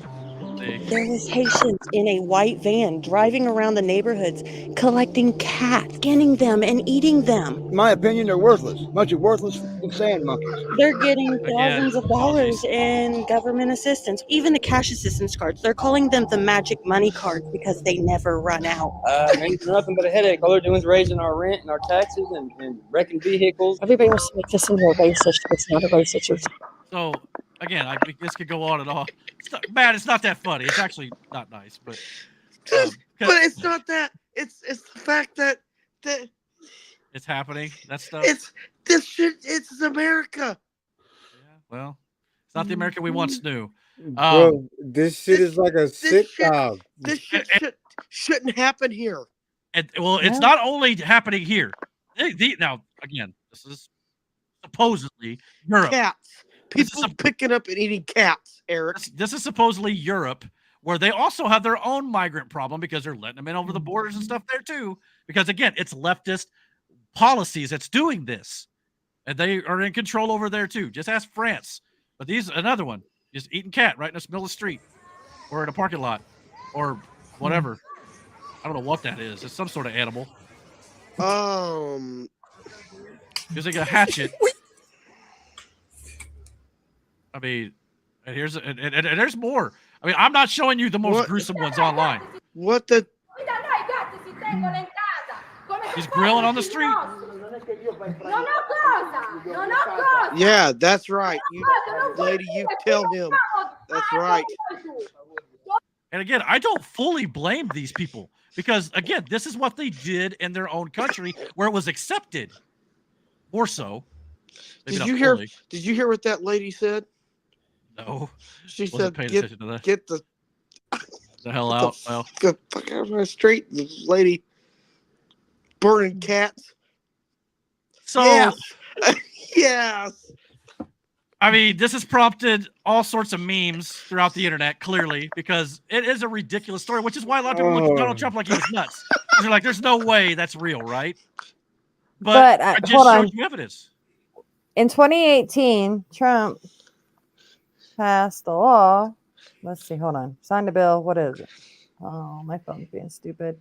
That made it illegal to eat cats and dogs in America.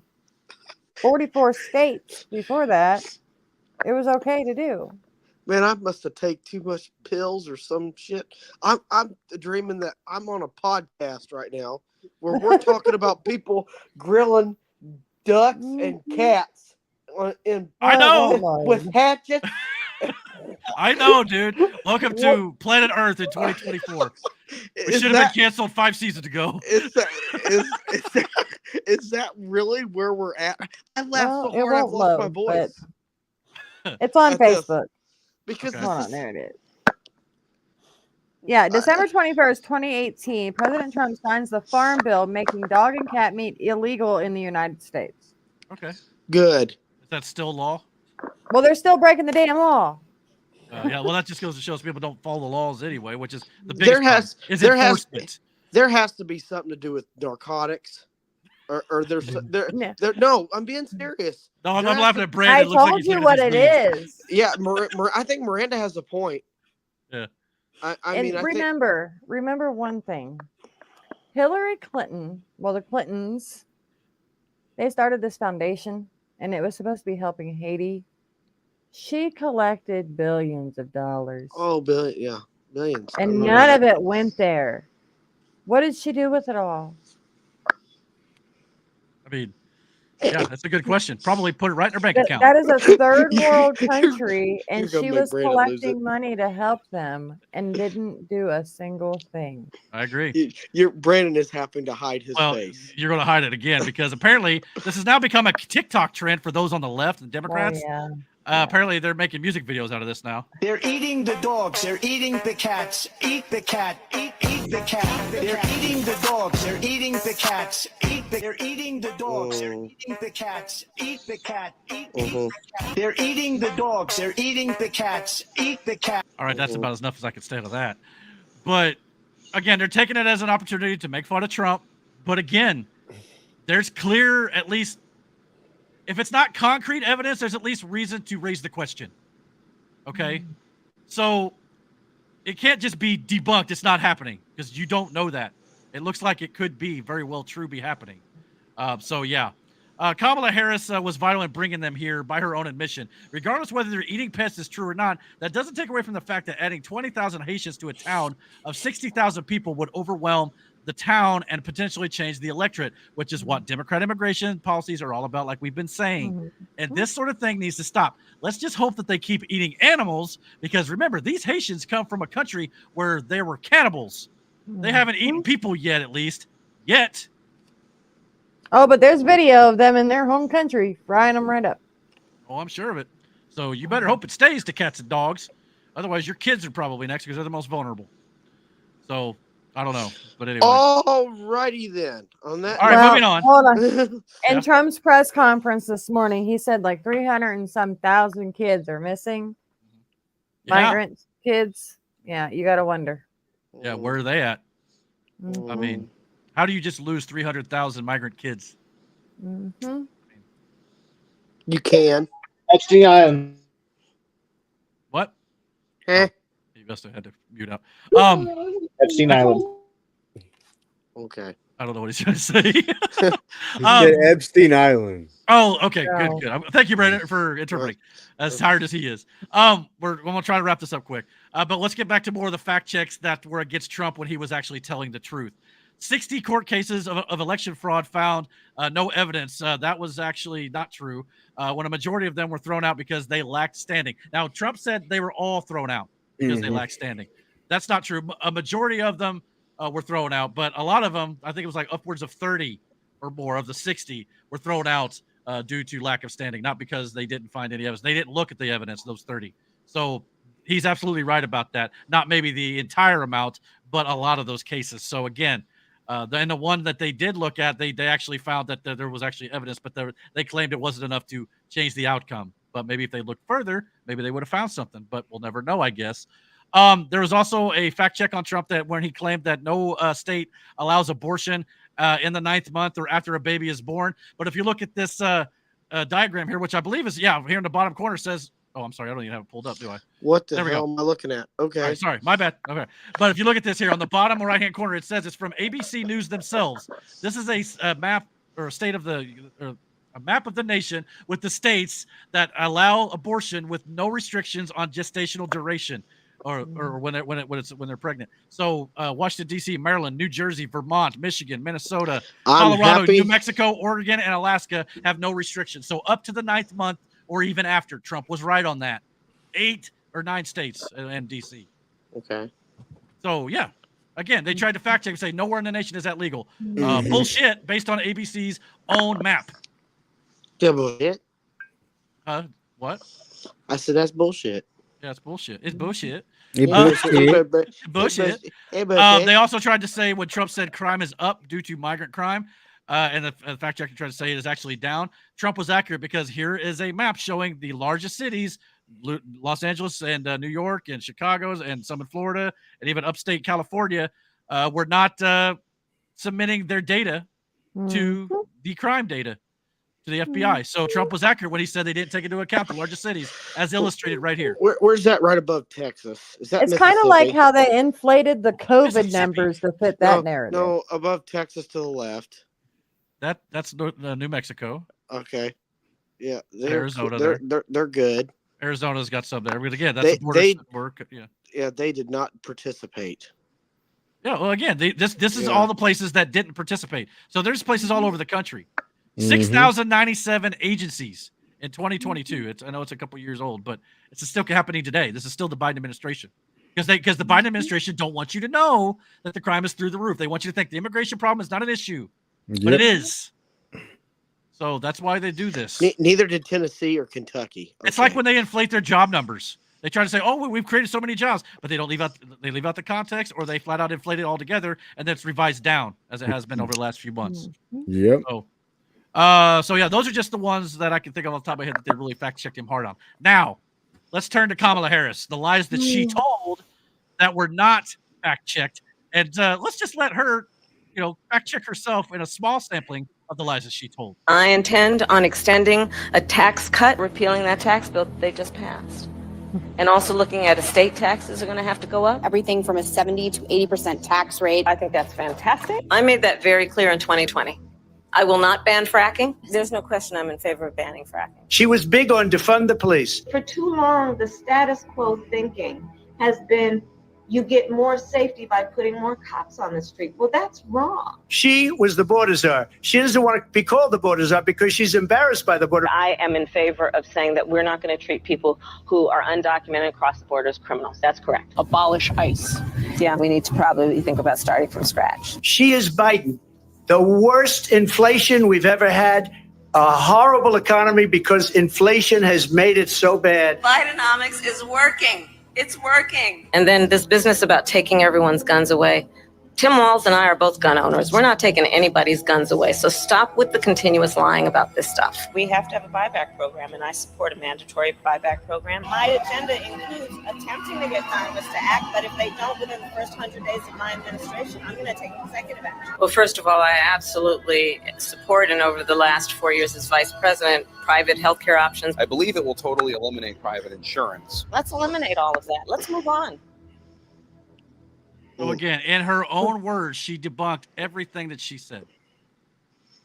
She flat out proved that she lied throughout that entire debate, and not one ABC moderator fact checked her live, not once. Nope.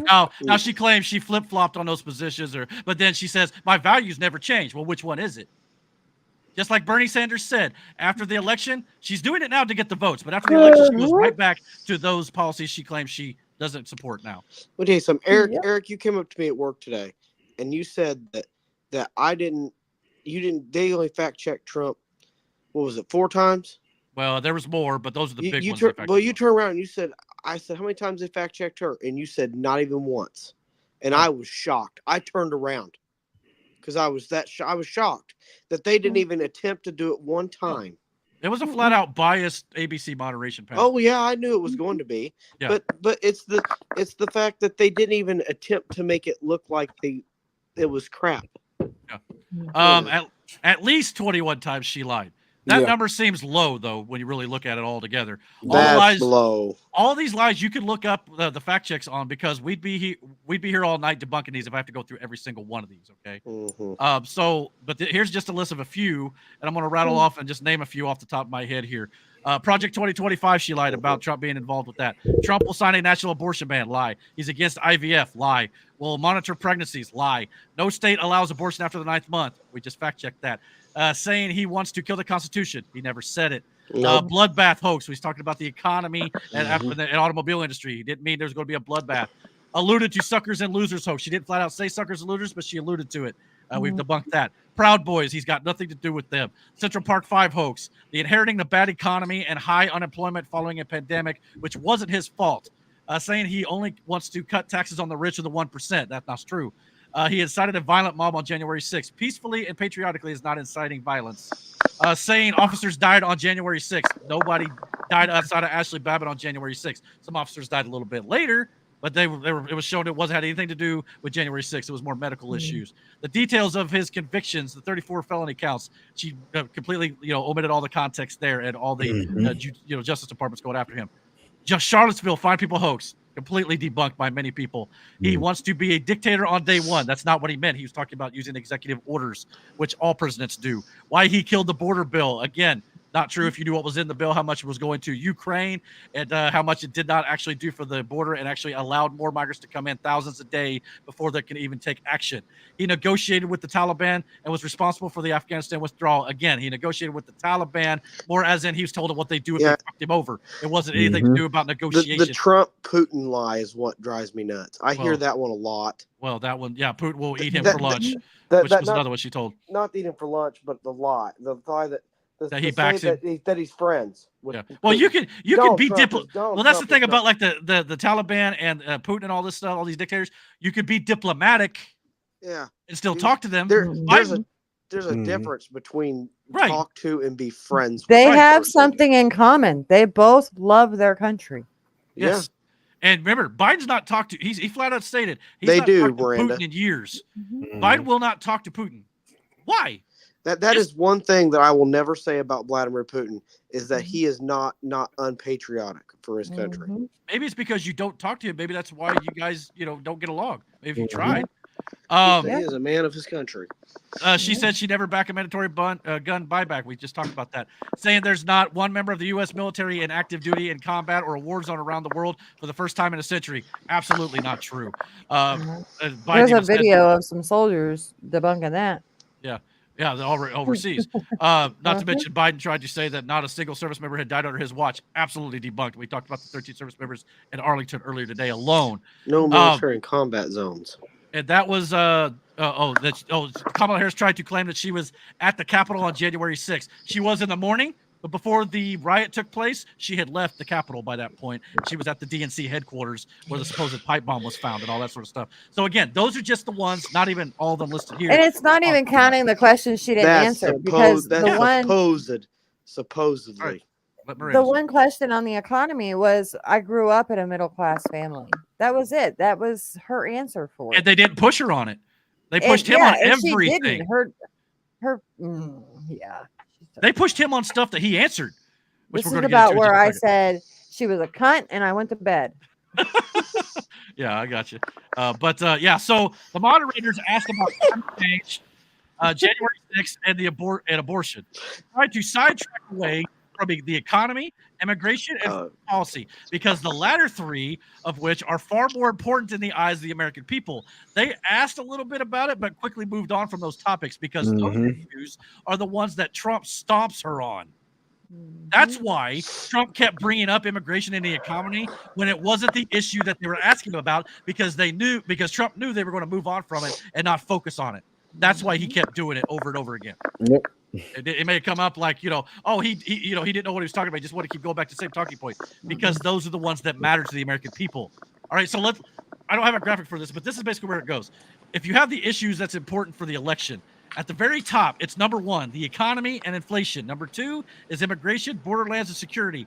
Number 3 is foreign policy and wars, and number 4 is crime. And then way down here is abortion, climate change, and January 6th. That's why the Democrats can't win on policy, because that's the ones, while they may be issues, I'm not denying that they may be issues that need to be just, gone over whatever at some point. That's up to your opinion. But overall importance, they're way at the bottom of the list compared to what's the most important to the American people. That's why they, sidetracked away from it. According to the Harris campaign, a gotcha moment was when the moderators pressed Trump multiple times on whether he'd veto a national abortion ban. Oh, obviously, this is supposed to go with the last point.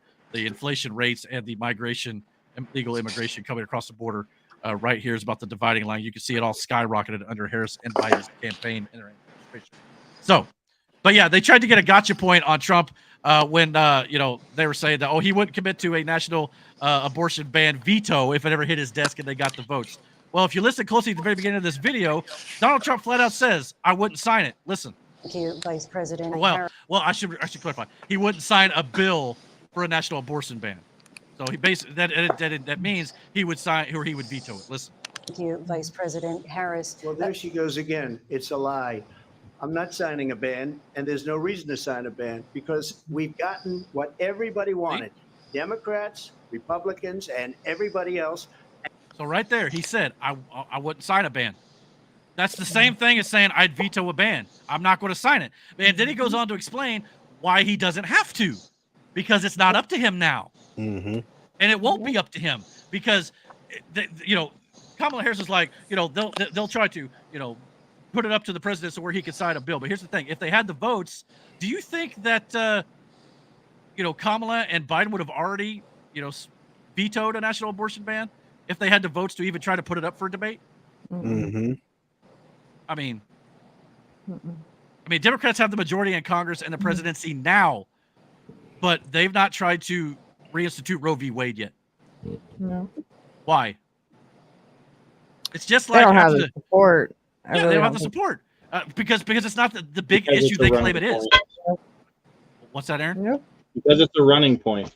Yeah, it's a running point. That's it. The part that I did watch on the debate is that's what she said that he was doing, is that he wasn't doing anything about this, or he wouldn't do anything about this, I think when she said when he was president, because it was a running point. And it's like, but you're in office now. Yeah. You could With do the something majority. about this stuff now. Yeah. Yep. It's just like after the Charlottesville hoax, they constantly asked him to condemn white supremacy when he did the night of the hoax. And he didn't even say white supremacy in the first place. So this is disgusting. They're trying to push him on something that he already said he wouldn't do. Aaron represents all of angry America.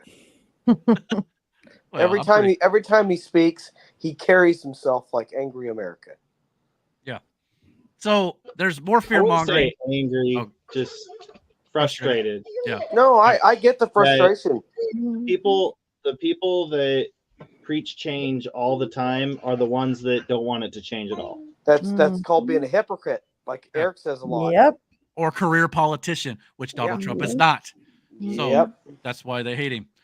There's more fear mongering at a moment that the campaign of the Harris campaign thought was a gotcha as well. Even though Kamala Harris lied by omission, Kamala Harris said that Trump invited leaders of the Taliban to Camp David, which that is true. He did. However, she left out why he invited him to Camp David. Trump tried to explain it, but didn't articulate it very well. This is what happened at that meeting. He said, "Why do you send me a picture of my house?" I said, "You're going to have to figure that out, Abdul." And for 18 months, we had nobody killed. I'll give you my favorite President Trump story. I love this story. I do too. We were negotiating with the Taliban while President Trump was still the president. President Trump wanted to get out of Afghanistan, but he wanted a conditions-based withdrawal, meaning that you do what we tell you to do, and then we will start pulling troops back slowly as long as you abide by our rules. It's President Trump and Mike Pompeo, and they are talking to Taliban leadership in the room, and they had one translator in the room. President Trump looked at the Taliban leader and said this: "I want to leave Afghanistan, but it's going to be a conditions-based withdrawal." And the translator translated. And he said, "If you harm a hair on a single American, I'm going to kill you." And the translator goes, and Trump goes, "Tell him." Tell him what I said. Tell him what I said. Reached in his pocket, pulled out a satellite photo of the leader of the Taliban's home and handed it to him. Shut up. Got up and walked out the room. Do you know for 18 months not a single American was killed in Afghanistan? That's the definition of strength. That's what I'm talking about. And so you could imagine that kind of sentiment being around the world. If we have an embassy in another country, no one's going to touch it. So again, Kamala Harris left that part out. She wants to paint the picture that he's friendly with all these terrorist organizations or dictators, but that was a diplomatic meeting where he basically said, "Do what we tell you or else." You don't negotiate with those people. Well, and he wasn't negotiating anyway. You they tried don't. to say he was, but yeah. You don't negotiate with those people. Yeah, and he didn't. And she knew she was lying by omission. Omitting part of the truth is also a lie, ladies and gentlemen. Hate to break that to you. There was the final gotcha moment the Harris campaign thinks they got him on was when they brought up that Trump ran on replacing Obamacare, and Trump said he's got concepts of a plan to replace it. Let's listen to that real quick. But until then, I'd run it as good as it can be run. So just a yes or no, you still do not have a plan? I have concepts of a plan.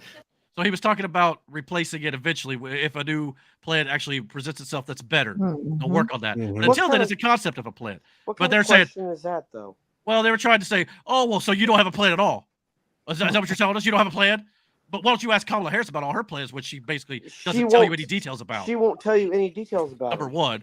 Number two, remember how I said earlier on the priorities of the issues that way down here and whatnot? It's another one of those that's lower on the list right now with everything going on. So not that it's not an issue, but what Trump was simply trying to say here is replacing Obamacare isn't nearly as important compared to the other issues. So that is something they'll figure out if the time comes for a better plan down the road. That's why it's only in the If they're going to concept fix phase. the food, they're not going to need much more health care.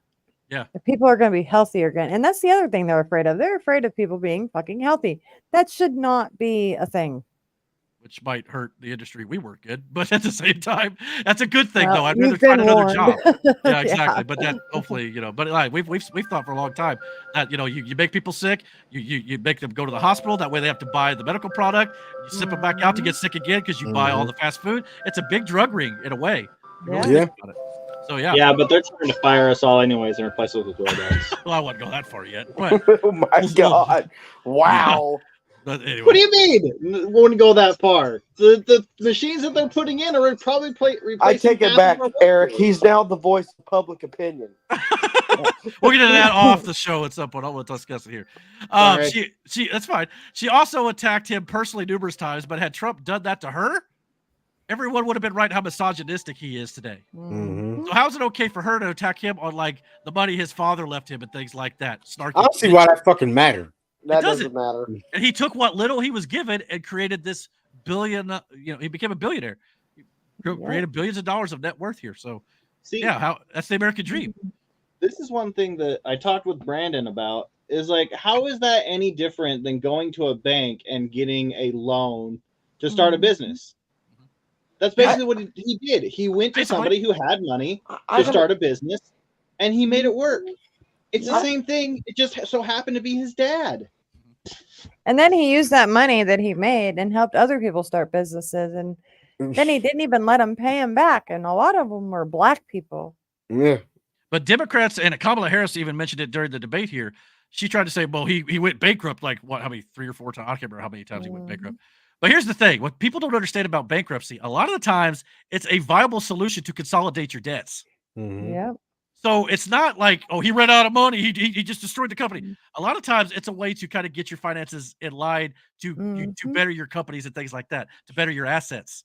And name one entrepreneur or one businessman who hasn't had a business that's failed. Yeah. I mean, everybody learns through failure as well. Walt Disney filed bankruptcy. Yeah. too. Yeah, exactly. So think about that. Oh, but too far there. So there was one moment in the debate though. He got a great zinger on her, where he let's see here. When Kamala was trying to talk with her mic muted, and Trump kind of pulled out the line, "I'm talking now." So let's listen to that. Please. In Minnesota, she went out. Wait a minute. I'm talking now. If you don't mind, please. Does that sound familiar? So she was trying to talk with her mic muted to kind of interrupt him or whatever. And he caught her on it, which is a callback to the time that she did the same thing to his former Vice President Mike Pence. Mr. Vice President, I'm speaking. I'm speaking. The important is you said the truth. She tried to pull that whole, I'm a woman. You must, listen to me right now. Don't interrupt me because girl power or whatever it might be. I'm the victim here. So Aren't they friends now? Who, Kamala and Pence? Probably. Yeah. Okay. So yeah, I just want to play this. Just remember, man, he used to be the freaking Indiana governor. I know. Oh, I know who he was. So let's play it.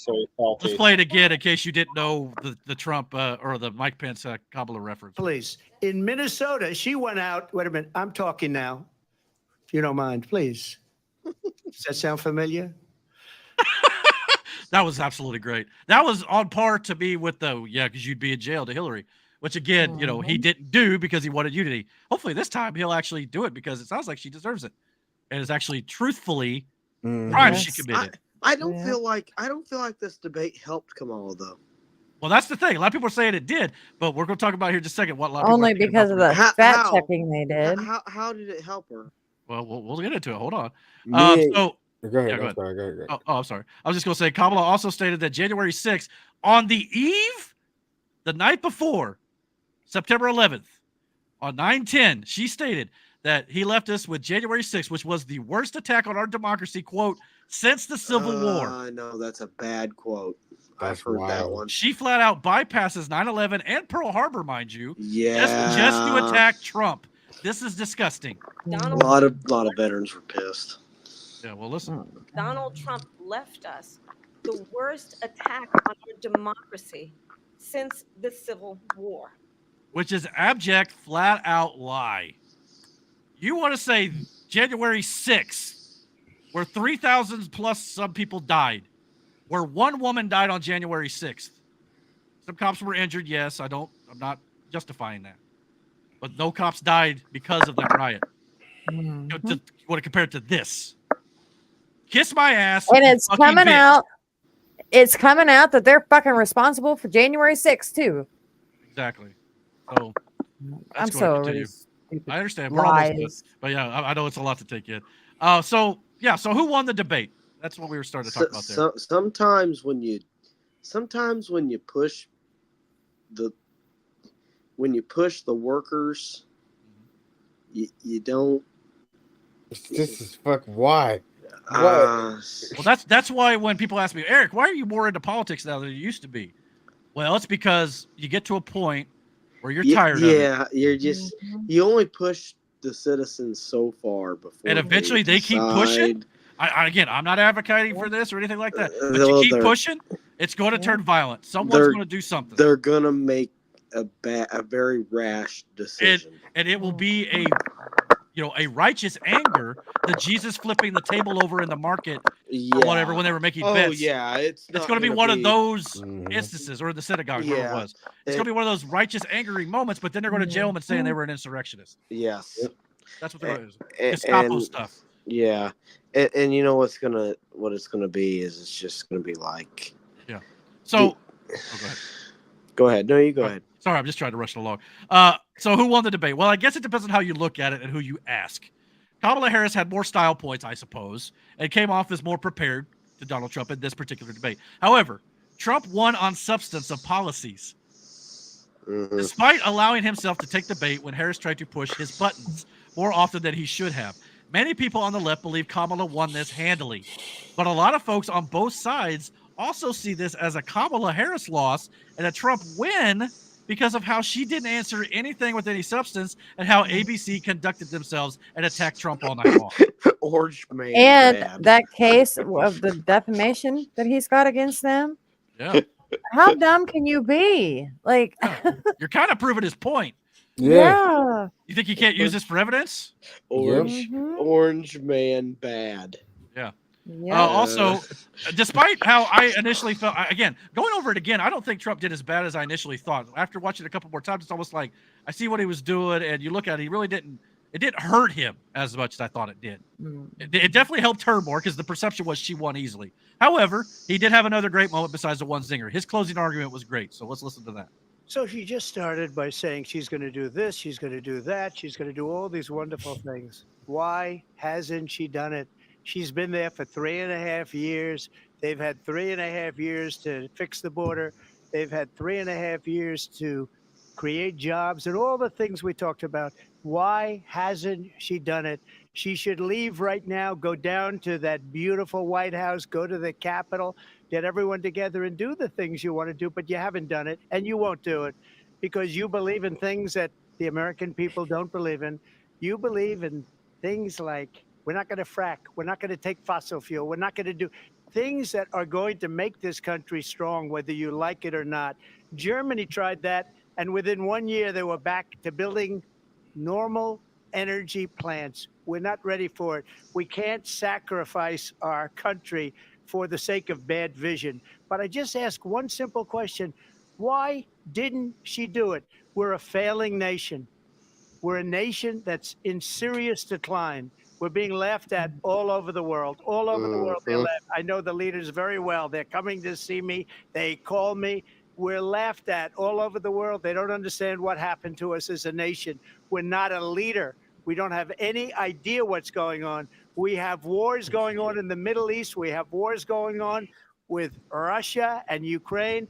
We're going to end up in a third world war, and it'll be a war like no other because of nuclear weapons, the power of weaponry.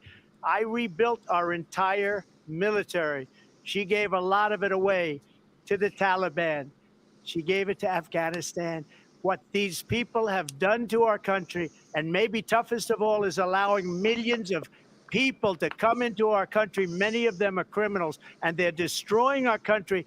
The worst president, the worst vice president in the history of our country. All he really should have had to say there was, why didn't she do it already? Yeah. That was the only thing he needed to say. Me and Aaron, like we talked about this shit, and what it worked is, and that was the first thing I said to him. I was like, why would you say you're gonna do something, or you can do something, but you have the opportunity to do something, and you haven't done any of that shit? So how do you expect me to believe you gonna do it? Yeah, I mean, they try to say, well, Kamala's not the president; she's only vice president. She don't have much power. She could go to the White House, wake Joe Biden's ass up, like Trump mentioned in the debate, and close the border now with executive order. Say close it down. It doesn't need a bill or none of that crap. Because she's trying to make her campaign look like a good campaign. I understand, but yes, but it's bullshit. But it's not a good campaign, Eric. Well, of course it's not. But that's not. why, and that's how she is losing this. Now, again, like I've said, it's not that we don't want people to immigrate to the United States. Right. We just want them to do it in the right way. Exactly. And we want them to be screened. We want to make sure that good quality people that are going to support and be an asset to the country are coming in, and not people that are going to steal your cats and dogs, not people that are going to take over apartment complexes, and not people that are just going to cause more problems for the country. Yes, I watched a lady when I was walking home from work eating a cat, and I offered her a place to stay on my porch. Fuck out here. What the fuck's wrong with that statement? Okay, I get it. You're being sarcastic. Okay, I was like, well, I thought you were serious for a second. I was like, no. What the hell's wrong with this country? I don't know, but yeah, like Aaron said, we want immigrants to come in, but do it the right way. And I agree that system needs to be changed. And they need to get off their ass and change it. Both sides do for sure. But you can't just allow people to come in unvetted. You just can't. I mean, I'm sorry. Yeah, what's the sense in traveling all that way just to live like you were? Yeah. And majority of those illegal immigrants coming in, you're right. A lot of them probably are good, decent people just looking for work and looking for sanctuary and all that stuff. But it's the ones that are not you got to worry about, and you just can't let them all in, just assuming that they're all okay, because they're not. They're not. Now, let's get into a little bit of the reactions, and then we'll get out of here. The reactions to this, obviously, CNN has their fact checker. This fact checker was actually fact checking Kamala Harris in recent weeks, but for whatever reason, for this debate, he said Donald Trump's the one who lied 33 plus times, and she only lied once. And let's actually, if you want to flip that, you'd be closer to the truth, as we just illustrated. So unbelievable, if you ask me. Not to mention some polls after the debate were taken about who won. This is left-wing C-SPAN, or more left-leaning C-SPAN. Donald Trump wins. Now, some of these are right-wing, like Newsmax. So obviously, they're going to say Donald Trump won in a landslide here. But a few others, like 78% here. We also got leading report with 91-9. So for sure, that's another big one. As well as political polls had Trump winning 63-37. I believe that one more 62. So yeah, some of these are a little skewed to the right with a couple of those, but a lot of these are more middle of the road or leading to the left. So again, how is it that Kamala Harris won handily? And yes, you can't always believe polls. So, they're not always the best things to go by for sure. But to kind of, get closer to the end of this year. I know it's late. I know it's been a long show. But I feel it's important because it's a big week with this debate. Liberal Hive Mind did a little bit about how independent voters were being tracked during the debate. Let's check that out. Lee Carter, pollster and president of Mislansky Plus Partners, conducted a focus group for Fox News, which included having voters react through the use of turn dials that allowed them to respond moment by moment to what each candidate was saying. So, Donald Trump has no plan for you. Watch the yellow line. And when you look at his economic plan, it's all about tax breaks for the richest people. I am offering what I describe as an opportunity economy, and the best economists in our country, if not the world, have reviewed our relative plans for the future of America. What Goldman Sachs has said is that Donald Trump's plan would make the economy worse. Mine would strengthen the economy. What the Wharton School has said is Donald Trump's plan would actually explode the deficit. It's a great plan. It's a plan that's going to bring up our worth, our value as a country. It's going to make people want to be able to go and work and create jobs and create a lot of good, solid money for our country. And just to finish off, she doesn't have a plan. She copied Biden's plan, and it's like 4 sentences. like Run Spot Run. They had the highest inflation perhaps in the history of our country because I've never seen a worse period of time. People can't go out and buy cereal or bacon or eggs or anything else. So my values have not changed, and I'm going to discuss at least every point that you've made. But in particular, let's talk about fracking because we're here in Pennsylvania. I made that very clear in 2020. I will not ban fracking. I have not banned fracking as Vice President of the United States. And in fact, I was the tie-breaking vote on the Inflation Reduction Act. Does everybody understand what this represents here, this graph at all? Yeah. So, okay. So what's happening is they've got people watching the debate and doing polls. They got a dial in their hand. So if they feel like they're happy with like what Harris is saying, they turn it one way. If they're happy with what Trump is saying, they turn it another way. These are independent voters, that yellow line. So every time that they're speaking, the independent voters are turning it toward Trump because they're siding with his stance on this more. So with these different topics, it's the independent voters who are the ones who are probably going to affect the outcome of this election. They're going for Trump. To fund the police. She's been against that forever. She gave all that stuff up very wrongly, very horribly, and everybody's laughing at it, okay? They're all laughing at it. She gave up at least 12 and probably 14 or 15 different policies. Like, she was big on defund the police and wanted to let criminals that killed people after years create jobs and all the things we talked about. Why hasn't she done it? I mean, did you guys notice what I noticed? I put a little color coding at the bottom so you understand what you're looking at. The red line is Republicans, the blue line is Democrats, and the yellow is independents, although a lot of you guys probably gathered that initially. And just look at the divide. The way it seems to me is that independents are tracking right along Republicans. That's what I was saying. What message are they going to fall in line with? Kamala Harris's MSNBC Rachel Maddow, theatrical performance? Project 2025, or actual real economic vision and policy like energy independence, a little bit more economic protectionism, protecting the border, curbing government overspending, finding efficiencies in how that money is spent and not just, throwing it around during Washington pool parties. And you get $1 billion and you get $1 billion. Trump's talking about real substantive stuff, and it seems like independents are interested, at least according to this data. And, like I keep saying and like I keep framing in a lot of these videos, it feels as though reality, what you're seeing in a lot of the data and a lot of the anecdotal interactions, well, it just kind of seems like the polar opposite of what the left-wing mainstream media establishment is presenting. It feels like they're trying to create this false premise, this false narrative that doesn't actually exist. Again, supposedly there's all this hype for Kamala Harris and Donald Trump's headed down the tubes, but I'm not so sure that that's the case. Actually, here's another interesting example that popped up on my timeline earlier today. We have both closing statements from both candidates posted on social media separately, and just look at the data. Trump has over 1 million likes, 65,000 comments, and 58,000 bookmarks, with 11.7 million views. Meanwhile, Kamala Harris is at a measly 3.5 million views, 176,000 likes, and 18,000 comments, where mostly in the comments,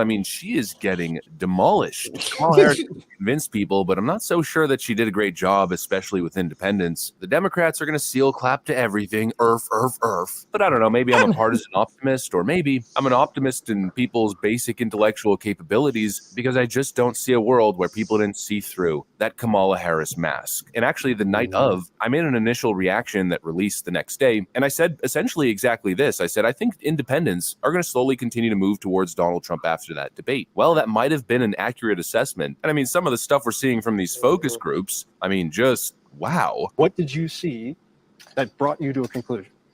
I think it's important to remember that we are voting for the leader of our country and not who we like the most or who we want in our wedding party, but who is actually going to make our country better. And we're in an incredibly unique situation where we've had both of the candidates in office before, and we've gotten to see what they would do.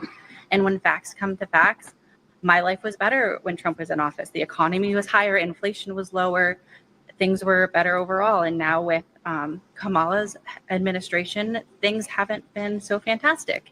And she's saying she can fix the problems that her administration has caused. I just don't know if I can afford to take that risk. So Brandon, did you see that reporter? That reporter looking like, man, I'm gonna get fired for reporting this.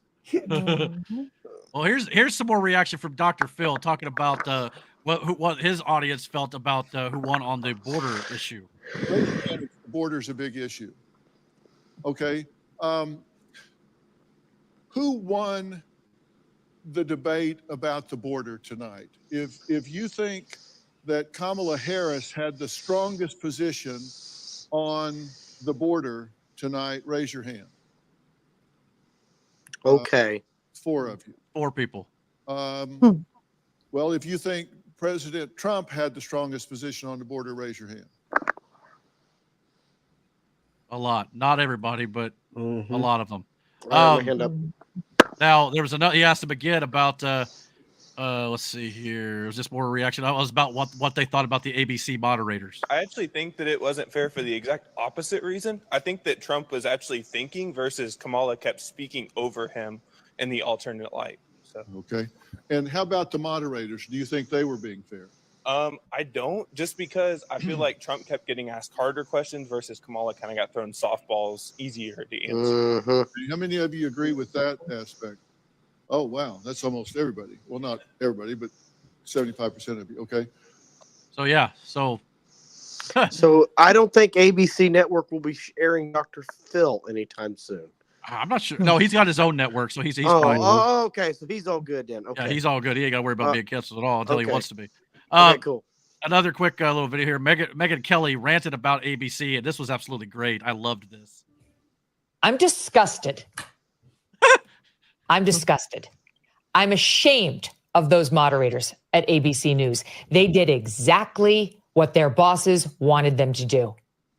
The person who runs ABC News is a close personal friend of Kamala Harris.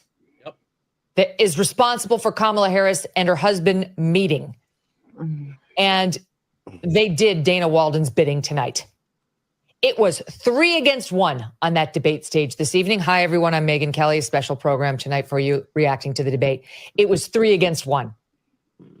It's very easy to look like you know what you're doing when both moderators are entirely on your side.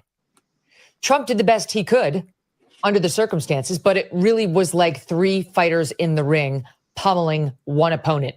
And Trump tried to take them all on. He did fine. He did as best as he could. He was thrown a few times to the point where he was unnecessarily defensive and he was getting angry. And so was I.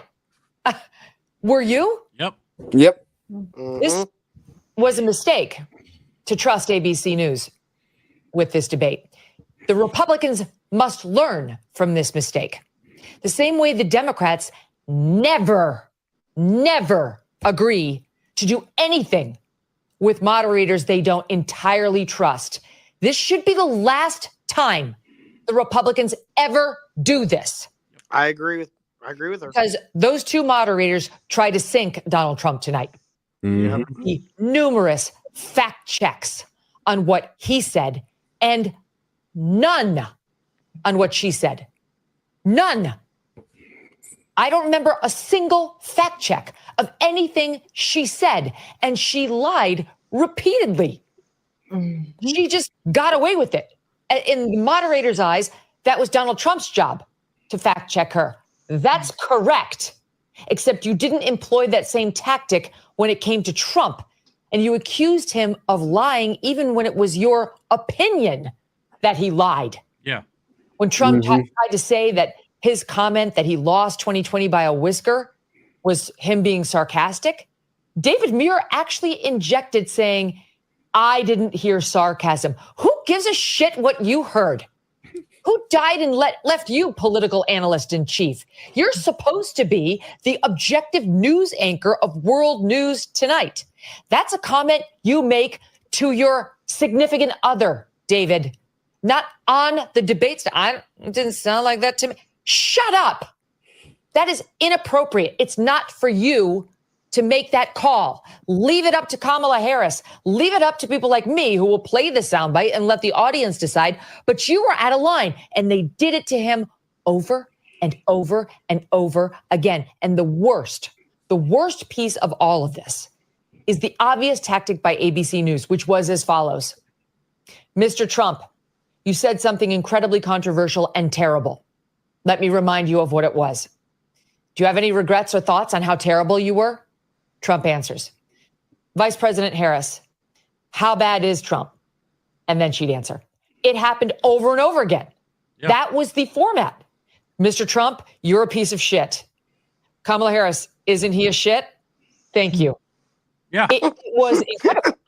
And then anything Trump said, fact check, fact check, fact check. And their fact checks were full of shit. I'm swearing even more than normal right now because I'm mad. I'm angry. I'm angry at them, at ABC, at my industry that I want nothing to do with. But yeah, you get the point. But yeah, I don't have any problem with what she said. Bro, and remember, Megyn Kelly used to moderate these things. I know. She knows what she's talking about. Okay, she even moderated it once with Trump. I'm There's wondering the infamous clip where she asked about how he called women's dogs and stuff like that. And he said, "Only Rosie O'Donnell." She was the one moderating that. Okay, I want to hear the part where she calls her a piece of shit again. well, she was calling the moderator a piece of shit. Well, maybe her too. Yeah. I don't think she did. She deciphered between the two, so it didn't matter. Maybe not. But immediately after the debate was over, Kamala Harris stated she wants another debate. I know. Nah, hell no. Which is usually what a loser would want. Of course, she wants another. If the moderators are on her side, why wouldn't she? I mean, but as Donald Trump has put it, like if you're in a prize fight or a UFC fight or whatever, after someone loses, that's usually when they say they want a rematch because they want to prove themselves, right? So this is not winning behavior. So, but Kamala Harris was the winner. I'm not so certain about that. So if she was the clear winner, why is she asking for a mulligan? I mean, Trump has now done 2 debates, CNN and ABC. If Harris wants another debate, either it's on Fox, but they can even be or X with Elon or Tucker, or don't have any moderators at all. Just those two sitting across from each other, going back and forth on topics. Either way, because this shit has got to stop. Donald Trump, though, did come out and said there will be no third debate, to sum all that up. At the very bottom there will be no third debate. Talking about how, again, like I just said, a prize fighter wants a rematch and all that stuff. He claims he won the debate. It's starting to appear that way, but Republicans cannot keep bending to the will of whatever Democrats want. And of course, Dems and the Kamala campaign are going to frame this like Donald Trump doesn't want to debate. He's backing out. He's a coward. But remember, Donald Trump already challenged her to 3 debates previously, all but one of which she turned down. The one that she didn't turn down was this one, ABC. She turned down the one on Fox. And I think the other one was NBC. The other one. Oh, go ahead. The other one she turned down was from JD Vance. Well, JD's going to be debating Tim Walz on October 1st. No. Oh, I see. No. Yeah. She said it when Biden was running too. Yeah, you're right. Yeah. There's supposed to be one. She was supposed to have one with. Turned down. I hear you. I got you. Yeah, because Biden was supposed to be debating Trump and Harris was supposed to be debating JD. But yeah, let's not forget the previous running against. Let's not focus on that because I'm sure that's what the Democrats want. Yeah, maybe. But unless the moderator situation is taken care of, why would Trump agree to another one of these political hit jobs? I wouldn't.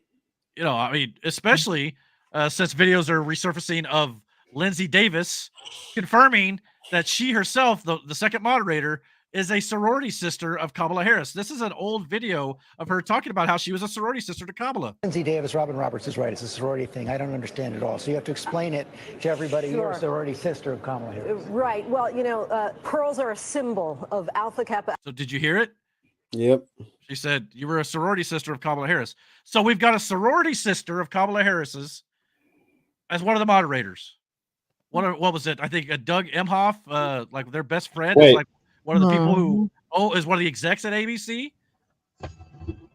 Did you hear that? What? She said pearls are a symbol of the sorry, not fraternity, sorority that they were a part of. Yeah. What jewel was on her earpiece? The pearl. Which I don't know if I have a picture. I don't know if I have a picture of the ear or the earring or not, but yeah, there was reports going around that the earring that she was wearing, a couple of the earrings, were very similar to like a new it's like a Bluetooth earbud where you can hear stuff out of it. So there, I mean, again, there's no proof of that. It's speculation. Well, Trump said at his rally tonight that she was wearing an earpiece and got the questions ahead of time. Well, there's definitely talk of that because apparently more reports from inside ABC that Kamala Harris did have access to the questions beforehand. Mark Penn, a former senior advisor to Clinton, has called for an internal investigation into ABC here as he's going to be putting it in an official affidavit. So whistleblowers inside ABC are saying they flat out cheated and she had access to questions beforehand. If all this is true, this is even worse than it appeared on television. Yep. So again, take it with a grain of salt now, but again, the sorority thing is true. The Lindsay Davis flat out admitted it on air. Mm-hmm. That's one we'll have to wait and see on. But yeah, there definitely looks like there may be an internal probe into this for sure. Yeah. So what's next here? Oh yeah. So this is basically how the debate went. Kamala Harris is goofy dragon on the right side, and then the other two are basically covering for her here. But much like voter ID, in order to vote nationwide, why are there not rules already set in stone for debates that are actually fair? Someone explain that shit to me. Why are we going through this? Oh, you're backing out. You don't want to debate. Well, you're backing out. Well, I want to go on this freaking network, and I got to have this moderator. Why is this a thing? Mm-hmm. We've been a country now for what 250 some years, or what? I don't remember the exact. But it's like, is that why is this not in stone? There are already supposed to be unbiased moderators, but that is clearly not happening anymore. Mm-hmm. So yeah, I mean, it's probably because it. Oh, sorry. Yeah. Go ahead. It's probably because it hasn't become an issue until just now. Where we're having these moderators take one side over the other. No, there's a real reason. Obama has them under fucking. I can't remember what exactly it was, an executive order, I think it was, but they're not allowed to report the truth because it would start a war. There was an HR bill or something like that where Obama also signed that allowed the media to use propaganda, by the way, during his presidency. That was not a thing before he was president. So ever since Obama's presidency, a lot of things you've been hearing has been propaganda by the deep state and the established government. So that needs to be repealed now. Mm-hmm. I know Trump's already stated once he gets in, he's going to secure our elections. Hopefully he'll secure the debate process. Hopefully get that propaganda bill out of here, as well as a bunch of other things that he needs to fix as well. Mm-hmm. But all that stuff, either if he doesn't get it fixed, which is what I think they're afraid of, if he gets it fixed, though, this country may get saved after all. But if not, it's in deep, deep trouble. My proposal for debates, though, it's like 2 or 3 debates should be standard. At least one on each party's network, and maybe one on a network with 0 moderators. 0 fact checks by moderators, and let the voters decide, like the news should be, and no backing out or you're disqualified. Either do all that or just do away with debates altogether, because all it is at this point is just what each side saying both sides are lying at this point. When one side clearly can be checked and the other one, is telling the truth. Mm-hmm. So, but after the debate, the big topic of conversation that came up was the endorsement everybody was waiting for, and that was, of course, Taylor Swift endorsed Kamala Harris. Again, it's almost like they rushed out, like she timed that because Kamala wasn't doing so hot, so they throw that out there. So she supports her. She put out this statement, and the one thing I want to highlight here is she stated she supported Kamala Harris and Tim Walz in particular, who has been standing up for LGBTQ rights, IVF, and a woman's right to her own body for decades. And of course, she signed it "Childless Cat Lady" as a cheap dig to J.D. Vance. But which of the issues that she listed there that she feels Kamala and Walz is better suited for that Donald Trump doesn't support? Donald Trump the right to kill babies. Well, here's the thing, though. The LGBTQ community, he supports. IVF, he supports. Mm-hmm. Women's right to choose, all of which he supports or gave it back to the states so that you, as the American citizen, have more of a say and can choose.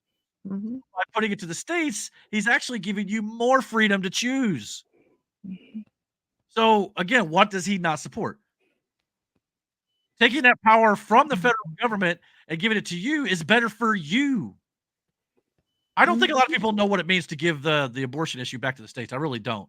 I feel like it's being stripped away from them when it's actually giving them the power to choose where they live.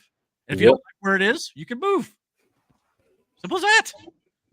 I think it's mainly because they believe that the government is the big brother that they needed to help them through the hard times and to help them get their way. Yeah, I mean, a lot of people. It's not. It's like you have the right to vote, especially in like state and even city elections. Yeah. I mean, and that's where it should be. I mean, because not everybody feels the same way throughout this country. What works in New York City is not going to work in rural Indiana. That's why it's set up the way it is. Just because you don't like it, then move. Go to another country that does more of the things that you like.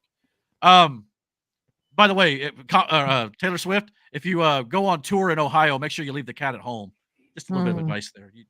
Just for now. Hey, fun fact about Springfield. We all know The Simpsons took place there. But John Legend is also from Springfield, Ohio. Was the Simpsons in Springfield, Ohio? I didn't know if there was ever a state. I know it was just Springfield. Okay, yeah. So yeah, they never said as many crazy things that happened on The Simpsons. I wouldn't doubt it was Ohio. But the John Legend thing is really interesting. Yeah. He's involved with too. People speculated it was Ohio because I think it was either the writer or the creator was from there. Oh, okay, that makes some sense. But yeah, this is a picture of Babylon Bee. I thought it was funny. So once again, I guess some billionaires are okay if you're a Democrat. By the way, they railed against billionaires in the DNC. But Taylor Swift doesn't have to worry about, as Miranda mentioned earlier, buying groceries or gas or ever trying to make ends meet because she is worth $1.3 billion in her net worth. But she's okay endorsing someone in Kamala Harris that will only hurt her fans because her fans don't have the financial means that their idol does. So does she really care about her fans after all or not? I mean, it's not going to be good for them. Also, congratulations, Swifties. As we mentioned earlier, your idol now agrees with Vladimir Putin. I could give absolutely two shits about what Taylor Swift and who she'll vote for. This is no shock. She also endorsed Joe Biden in 2020, and clearly that was a wise move. The woman who made a career out of singing about her bad judgment, at least she's staying on brand. I'll say this. Now, to be fair, her endorsement of Kamala Trump, and in her statement, she said, you're allowed to vote for who you want to vote for. Go vote. And here's the link to vote.gov. And that link did generate 337,000 clicks on the website. Now, how many of those clicks are from ages 18 to 15? Is another question. Not eligible to vote. And that doesn't mean they're all for Kamala either. In her statement, to her credit, she did encourage everyone to vote. So I will give Taylor Swift credit there. Much like Patrick Mahomes this week come out the other side of the Brittany Mahomes thing where she endorsed Trump. Mahomes said, I don't want to use my, I think some of them are starting to wise up to the act like it's just best to stay out of it when you're in that, that limelight there for sure. So, but yeah. Oh yeah. Quick question. So when people have these random things where it's like, go to this site and vote, does that vote actually get to you still have to federal government? I think that's just registering. Yeah, I think you still got to go through the process. It's just starting that process, is getting you to the right place to get registered and all that stuff. Okay. Yeah. So, or at least I hope so. I'm pretty sure that's the way it goes. And I think on vote.gov you can actually check to see if you're registered and where your voting location is and all that sort of stuff. So, Aaron, if you need to go register, go to vote.gov. You'll find out. Yeah, Aaron. Yeah. Copy that. Yeah. It's not a left wing site. It's for everybody. So just so you know. But by the way, earlier we had the TikToks for the TikTok videos for all the people who can eat dogs and cats. Conservatives can do TikToks too. Taylor Swift spurred these on by her endorsement of Kamala Harris. These TikTok videos of women doing as Taylor requested and doing their own research and backing Donald Trump. Voting Donald Trump, baby.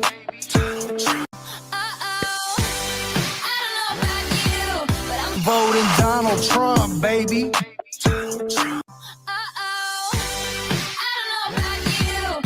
Voting Donald Trump, baby.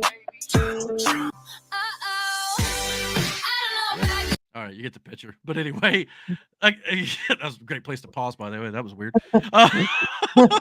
But anyway, but at the end of the day, we got the best endorsement of all time. Change the photo, bro. I know. We got the best endorsement of all time this week, though. Yeah. Joe Biden endorsed Donald Trump. Well, kinda, not really. That's wild. Not yet. Oh, not hey, yet, Trump said at the debate he hates her. Yeah. And not to mention, Kamala was in the room here when this happened. She walked in with him. Wild. There's videos going around. You can look it up. Where they walked in together to dead silence because this was heavy Trump territory in Pennsylvania. But yeah, no one gave a crap about that. But they did take some pictures and interacted with some of the people there at the firehouse there in His Pennsylvania. expression is crazy. Yeah. By the way, if you notice, all these kids around Donald or around Joe Biden here are all wearing Donald Trump MAGA gear. Yeah. So again, it's like read the room, man. But at the end of the day, here is the actual video of what happened with the ball cap for the MAGA Trump. He read the room. There was children in it. Oh God, never thought of that. Good point. So Sorry, he's interacting with an older fellow here, obviously there for the event. I don't know if he's a firefighter or not, but they're kind of a little. It is a little funny here because Joe Biden's trying to throw some of these sly insults in there a little bit because he thinks this guy's just a Trump lunatic. But at the same time, this guy's kind of having a little bit of fun with him, calling it old fart and stuff like that. So let's watch this. Trump hat, I'll give you my presidential hat. Presidential seal on it. You want to autograph it? Oh, sure, I'll autograph it. Huh? Yeah. You remember your name? I don't remember my name. I'm slow. You're an old fart. You're an old fart. Yeah, I know, man. I'm an old guy. And you're an old fart, right? I know you would know about that. What? About being old. Oh, I know. All right. I'm a young timer. It reminds me of the guys I grew up with. There was always one in the neighborhood. See, look at that sly remark. Insulting. There you go, man. I need that hat. Want my autograph? Hell no. You know my name. Come on. I ain't going that far. Yeah. There you go. Come on. Hey, I'm proud of you now. Just remember, no eating dogs and cats. Hey, they're good. See, you see how he's throwing those sly insults in there? There's always one in every neighborhood, or don't eat the dogs and cats. First of all, Democrats, Joe Biden, whoever is doing this, like trying to say dogs and cats. I know there's a big chat of we don't eat dogs and cats at Tim Walz. I think it was like a Harris rally recently or this week. MAGA are not the ones eating dogs and cats, you morons. Haitians are. So every time that you guys come out there trying to act clever, you sound like an idiot because it makes no sense. Okay. So just stop. Secondly, this one act of Biden shows one thing. If Democrats actually believed what they say about Donald Trump, that he's Hitler and reincarnated, do you honestly think that Joe Biden would have put on a hat that was a swastika? I mean, yeah. It just goes to show it is all for show. It's all an act. Biden and Democrats do not even agree with their own rhetoric. It's fake. So stop believing the Hitler bullshit. Otherwise, he wouldn't have put the hat on. Ever. Now, despite all this, division, it was kind of nice, at least on the 9/11 anniversary, the memorial service there. We did have a slight bit of unity here, where Kamala Harris, Chuck Schumer, Joe Biden on the left, and Donald Trump and J.D. Vance on the right here were at the memorial service in New York City. But what's interesting here is now they do shake hands. That's kind of nice to see. Good. Even though it looked like at the debate, Donald really didn't look like he didn't really want to shake her hand, which I can understand why. But during this thing here, you'll hear some people in the crowd in deep blue New York City, Democrat-run New York City, chanting for Donald Trump. Now, granted, Donald Trump's from here. He has businesses here and stuff. But they're saying how they love him and they want him back. Listen. Hopefully.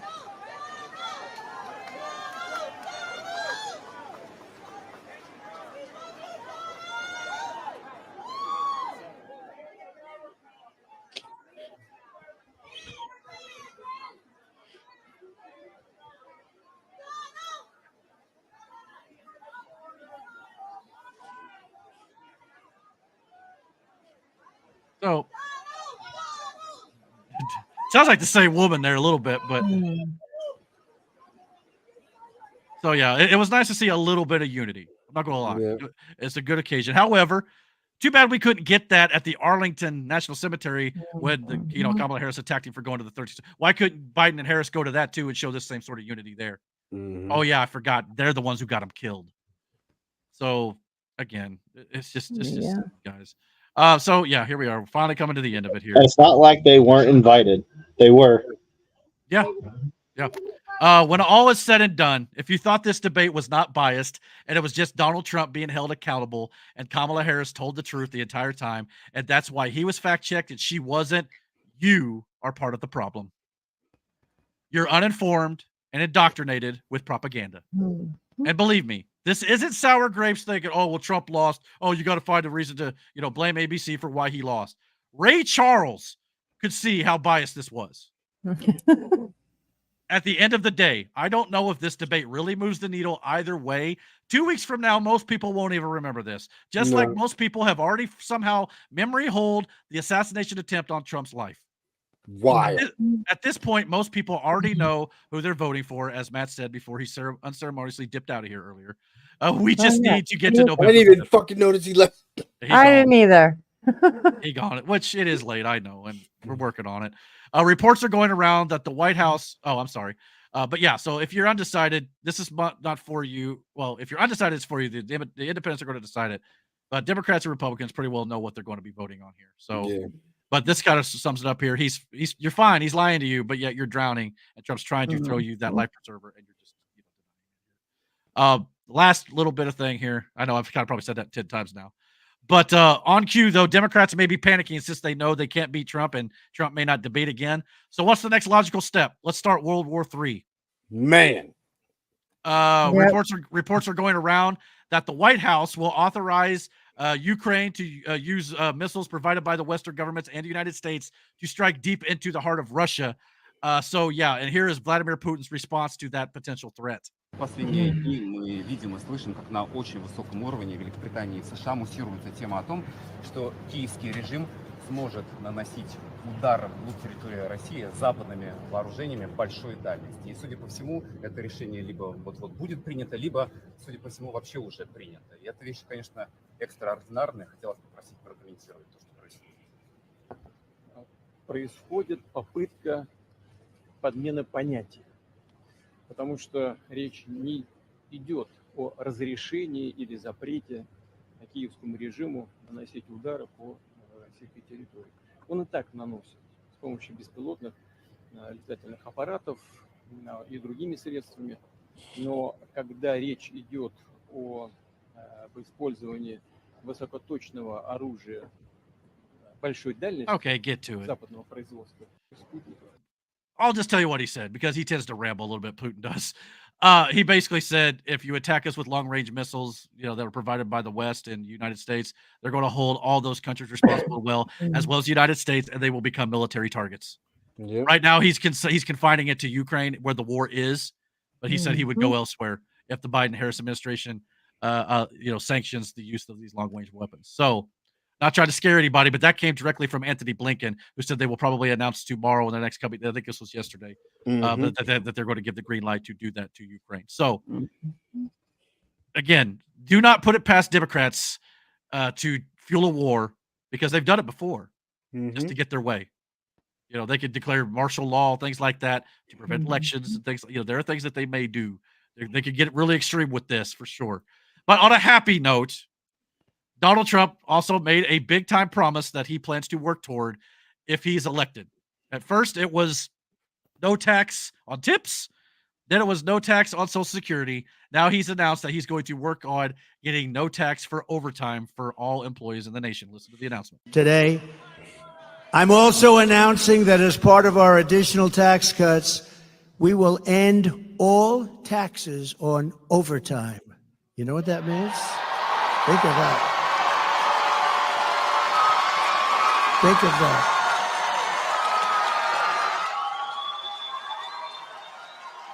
He goes on a little bit further, but the second time, I'll just end it with this.